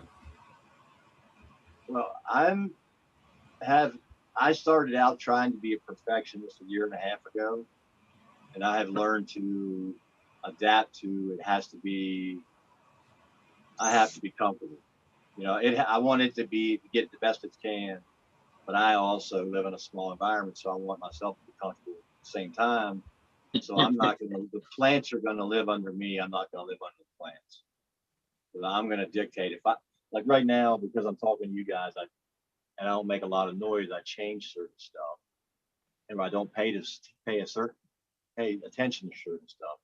And it's like freaking 80 degrees right now. And I'm like, holy shit, it's 30 degrees outside. And I get 80 degrees.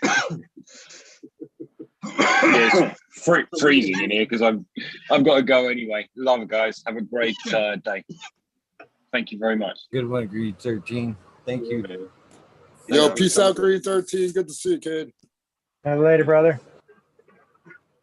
Yeah, but the gardener being comfortable in his environment is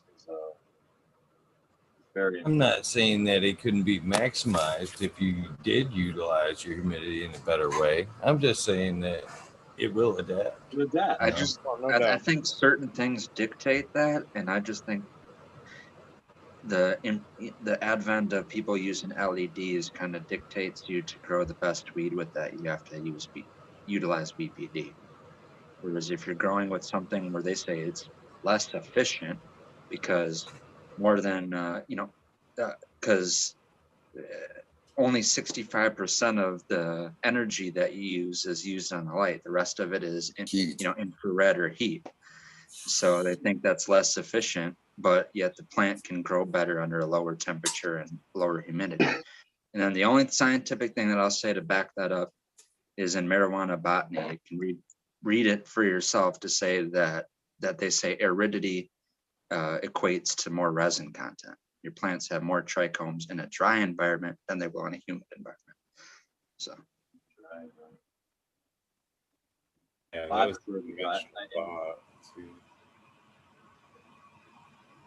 Get in there, Smiley. I said that was the conventional thought years ago too. I mean, times have kind of changed on that. You guys really pushed the VPD, and it's actually really, I mean, as far as like everybody thinking at temperatures and humidity, high humidity, but like just controlling that. I think you can steer the plant. You know what I mean? So it's like it's something to keep in mind. It makes it. You also don't have It makes it grow better. If you have fresh air coming into that room, I guarantee you're changing the whole environment. You're changing the whole VPD and throwing it out the window. That's what I mean. LED lights grow really good weed with sealed environments, high CO2, high humidity. Yeah.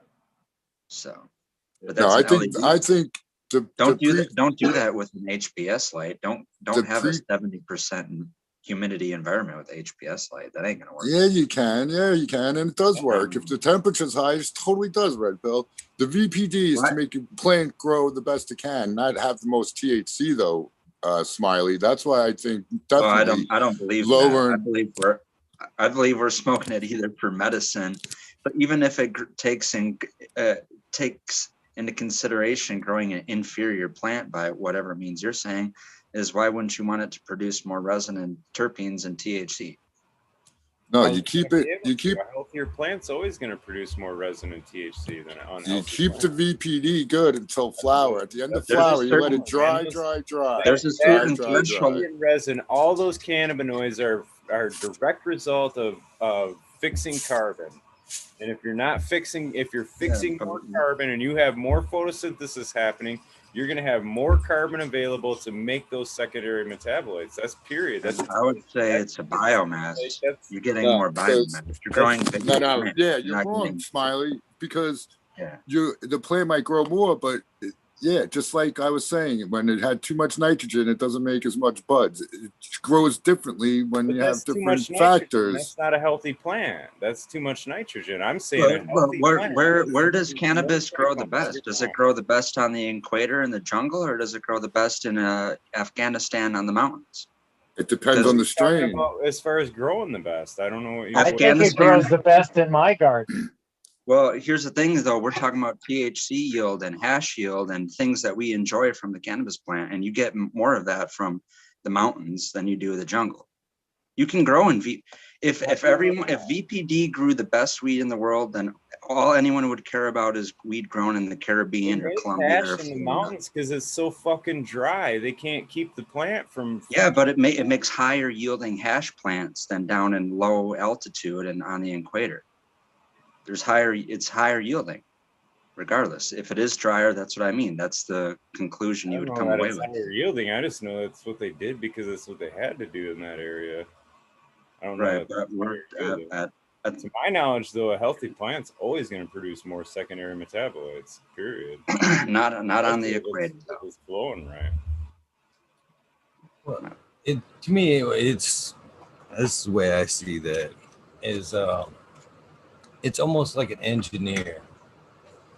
It all sounds good and looks good on paper, but when it comes down and put that together, half the time that engineer can't put that shit together.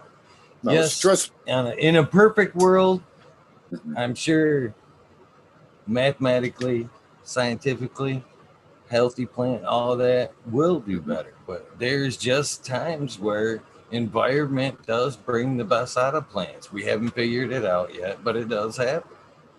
So I'm kind of on the side of Red Pill on this. I'm with Red Pill. Healthy plant can listen. kick ass on. I don't want to. Hey, wait. I don't want to be polarizing.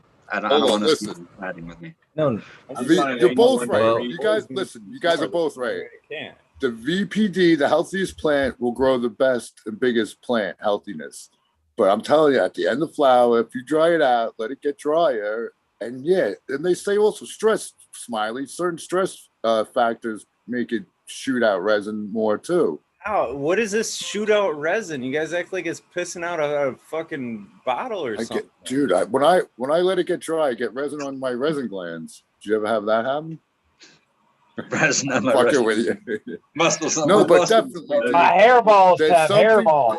There's something to be said about the stress-inducing differences in the plant, where if it's not stupid as healthy as it ever could be, more terpenes are made and shit like that. Definitely. Health absolutely dictates greasiness too. In chat, Run Boy's saying that it doesn't. It absolutely dictates everything. That every bit of what that plant is trying to produce.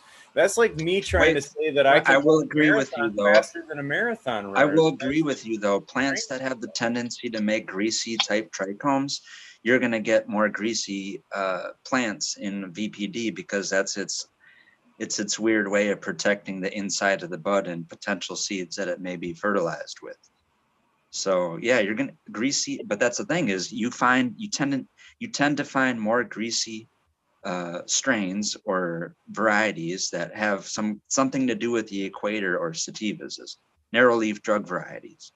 Those tend to make more greasy trichomes than the high altitude, high latitude plants that have the dry, sandy trichomes that are easy to make hash with. So yeah, I would agree with you there that a VPD does. If you're going to grow Apollo 11, grow a VPD, you're probably going to get more terpenes.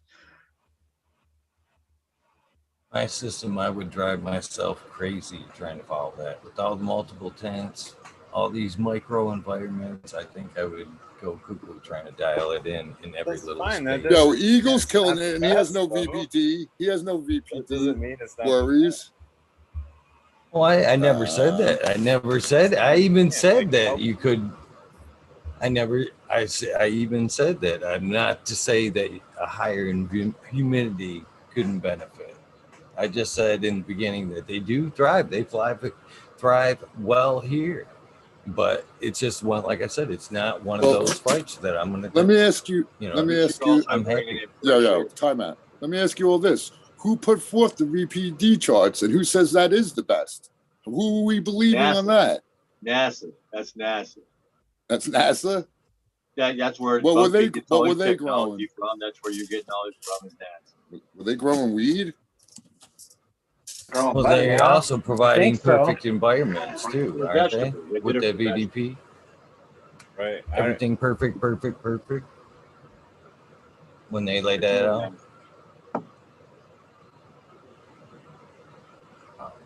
I don't know. It works for a lot of gardeners. They kill it. I mean, Smiley's killing it. It's hard to argue with Smiley's garden. VPD chart to the T either. I let mine kind of range. I definitely run it above 50 though, so like that's a big difference. You know, from 50 to 30 to 30 is a huge difference. I'm at 50. Right. So well, the way I would think about it is, for heat reasons for me. Go ahead, Eagle. I would never be able to do it. It's almost always what it is outside or less. My environment usually sucks it out, extra out, even if it's humid outside, it's usually tends to be even drier in here. So I'm always pumping in air out, from the outside in. So there's too much fresh air, I think, to try to control that in my environment. If I were locked up, sealed up, yeah, maybe I'd try it. But the way I try to cool my garden with no air conditioning, nightly draw from, nightly air, that's awesome. I'd be going nuts. I'd be running fucking dehumidifiers, humidifiers. It'd probably add an extra $100 a month to my grow, to be honest with you, to put that in check. It's worth every so penny. That's no, I'm messing with you. Would it? I don't know. There's only one way to find out. But what if you have one intake with the fresh air? You go, maybe you could just humidify that, or not humidify it if you could, if that would help. I don't know. But then it would be the first area that it hit would be the moisture, and then the rest would. Well, the long room's too big. It's too big, and then air sources come from too many directions. No worries. Yeah. I don't know, man. But I'm telling you, my plants look so fucking happy, and then I checked the fucking humidity is well under what it would have been to hit the VPD chart. So, yeah. Eagle, when you close your tents up, does the humidity jump in the tents? I'm sure it would if I didn't go through the step of leaving the tents open after the lights are off for about a half hour, to be honest with you. I figured that into the night cycle. I know that shit's going to spike if I close that thing up. So I leave them open. And when the light goes off, that's when they usually tend to put out their most humidity. So I let that disperse into the main room with everything else, and then I close it up. It's usually what the room is when it's being closed up. The spike's done past, and it's usually pretty steady. I do that same thing. Huge spikes. So huge spike. I leave the exhaust fans on constantly in the one to one. Yep. And I do believe if you leave a fan blowing in the dark cycle, it definitely will help with any kind of moisture shit.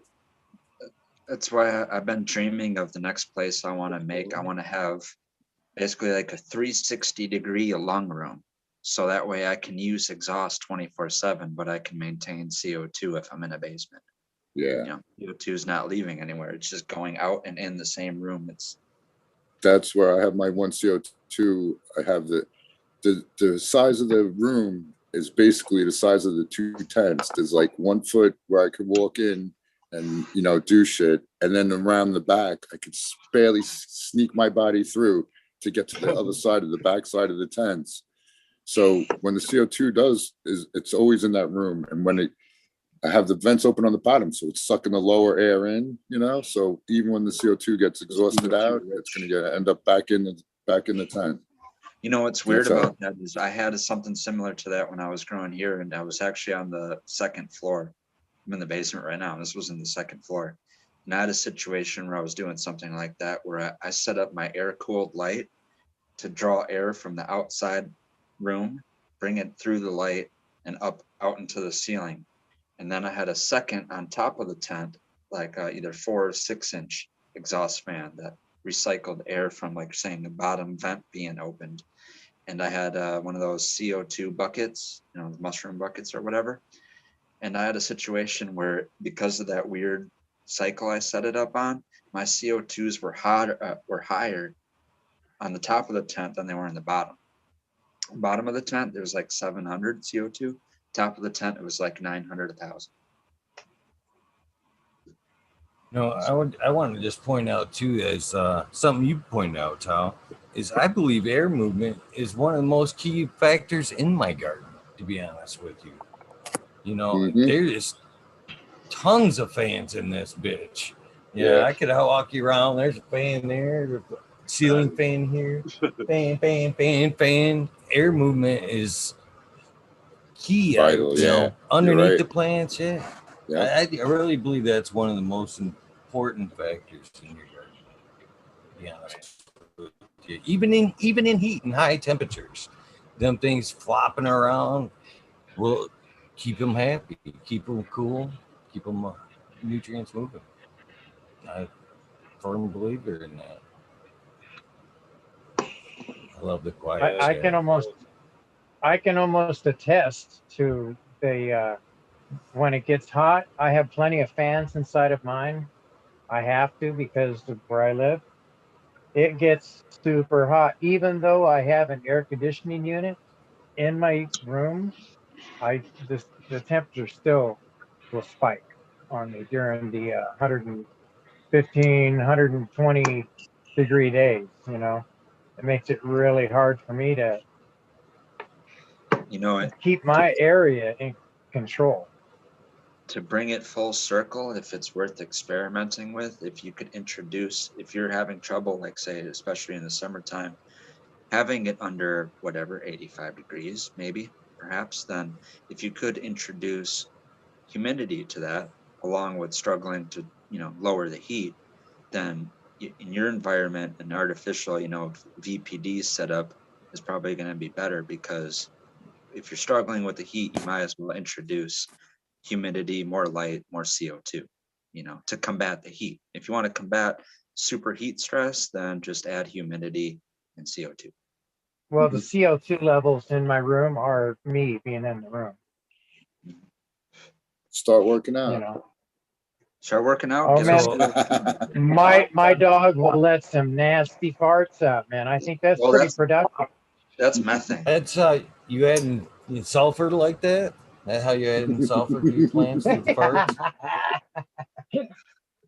So, Smiley, I just want to point out that, environment has been something that ever since you've been on here, that's been, if you look back at episode 1 with Smiley, and I asked you what was one of the important factors in your garden, environment was one of the key things you stressed even back then.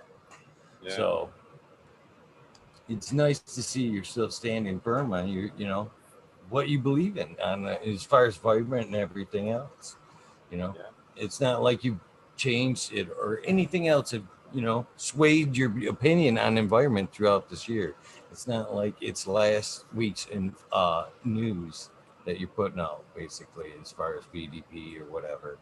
It's not something that you just learned, and it's something that you've used, and it felt very strong about since I've met you.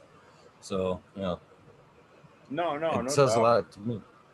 It just makes sense to me. That's all. And I like the whole idea too. Like, and I'm not knocking Red Pill, but like what you just said, you combat heat with humidity and CO2, and a lot of people think adding CO2 is a way to deal with heat, which it is, but you're basically increasing the percentage of CO2 in there, and in the process of photosynthesis, when that's happening, there's a rubisco enzyme that can either bond with CO2 or it can bond with oxygen. And that happens at a rate. So when you're fixing carbon, it has to bond with that CO2, or the carbon and the CO2 versus the oxygen. But if that percentage is too low, it's more likely to happen to bond with oxygen versus CO2, especially as the temperatures get higher. That's why you want to increase that percentage of CO2 to help that photosynthesis happen. Now, when that rubisco in that photosynthesis, if it doesn't grab CO2 and it grabs oxygen instead, it basically deconstructs a cell inside, a protein inside the plant, because it needs to release ATP to have energy to finish the process of that cycle. So even in photosynthesis, there's ATP, or there's energy that's somewhat added to photosynthesis. It's amplified by photosynthesis, and then there's a recycling that happens back to it. And I'm not trying to get all super technical, but that's why, that's why increasing CO2, because I heard a discussion earlier today where there was like, well, why would you want to have 1,400 parts per million and have it drop down to 700? Why wouldn't you want to have it at 800 and have it drop down to 100?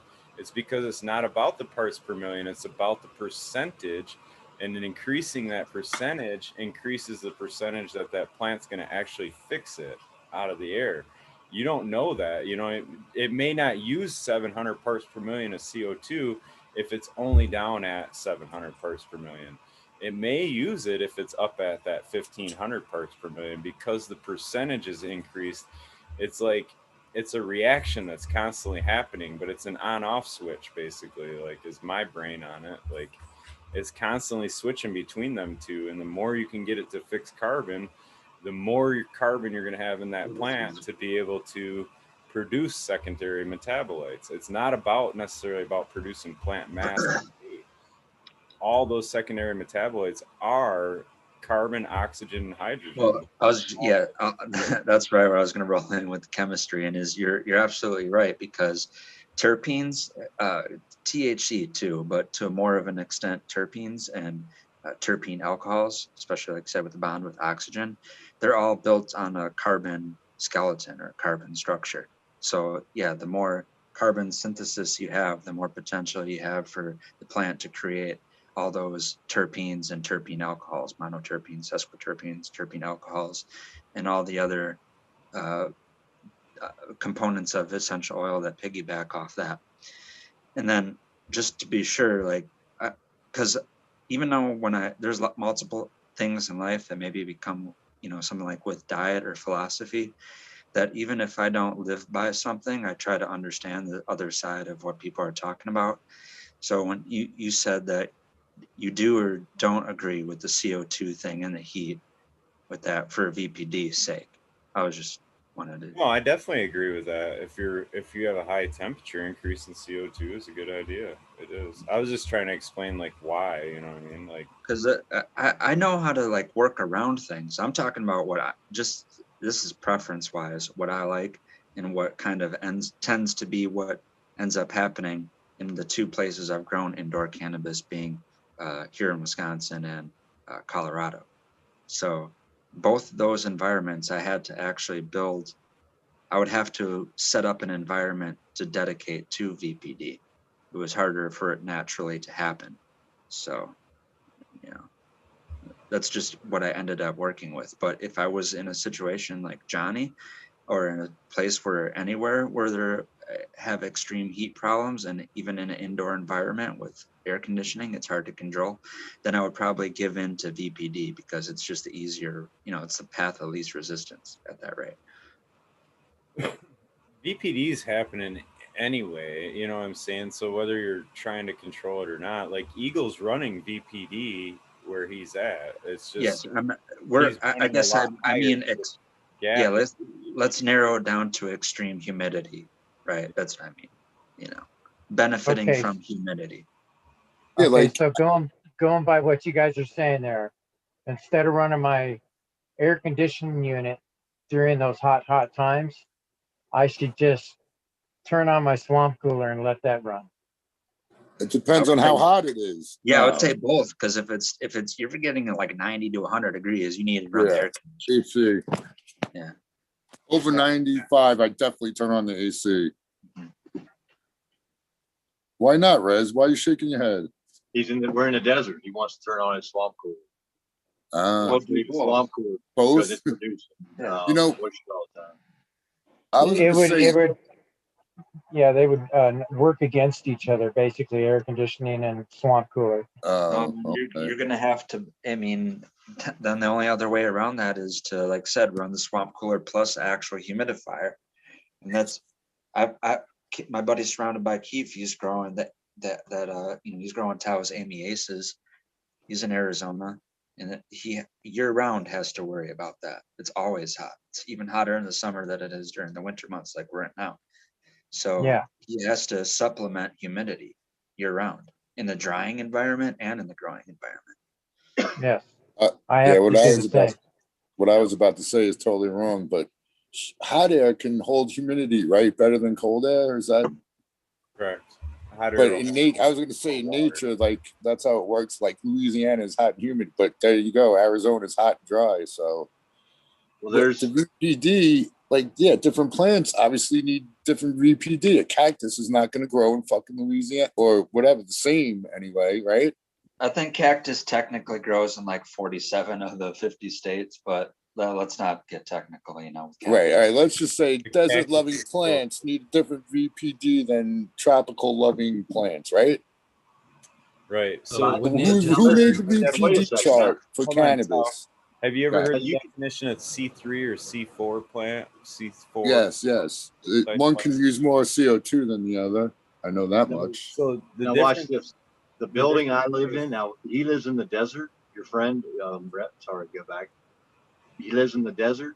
If I did not live in this camper would be perfect for the wintertime, or a building built like this with an aluminum frame that can, at the top, because it'll sweat all the inside walls. But when you're living in it, you don't want that much moisture in the area where you're at. Right. But if you had a separate I'm just building, thinking. I'm sorry, I didn't mean to cut you off, Russ. No, it's okay. Any kind of building like that, done?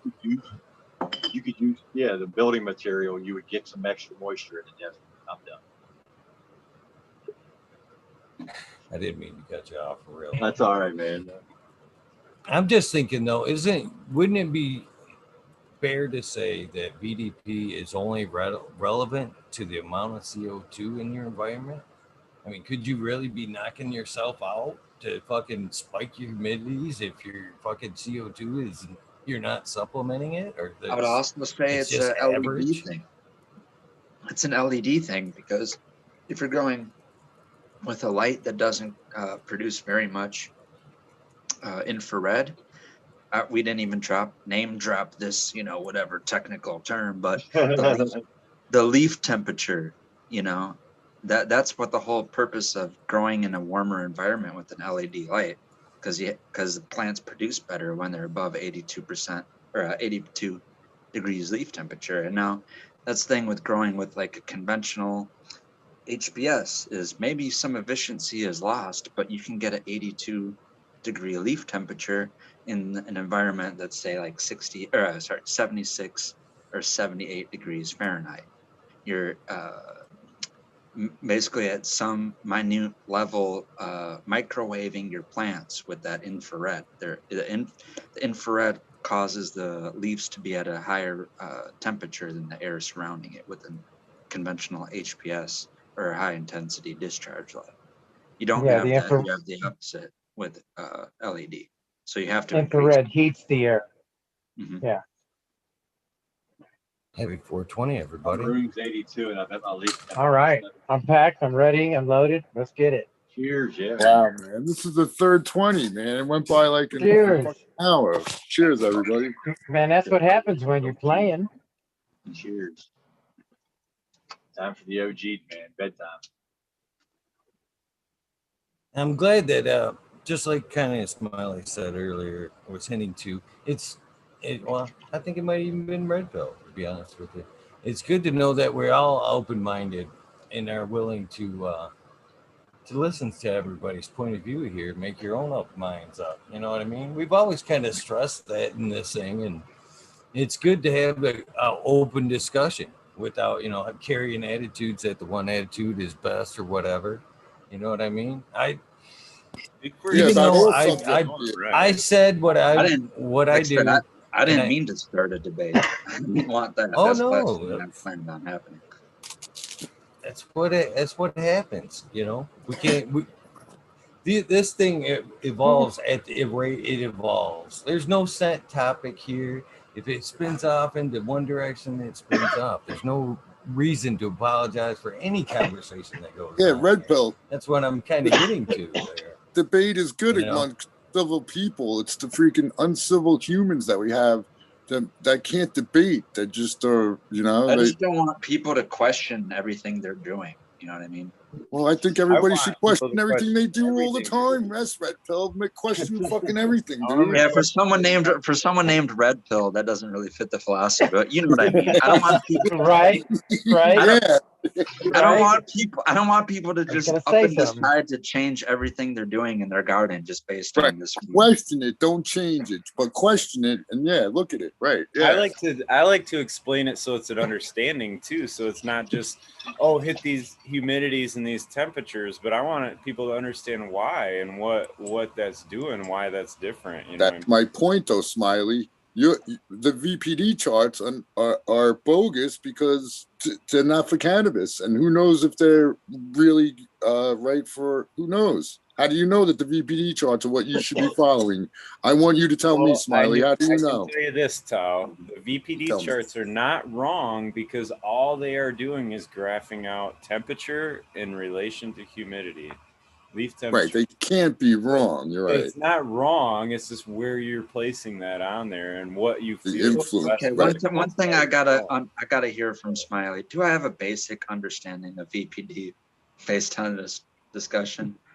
At least a basic. Do I? No, me. But on our debate here, do I at least understand the fundamentals? Because you said it's VPD is based on temperature in relation to humidity, and that's what I always thought. So no, it definitely is. Yep. Yeah, no, you're right on the money. So, and then the deficit there is based on the idea that inside the leaf is 100% humidity or 100% moisture, and the difference between the inside of the leaf to the outside of the leaf is that vapor pressure deficit. The way I always thought about it is the rate of transpiration. You're basically increasing the rate of transpiration, which increases the rate of uptake. So like all plants well, I think all plants, but plants with stomata, they actually have a rate of transpiration, which is causing negative pressure within the vascular part of the plant that sucks up moisture and nutrients through the roots. So I always thought that at a rudimentary level, at least, increasing VPD is increasing your rate of that transpiration, which increases the rate of uptake of water and nutrients. And that's where you can maybe get into the science of where, you know, photosynthesis takes the next step from there, because all those nutrients are provided. The next step is light, right? Well, the light drives it all, but the greater VPD is going to actually be the drier environment, though. That's what I was going to say. So you want to shoot for, if you're at 1, that's like having high humidity and high temperature. And then practice inside, grow outside. Yeah, so what you're saying is correct. But now where the higher transpiration, where people get confused about that, I think, is the higher transpiration is to a certain point. Mm-hmm. When that draw is too much on the plant is going to try to resist it, and it does that by closing stomata. And that's where its ability to fix carbon comes into, because if the stomata is closed, right, fix carbon through photosynthesis, right? Yeah, and just like us, you know, like if we're burning calories, so now we have the way I look at light source to the plant is like forcing it to run on a treadmill, or like forcing Michael Phelps to swim laps, right? The more laps that motherfucker swims, the more he's gonna have to eat, and that's why he, you know, I mean, he's tall and skinny, and he can eat like 6 chickens or whatever, right? Because he's burning that much every day. And it's the same. I look at it similar with a plant, where their metabolism happens like that. So much weed. It does. So if you were to grind up Michael Phelps into a powder and take that as a nutrient supplement, you'd be like on beast mode 24/7. Yeah, I guess, but yeah, that's why he had so much energy. See, he had a medical reason. He needed the energy, the motivation to eat the chickens, so he had to smoke some weed to get hungry enough. Hell yeah. Might have been that too. Hell yeah. But yeah, but if it's way too dry, and shit happens when it goes out of whack, like, well, the plant. Well, my point is you're still beating the plant with light, so it's like you're taking kind of the food source away and still making it swim laps. That was kind of my point with Michael Phelps.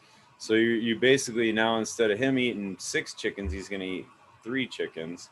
And those calories got to come from somewhere, and your body will deconstruct muscle or proteins to get that energy that it needs from that. And basically, the way it can do that is because an amino acid is a carbohydrate and a nitrogen combined together. Enough amino acids make a peptide. Enough peptides make a protein. Type da da da da da. You know what I'm saying? It's a building block. Ketosis for the ketosis in the plant. Then it has to start with the periodic table, and then it goes backwards when you got to steal from it. No, it's ketosis. It's the same that happens in a woman or an animal. Ketoses, because you can be feeding them so much, and they kick in. The baby feed takes all the feed, and the mother doesn't get any nutrition out of the food it's getting.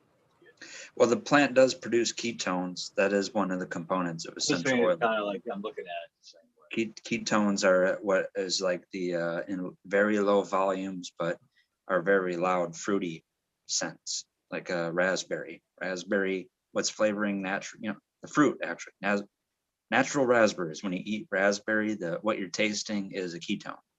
But I'm talking about what I'm talking about is about the process of the changing of the organism. Sure, that's what we're talking about, though. Like the building blocks. You know, you get to one thing and it produces another thing.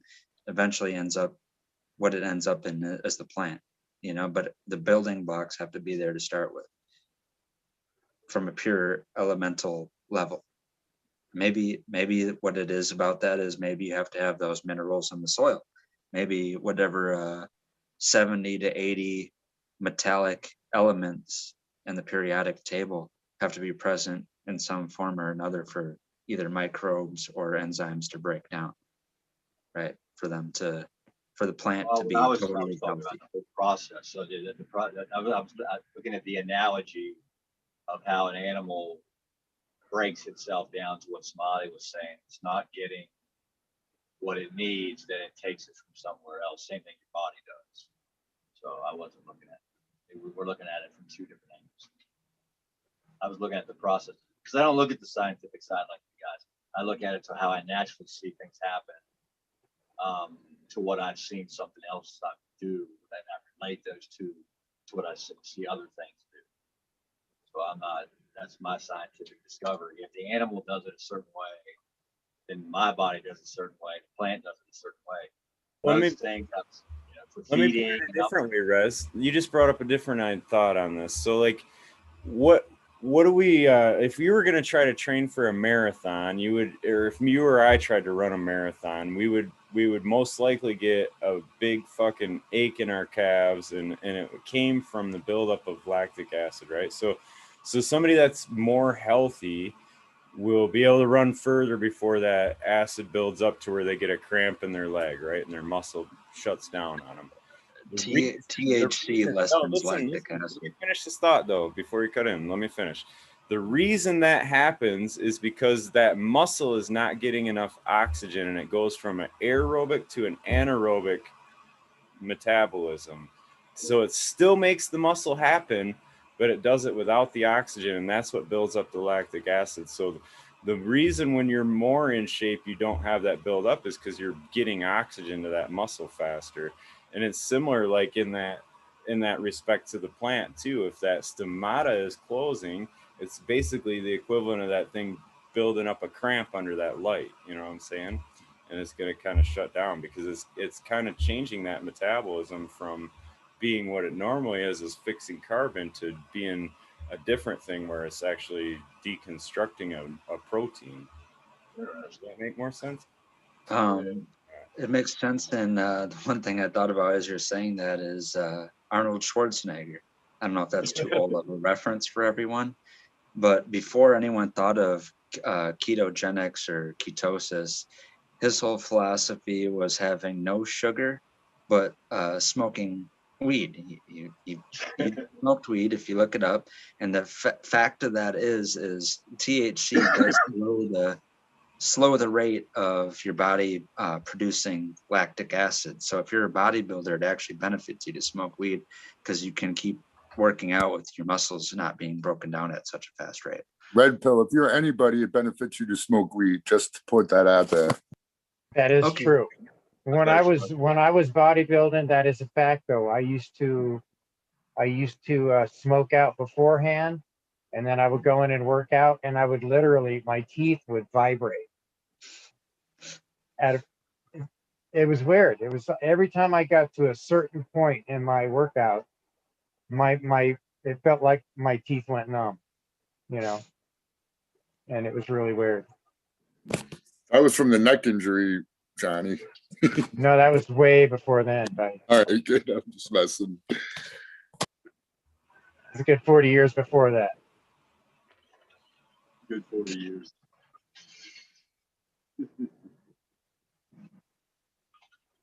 Okay. I submit to any other type of debate, though, at this point. Though I don't want to, like I said, I didn't want to be polarizing. It's not polarizing. Okay. That's the way of the world. Shit. You got to be on their side or our side. There's no in between. Grow outdoors. We both can't exist. We both can't exist, right? You got to fucking hate. Grow indoors. practice indoors and start your indoor, and there you go. That's what I did this year. I started mine indoor. I put it outside when it first started to show a decent amount of pistils on the top, and I put it outside. Not only that, you got plants outside right now, Johnny? Yes, I do. When it was warm enough, that's when I threw it out there. You're in Arizona or whatever, Nevada? No, yeah, I'm in Nevada. You got to understand that the climate, man. Fuck yeah. Right now, we're gonna get freeze again. I've been freezing. Really? Yeah, we're gonna get another freeze next week. Oh wow. Probably more after that. I won't put it in the ground now until like one time I put them in. We're frozen here right now, Tal. So. Yeah, I put one in April 1st was the earliest I ever put plant seeds in the ground outside here. Now I wait till May 15th. Basically. Johnny, you're putting auto flowers out, right? No, No, you're gonna do a light no. depth on it, or they finished it up? Well, right now it's not really long It's periods only of light hours outside. anyway, right? Yeah. What week was it So, when you stuck that plant outside in its flowering cycle? We're getting ready to it hit was 12 hours. probably in its, It's gonna keep I flowering, would dude. say second or third week of flowering. Yeah, I think you're good. Like Tao said, you're pretty much good. If it takes all the way into April or May, you're still good. Yeah. The hours of forcing a plant to veg here in our northern latitudes pretty much starts at the end of April, early May. So when you're counting up an hour, but say I'm getting ready to get 12 hours. So on the 14th, we get 12 hours a day of daylight. So now Once you're after 13 hours, it's a problem. Yeah. See, then I have to do light depth. That's what I was planning. That's why I just do short plants. Well, at that point, I don't know what to do. I'll just cut her down, I guess. You know what? Here's an idea. If you have an old one, they're pretty much disposable. Because if you have your own yard, I'm in a little different area. But it's basically what I'm doing. Take an old tent and make your own zipper the ceiling, roll it back and cover it up, and you can put a tent outside and open the roof, or you could open the door. The sun's coming in this way. Stick it in a garage or whatever patio, sealed patio that you don't use or anything like that. Yeah. Put your tent outside and face it towards the sun. Yeah, I built a little cage to go around it, and I put plastic around it with a shade cloth on the top. So right now it's not getting, and it's not even getting full light anyways. It's only getting maybe about 4 hours of full light, maybe 5 hours of full light. That's about what that. I've said before. Anybody can build themselves a light depth slash greenhouse even once the temperature gets. Well, here it's easier, but just buy those white panels that you buy at the to make it look nice. They're $70 a piece. Use 4 of them or one with a gate. You make a enclosed area of the white vinyl fencing.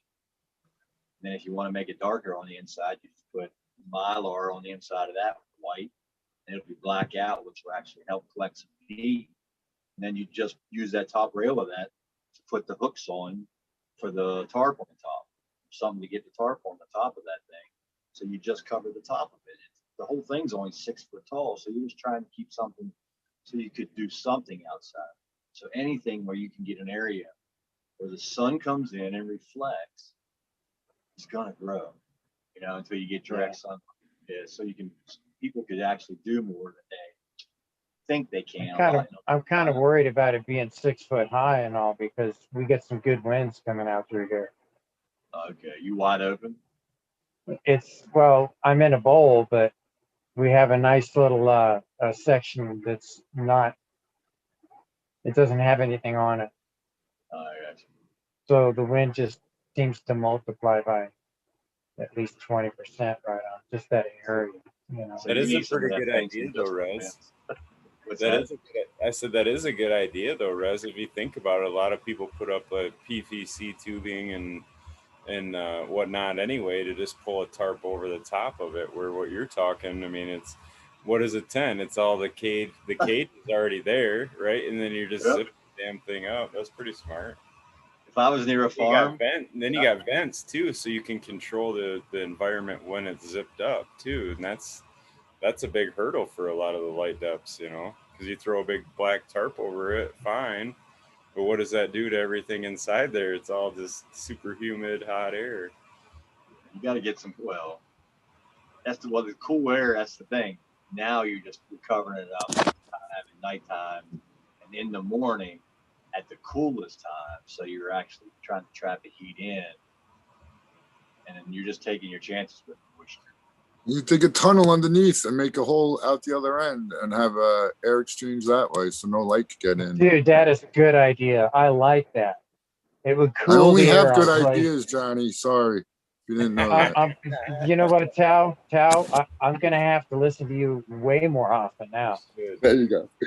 I mean, because that tunneling shit is like New York shit. You know what I mean? My problem is I really sound way stupider than I am, so no one listens to me. But if everybody followed my teachings, they would live life to a much fuller and happier extent. Tao vents all his tents out through the sewer. secret pathway. No, but we were talking about light depth in the chat a little bit. I would love to do a crazy, stupid ass like sativa light depth in like the middle of summer one time. When you're talking light depth, what are you talking about? Starving it of light? No, doing it 12, making it 12 and 12 in the greenhouse or something like that. That's what I like that. Yeah. You have it outside and you're cutting the daylight short to deprive it of light to switch the photo period. Do you have the ability to put it's up like that greenhouse that KNF has? Yeah, light deprivation is what light depth stands for. And now they have, Smiley, they have, you know, whatever. You can store-bought ones that'll work perfect, you know. You can buy them in all sizes and make them in all sizes. And with ventilation and shit. Yeah. I'd have myself a high tunnel.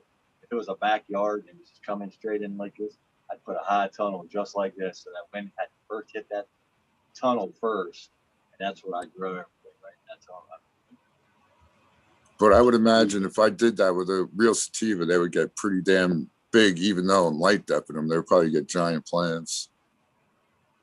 But I thought about that when I was a kid, how awesome that would be to get like some plant that needs stupid amount of intense light and you grow it inside, like that Ghana plant that I had. The thing was fucking, it was ridiculous. But if you had it in a crazy light depth in the middle of the summer, it would probably keep it shorter and make crazy, insane buds.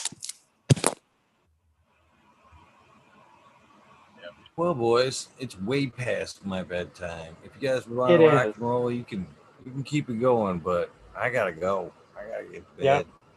Yeah, you got things to do. But we all got things to do. 90 people watching. That's how good tonight's been.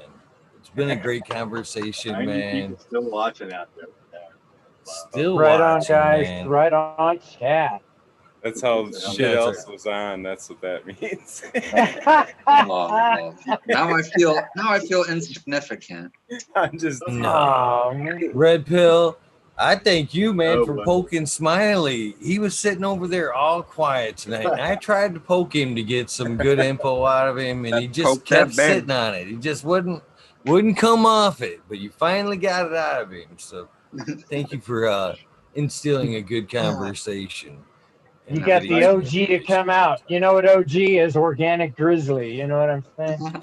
Right there. Like look at Poke the bear. Got the takeover organic there. grizzly to come out. I can't wait to get these shirts out. It says, it says it right over here in your hat there, Smiley. Oh, you can't even fucking see it. Right. Later, everybody. The organic takeover right there. Yeah. Peace out, Rez. Loud and proud. Later, Rez. That's Smileys. Peace out, Rez. Oh, you guys are awesome. I want to say thanks to all the information that was blown out here tonight. I've learned too much.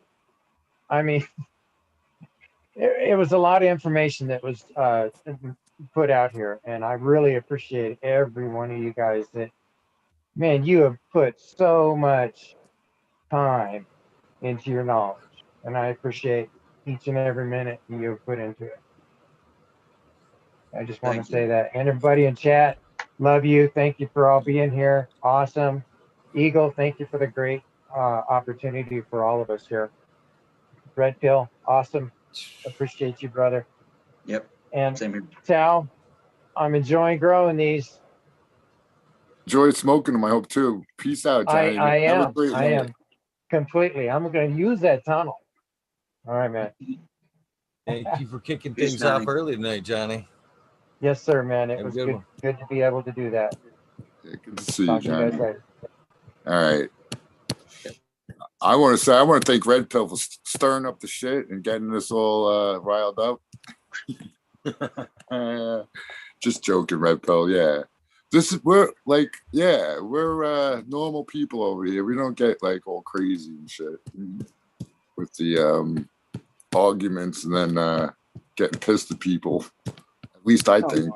And I just want to clarify, man, I was just fired up because like I'm not trying to say what's right or wrong. I'm just trying to say like the theory behind it. That's all. Right.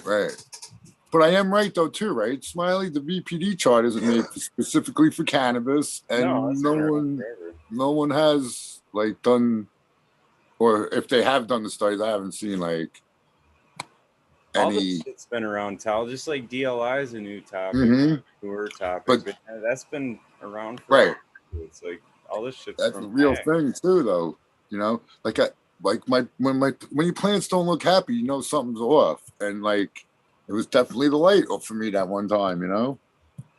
So yeah, there's just so many factors that come into play with keeping your plants happy. That you always have to look at everything. But imagine that they're all girls too. Imagine that. There's so many factors of keeping them happy. Right, it's a lot of factors in that involved. But real though. Smiley, Red Pill, it's always great seeing you, and you know Eagle. It's always fucking awesome, fucking talking shit with Eagle. And with that, I'm gonna say goodbye. Chat, love you guys, and I'll be in chat then. Peace out. You're missed, Tal. You were missed. I'm gonna try and be more consistent, man. Yeah. But yeah, I know there's claim there's a lot of stuff coming up as work, but we'll see how it goes. I'm feeling you, but I'm still trying. Just try, Thanks, Tal. Man. That's all I ask, man. Thank you. All right, peace. Peace out. So jump out too. I don't got a big long. Smiley. It was great talking with you. I appreciate the voice of reason. We need it. Somebody's got to be fucking lay the facts down, not just the fucking bullshit. Right. I appreciate all you guys, man. I do too. It's fun, man. It's always fun hanging out. Peace out, guys. Peace. All right. They got you getting Red Bill. Yeah. It was a good joust match or fucking any other fucking chess match type setup. I don't know. I enjoyed it. I just didn't want to start it off like that. I didn't even know what we would get into by me opening my mouth. So no, it's what it's about, man. I thank you. I sincerely thank you, man. That's how good things get brought about, man. Good sessions are made. I appreciate it. I really do. I just right now at this moment wish that I could have a plant or a tent behind me, so we could all, have some type of reference for everything we're talking about. I don't have that right now. And with this whole last year that it's been, I wish I would have maybe at least by like the very start of your episodes here, I still could have, if I would have known about it, I would have popped in and had more to show. But whatever, it's a rough year for everyone. Future, brother. We have the future. Yep. I'm young. Everyone, I don't know, I want to call it teasing, but everyone at least points out that I'm young, and I look at that as there's so much road left to travel. You know what I mean? Wait till I'm 45, 50, and I get to start off with this kind of whatever we're talking about and places. I would really make it sound old. Well, I'm thinking of a new green revolution, like with every state being legalized and all that kind of stuff, there's going to be no reason to slow down progress. So, yeah, I'm still young. I have a lot of life to live and a lot of work still to do. So, but yeah, thank you, Eagle, for another night of the Wormhole. It was a real good one. I don't think it tops the one a couple nights ago that we had. That one was also probably my favorite one, the conspiracy night. But this one, enjoyed it this too. one was awesome. Yeah, I like the way the other night you bailed too first. That was one of my favorite parts of that episode. You were like, later, bitches, I'm out of here. First one. It's like a 9 out of a 10 thing where I'm the last one to leave, as is right now. But I appreciate hanging out right now, and I enjoy everyone for being in the chat too.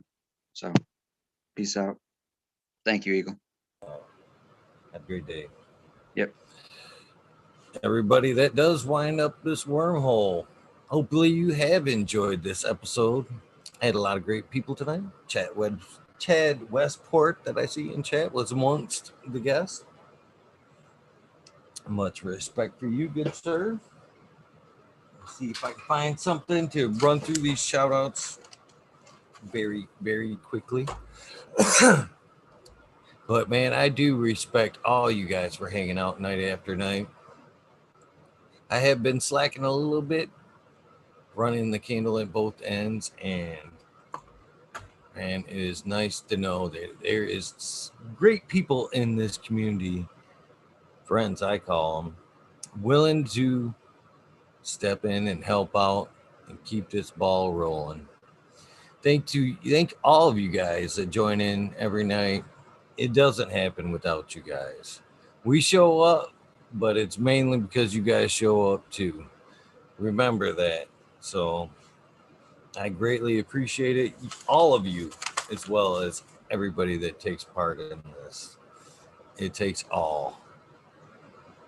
It's been an amazing adventure. I can't believe it's almost a year, to be honest with you. And it seems to be growing day after day. So, hell yeah. Let's get this going so I can get some rest. I want to find my way home. Good to me. Let's see if we can get through this without a whole lot of cottonmouth stuttering. You would think I would know these fucking things. Oh, yeah. YouTube commercial. Thank you. Love them. You would think I would know these things by heart by now. Most of them I do. But not all of them. Did I lose my chat? I think I did. I did. Bring chat back up. How did you do that?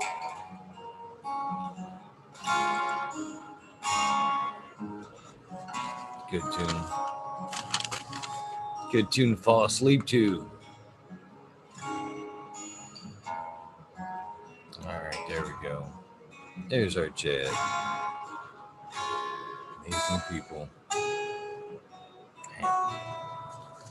You guys just don't know how much I love being here with you guys. No doubt. Of course, our friend Sub Cool, D's House of Dank, Mama Law 710, Scarecrow 420, Green Thumb Bum, Christina MG89, Unplugged 705, Medical McGullicuddy, Rick T, the Rebel, the Nige 207, Fabian Salinas, Dave not here, Tom Spook, Greg Walker, Mendo Dope, T-Dog, Dung Vito, Red Eye Jedi, Groves, Mother Nature, Justin Conway, Duckweed, Run Boy 7426, sorry, Run Boy, Justin Gooder, Strongman, Okie Grower 75, Corey Trevor, Michael Wallace, Mole Vision 420, Who's Your Cat, Daddy Taco, Don Slug, Rick S, In the Bushes, James Siemens, congratulations on that win. Hope you enjoy that shirt. Kevin Hahn, World's Last Hope, Pats Fan 420, Bio Minter, Dirt Road Dirt, Kenna Shiva, Jose Ramirez, Red Eye Rustler, Dab Goblin, Dr. Buzz Lightyear, Acetone, 710 Canuck, Kenna Queen Genetics, Stabby Tanazi, Funor, Deer Man Dan, Keith of Black Sales, Mr. Bosilis, Zen Premium Gardens, Rasta Bob, Rasta Jeff, Soiled Roots, Small Tubes, Tyler, Frosty Buds, Norm Michigan Micro, Ouija Buds, Dub T Royd, Big Jar Grows, JC, Bonner Genetics, SoCal, John, Last PPJ 15, Green County Grower, CJ Apple, Perfectly Imperfected, Dollar Tree Grower, T1 Productions, Dink Grower, DOA Grown Meds. We do miss you, brother. We will be working on that strain. Miss Nudie Grows. I grew some Jonny Canna Seed. Thank you for stepping in tonight, Johnny. Nutrient Shootouts, Naughty Nikki, Zoe and Slimer, Pixel Monkey, St. Bernard's Observation Boots, Clover 420, High Spy, Aldridge 25, Madam T, Stu Moon, Mo Grower, The Canna Crate, Loki Grows, Sus, this guy, Burton, 79. Thank you for popping on. Full teeth and all. Badass. Polish Hammer, Midwest Outlaws, Voodoo Ultras, Fresno Nerds, Cali Connection, Wolverine Grown popped in tonight. That was pretty awesome of him. He should have popped in. Big Jar Grows, Jimmy One for Life, Laid Way Back Farmer, D Block, MMP, Nations Creation, Amber Lalana, Psychedelic Warlock, Artist LD, Sir Sicky Rob, Big Dave 420, Brent Wendell, Big Ed 1961, Manawati G3, The Green Clay, J&K Triple G, Mr. Sprinkly, Brittany and Tyler Teasley, Hope Barnes, Lisa G, John, B2 Crazy for You, BG, WG420, Dr. Budswell, Purple Thumb OG, Anthro, Sensmedia, Anthro, Just a Face 420, Beast Coast Grower 420, Sir How, Trey Valone, Keep It Real, Heckerton 420, Subs Upland, Audit Everywhere, BT, Double D Grows, Bingus was here tonight. Cheers, Bingus. Green Puffin Man, Alex Boykachev, Chef Life, School of Crop, because I love it. Green Mountain Man, Green Mountain Grower, Southwest Okie, Reels 100, 212, Andy Man, Randy Family Farms, Page Farms, Me All Flower, Ryan Henderson, Green 13, Noob Silva, Lynch Kingdom, Aquaponics, Indra, Michigan Native, Mary Jane Med Gardens, Dreamer 77, Double D, Bad Bunny Nutrients, shout out. Hopefully your cup planted and it's going well. Mr. Green Pots, Mr. Green Nugs from 619 to 664, Spaniard Kruger Jones, to grow Papa G grows, Raz Amy Dro grows, Cass, the Grow From Your Heart podcast, Lily Luna, the Green Men's Flock, Jeremiah Miranda, Stony Creek, Lost Art, Mr. No One, LG 420, Giant Mike, Prometheus Soil, Jason Eyestone, P. Wynn, David Colby, Mason 662, Scroggy Mix, Scroggerton the Fourth, Goddess Grows, Kaylee, Chad Brad, Family Farms, Polly P. Bjorg, Kevin Jodry. Thank you for popping in last night again, man. That was fucking awesome to see. Mike Honcho, Jay Huggins, UDA, Green Tree Hunter, Kush Clouds, Joshua Steensland, Oak, Organic Home Buds, Warren Nelson, Cam Wood, Maine Mystic, Show Love Always, Kelly Stone, Texas OG, Chuck Norris, Sarge S, Claire Fresno, Happy Guy, 311 Mix Up, Kinder Groves, Evergreen, G's Friends, Tree, MMJ, Badass, Say Ball, Dragonfly, B, Justin Meds, Travis Walls, Lucky Mike, that is. I almost said unlucky, but it's lucky. Seattle Mike's, or Seattle Chronic Seeds, Kingdom Chronic, Titan Seeds, Blessed Coast, Titan for Blessed Coast Seeds, Shangasso, leaving it. Webasso for Life, John Smith, Tommy Trico, Boca King, Raz, Pop Little, Slow Roll, Spooky Pilots, Oscar Green Jr., Matt Steelberg, Endor 11, Stephanie B, Sharp Pulley, 989, Bon Brown, Sovereign Garden, Stoner Nation 420, Joe Y, Bugs 1313, Grower, Painted Lady, Frank Booth, Jay Myers, Jamid, The Chat, Mr. Manny D, Bag C, Dr. DGC, Jeff, Sharder 911, Dutch Grows, Scallywag 420, Skill Bowl 1, Med Grower 1, Empire Breeding Co. for Broly, Lost Leaf, Liam Mass, Danny Danko, B Bear 7, Ali Noble, CK, Tom Trinidad, Looney Jester, Smoking with Smoke, Small Town, Tim Hess, Mr. Lazy, Raptor Grows, Rob, Automation is Freedom, Robert Hazelton, George Michigan Core, Double Tap, Mr. Green Thumb 420, 808 Rooting Prospects, the Cannon Bus Driver, Hayden Life, Kenny 710, Operation Grow, T-Ben, Mr. Wood Nut 619, Dr. Scrabbles, BB Moonrocks, GHF, Double J, Bio Green, Stuff Grower, Hanky Stanky, 420 OGKP, Ganja Nana, Your Mama, Georgia, Joe, Roy Rodriguez, Feed Growing, Nature's Best Nugs, Killer Bee Grows, Ganja Wizard, Husky Gardens, Nut Tree 420, Dr. Ooh, Soul Life, Bully for Life, Jeff Rowe 420, Beat 698, Dr. Franklin Booty, goddamn on Big Ted's Tests. Oh, fucking awesome, people. The Riffin' Fat Boy, Jack Greenstock 420, 420, Boone's Farm, Charlie Farm 420, Aldrich 25, Smileys Gardens, JD's, Misty's Nugs, Grow, Smoking, Grow Fraser, Grow Koski, Twisted Roots, Faded Farm 420, Jeff Dorowski, Genetic Memory Farms of Fall 420, Cameron, Mr. Bagsy, Jill Carter, Mystic Marks, Mystic Grower, Ginger Snaps, DTE, Groze, Rick Wolf, DLP, 2372, Ned Denver, Mike Denver, Sergeant Pepper 420, Blind Cat 420, Light Up Again, Tim, UKSI at 420, Buddha Boy, Devin Shipwreck, Medical, MJ, Budsville, USA, Resurrection, Prophet, Chris Martinez, Dankman Dan, Dankman 420, Fred Center Farms, Good Luck, Joni Bell, Chicha B, Most Hated Grower, the Major General 420. Thank you for the morning update. The American one, always a pleasure. W Digger 714, Shirate's Kineo Genetics, Mountain Skies Ready, Hit That Five Buyer, Chris Mertz, Ian, Save Robbie, Sergeant Live, Hepa Faye, Cam, Finger Lakes, Finance Ridge, Patch, Dozer Moon, Southern BT, Grow Up, Choose Medical, Jared Bear, 1+1 Mushroom, Secret City, Pioneers, My Little Tent, 2042, Spacewalker, Christian, Tree Bump, T. Barrington, Heart and Soul, Homegrown, Mike B, T. Dwayne, East Coast Will, Heidi Day, Galactic Gardens, John Smith, Eulyptus, My Natural Farms, Pacific Northwest, Ross, Kaya Paul, that is, Lemma Hoko, cheers.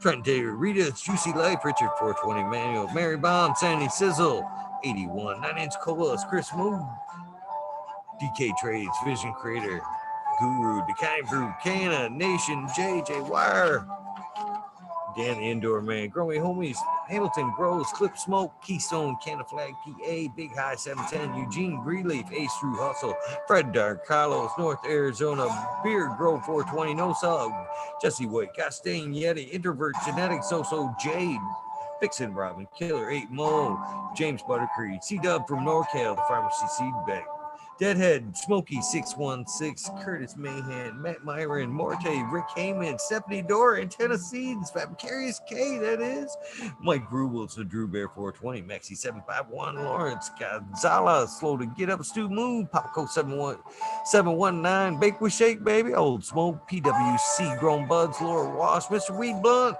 Old School Grower, Chad Westport, Hunter Grown, Flora Nugs, My Little Piece of Heaven, Pungent Sound Seeds, Goliath Grower, Richard T, Chrissy Wannabe, Mr. Soul Food Spectrum, Gone God, Lori Hanson, Real 2,000 Years of Tradition, Mr. D. Conley, Pimp Jam, McBodie Face, Show Me Sasquatch, Fuck Google and You, I'm Going Well, Canadian Restore, Poor Dirt Farmer, Carl Wright, Zephyr, Humble Farms, Channery Farms, Seldom Seen, Oak Park Gardens, Hal 9782, Skunky Piles, Martial Artist 2012, Micro Slave, Hefner, Daniel McDizzle, Medically Fit, KGB, Robert, Mr. Green Fingers, motherfucking Thomas, you know who that is, Rancho Codas, Plenty, Monkey Balls, Andrew Chaplin, Bobby Lynn Means, Trent Digger, Mr. Beck, Tonya Lake Balone, and Bill S. Weed Peace, Tater Delicious, Minty, 2000, Country Roots, Huron Fire Genetics, Earth Creeper, Big Ray 420, Teeny 101, Buds and Hazards, Mr. Club 14, Bearded B-Band, Farm 616, Snarl Up, Max Screw and Ruby, Timothy McKimmons, Neo, Justin Beans, Chronic 88, Fat Belly, Real Jennifer Steele, Kinbit 03, Turf Farmer, Shannon Stevens, Carlitos Latino, Gator Country, Mr. Speed, Wolfstein, Firesaw, Wooly Wookie, happy birthday, Wally. I hope you had a good one, my friend. Rasta Bob, White Feather Grown, Burning Shrooms, Tone Grows, Dank, K-Man Grows, BX Gunner, Smith Dude, New Grows, Sean McCann, Jay Monks, Dank Agenda, Wawa Canna Grow, Fall Dog, Huron Canada's Council, Alyssa Parrish, Rock Fam, Justice Mick, 420 Bin, Fresh Grow, Thriving Herbs, Hi Boy, Your Mailman Grows, We Be Growing, Australian Grows, Love for the Plant, Argo American, Swamp Poker, Unfrozen Caveman, Hawaii's Highest, Surfcraft, Micro Goon, Jeff Lowenfels, Mobius Grows, Dank Brownies, Dan D, Elliot Harkins, Mystic Flavor, the foraging Gardener, Overwater Overkill, Seattle Steve, Shadow Warrior, Valley Green, 514, Amelia Jensen, Oz Indica, Dr. MJ Coco, Brandon Ross, Matthew Gates, Steve's Bag, Drone Star, Shotgun Willie, Dank Yoda, Jace Simmons, Sure Bro Grows, sorry. Clackamas Coop, DJ Conley, ATG, Light 1978, Michigan Grown Buds, Your Boy Roadboy, Delta 9, Jamie Downs, Clackamas 420, Sinky Colas, Dylan Stein for PFC Farms, Husky Garden, Sun Grown 707, J8 Growth, J420, Cascadian Growth, T-Toast McGee, 4 Plants A, Weed Works, Captain Scrog, Skunky Runs, Hans Warrior, Jackie Young, Terry Lee Live, McGaster Tempe, Annie N, The Urge, Green Junior, Leon from All Purpose Plus, Green Goose, 11 Smiles 11, Big Dude Buds, Michael Rasa Rose, Wob Wobby, Sean Benz, Rescue Ready, Roadside LLC, Notorious Nugs, Magma Seeds, Father and Son, Trimming Tutorials popped in. Dub T Dank, Jose Ramirez Perez, Doggo the Hut, 420, Buck Chiba Band, GR 420 Community Videos, Detroit River Rat, Luis Garcia, Michael P, AJ Every Day, Cheddar Bob 13, thank you for popping in. Maine 420 Med Grower, Cookies Coop, Jake Kendricks, In for the Grill, Backwoods All Good, Sal Mansell, Adam Skankin, Chanel Simpsons, One Smoke Away, Ganja Roads, Kazoo, Aaron Burnage Rooms, Mr. Lincoln, Stinkin', Angel Studios, MG, the 420 Grow Tent, Paul the Ella, John Fleming, Dankovich, Kilo Sky, 505, or Paulie P, Seldom Seen, Elevated, Lenny Organic, Sunman, Chivo Sony, Jeff Bokalik, Ricardo Sosa, Dan J, Earth Friendly Farming, Candy Formis, Farmer, Fuck All That B, The Misfit Grower, Jason Line 512, Snake Eyes, Northern 4466, Jason Greystone, Stony, Baker Man MT, Stony Creek, Russ, Zonic, French Willard, Tarzan, Superman, Old Man, Hermahash, Freebird, Mo Grower, Matty Garth, Simple Man, Survival Time, Tim Blake, Golf Coast Chronic, Stink Fat, Caballero, Harley Gardens, Jen God, Steve Collins, Todd Kendricks, Poppy Maintenance, Sharpie, The Island Haze, Scuba Steve Speaks, JR Ring, Randy K, that is, I'm sorry, we'll add a little bit to that one. TCDR, much respect to you. Hope you have a good trip down there. Claire Killian, Wardrobe Farming, Randy Grande, Pit 1000, Osboo 3223, Wake Up, Captain Freedom B, Puffer Smiles, 15 digits, Michigan Gaja, Mook, Hash, Fred G, Super Bob, Girlskis 808, Weekend at Birdies, K-Bag, Justin Station, Justin, Strong Style, Organic Zippy, iMedic 31, RCK Hell, Me All Flower, Brent Boog, Todd Kendricks, Newton, KNT, Chris D, True Serum, Botox Foe, Daddy Dread, Barbara Matthews, Ancient Soul, Homegrown, Kevin Jiu-Jitsu, Canna Health and Happiness, Berserk 215, Clab, Low Cut, Albert Tremblay, Mo, Manic Med, our Raz Banshee, Helen, Huge Anus, Richard James T, Atomic Spoon, Miss Jill, Big Daddy, LT Gardens, Big Flyer Flavor, 420. Yeah. Lobster Grove 420, Mother Tree, Maine. Red Pill, thank you very much, my friend. Yo boy, Roy Boy. Aesthetic Shannon Gibbons, Ruhan, Rick W. Comfortably Numb. One Smoke Away, the 840 Show. Richard Lamb, Cannabis Pursuit, K Rolling, Worthy Buzz, Logan Man, Oil and Flower Podcast, Buddha Blake, what's up? The Entourage Fleck, Warren G, Pink Lady Luck, that is El Mondo 420, surrounded by key Ferrari Farms, French Dwellers, Single Fathers, Happiness Without Guilt. Almost done. Oh, shit. What's the good night, Lawrence? What the fuck is this we covered here? You're talking in the background.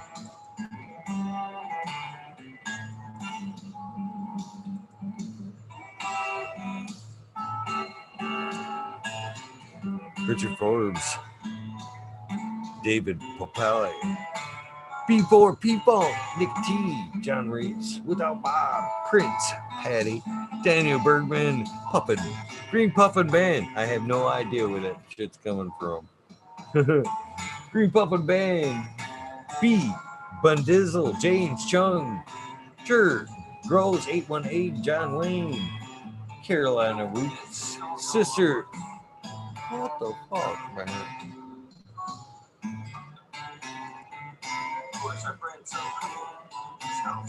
I have no idea where that shit's playing from.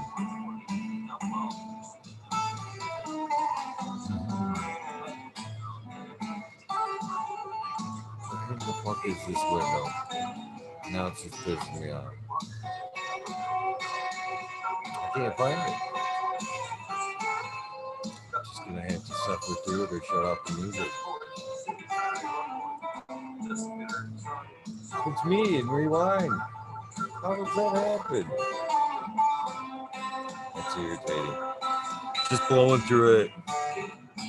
Sister Golden Hair, Dana L. Dancarino, KF Gardens, Blink 1030, Choose One, Only Pete, Farmer James, Crypto Farmer, Richard Lamb, Hip Grower, Matt Levine, Dank Marino, Chronic Wonders, Sunrise Grown, Top Floor Genetics, Mole Vision 420. Dang, I can't believe I got caught up on that. Con 2 Cannabis, Jess Fisher, my dog Nelia, Rooster, shout out to you, Alex Hardy, Hardy Gear, Benny Cropper, shout out to you, my friend, Daniel Grows Photos, Milton Grown Meds, Mitten Grown Meds, that is, Sunrise again for the hell of it. Of course, my girls, Lexi, Brittany, and Courtney. I love you girls so much.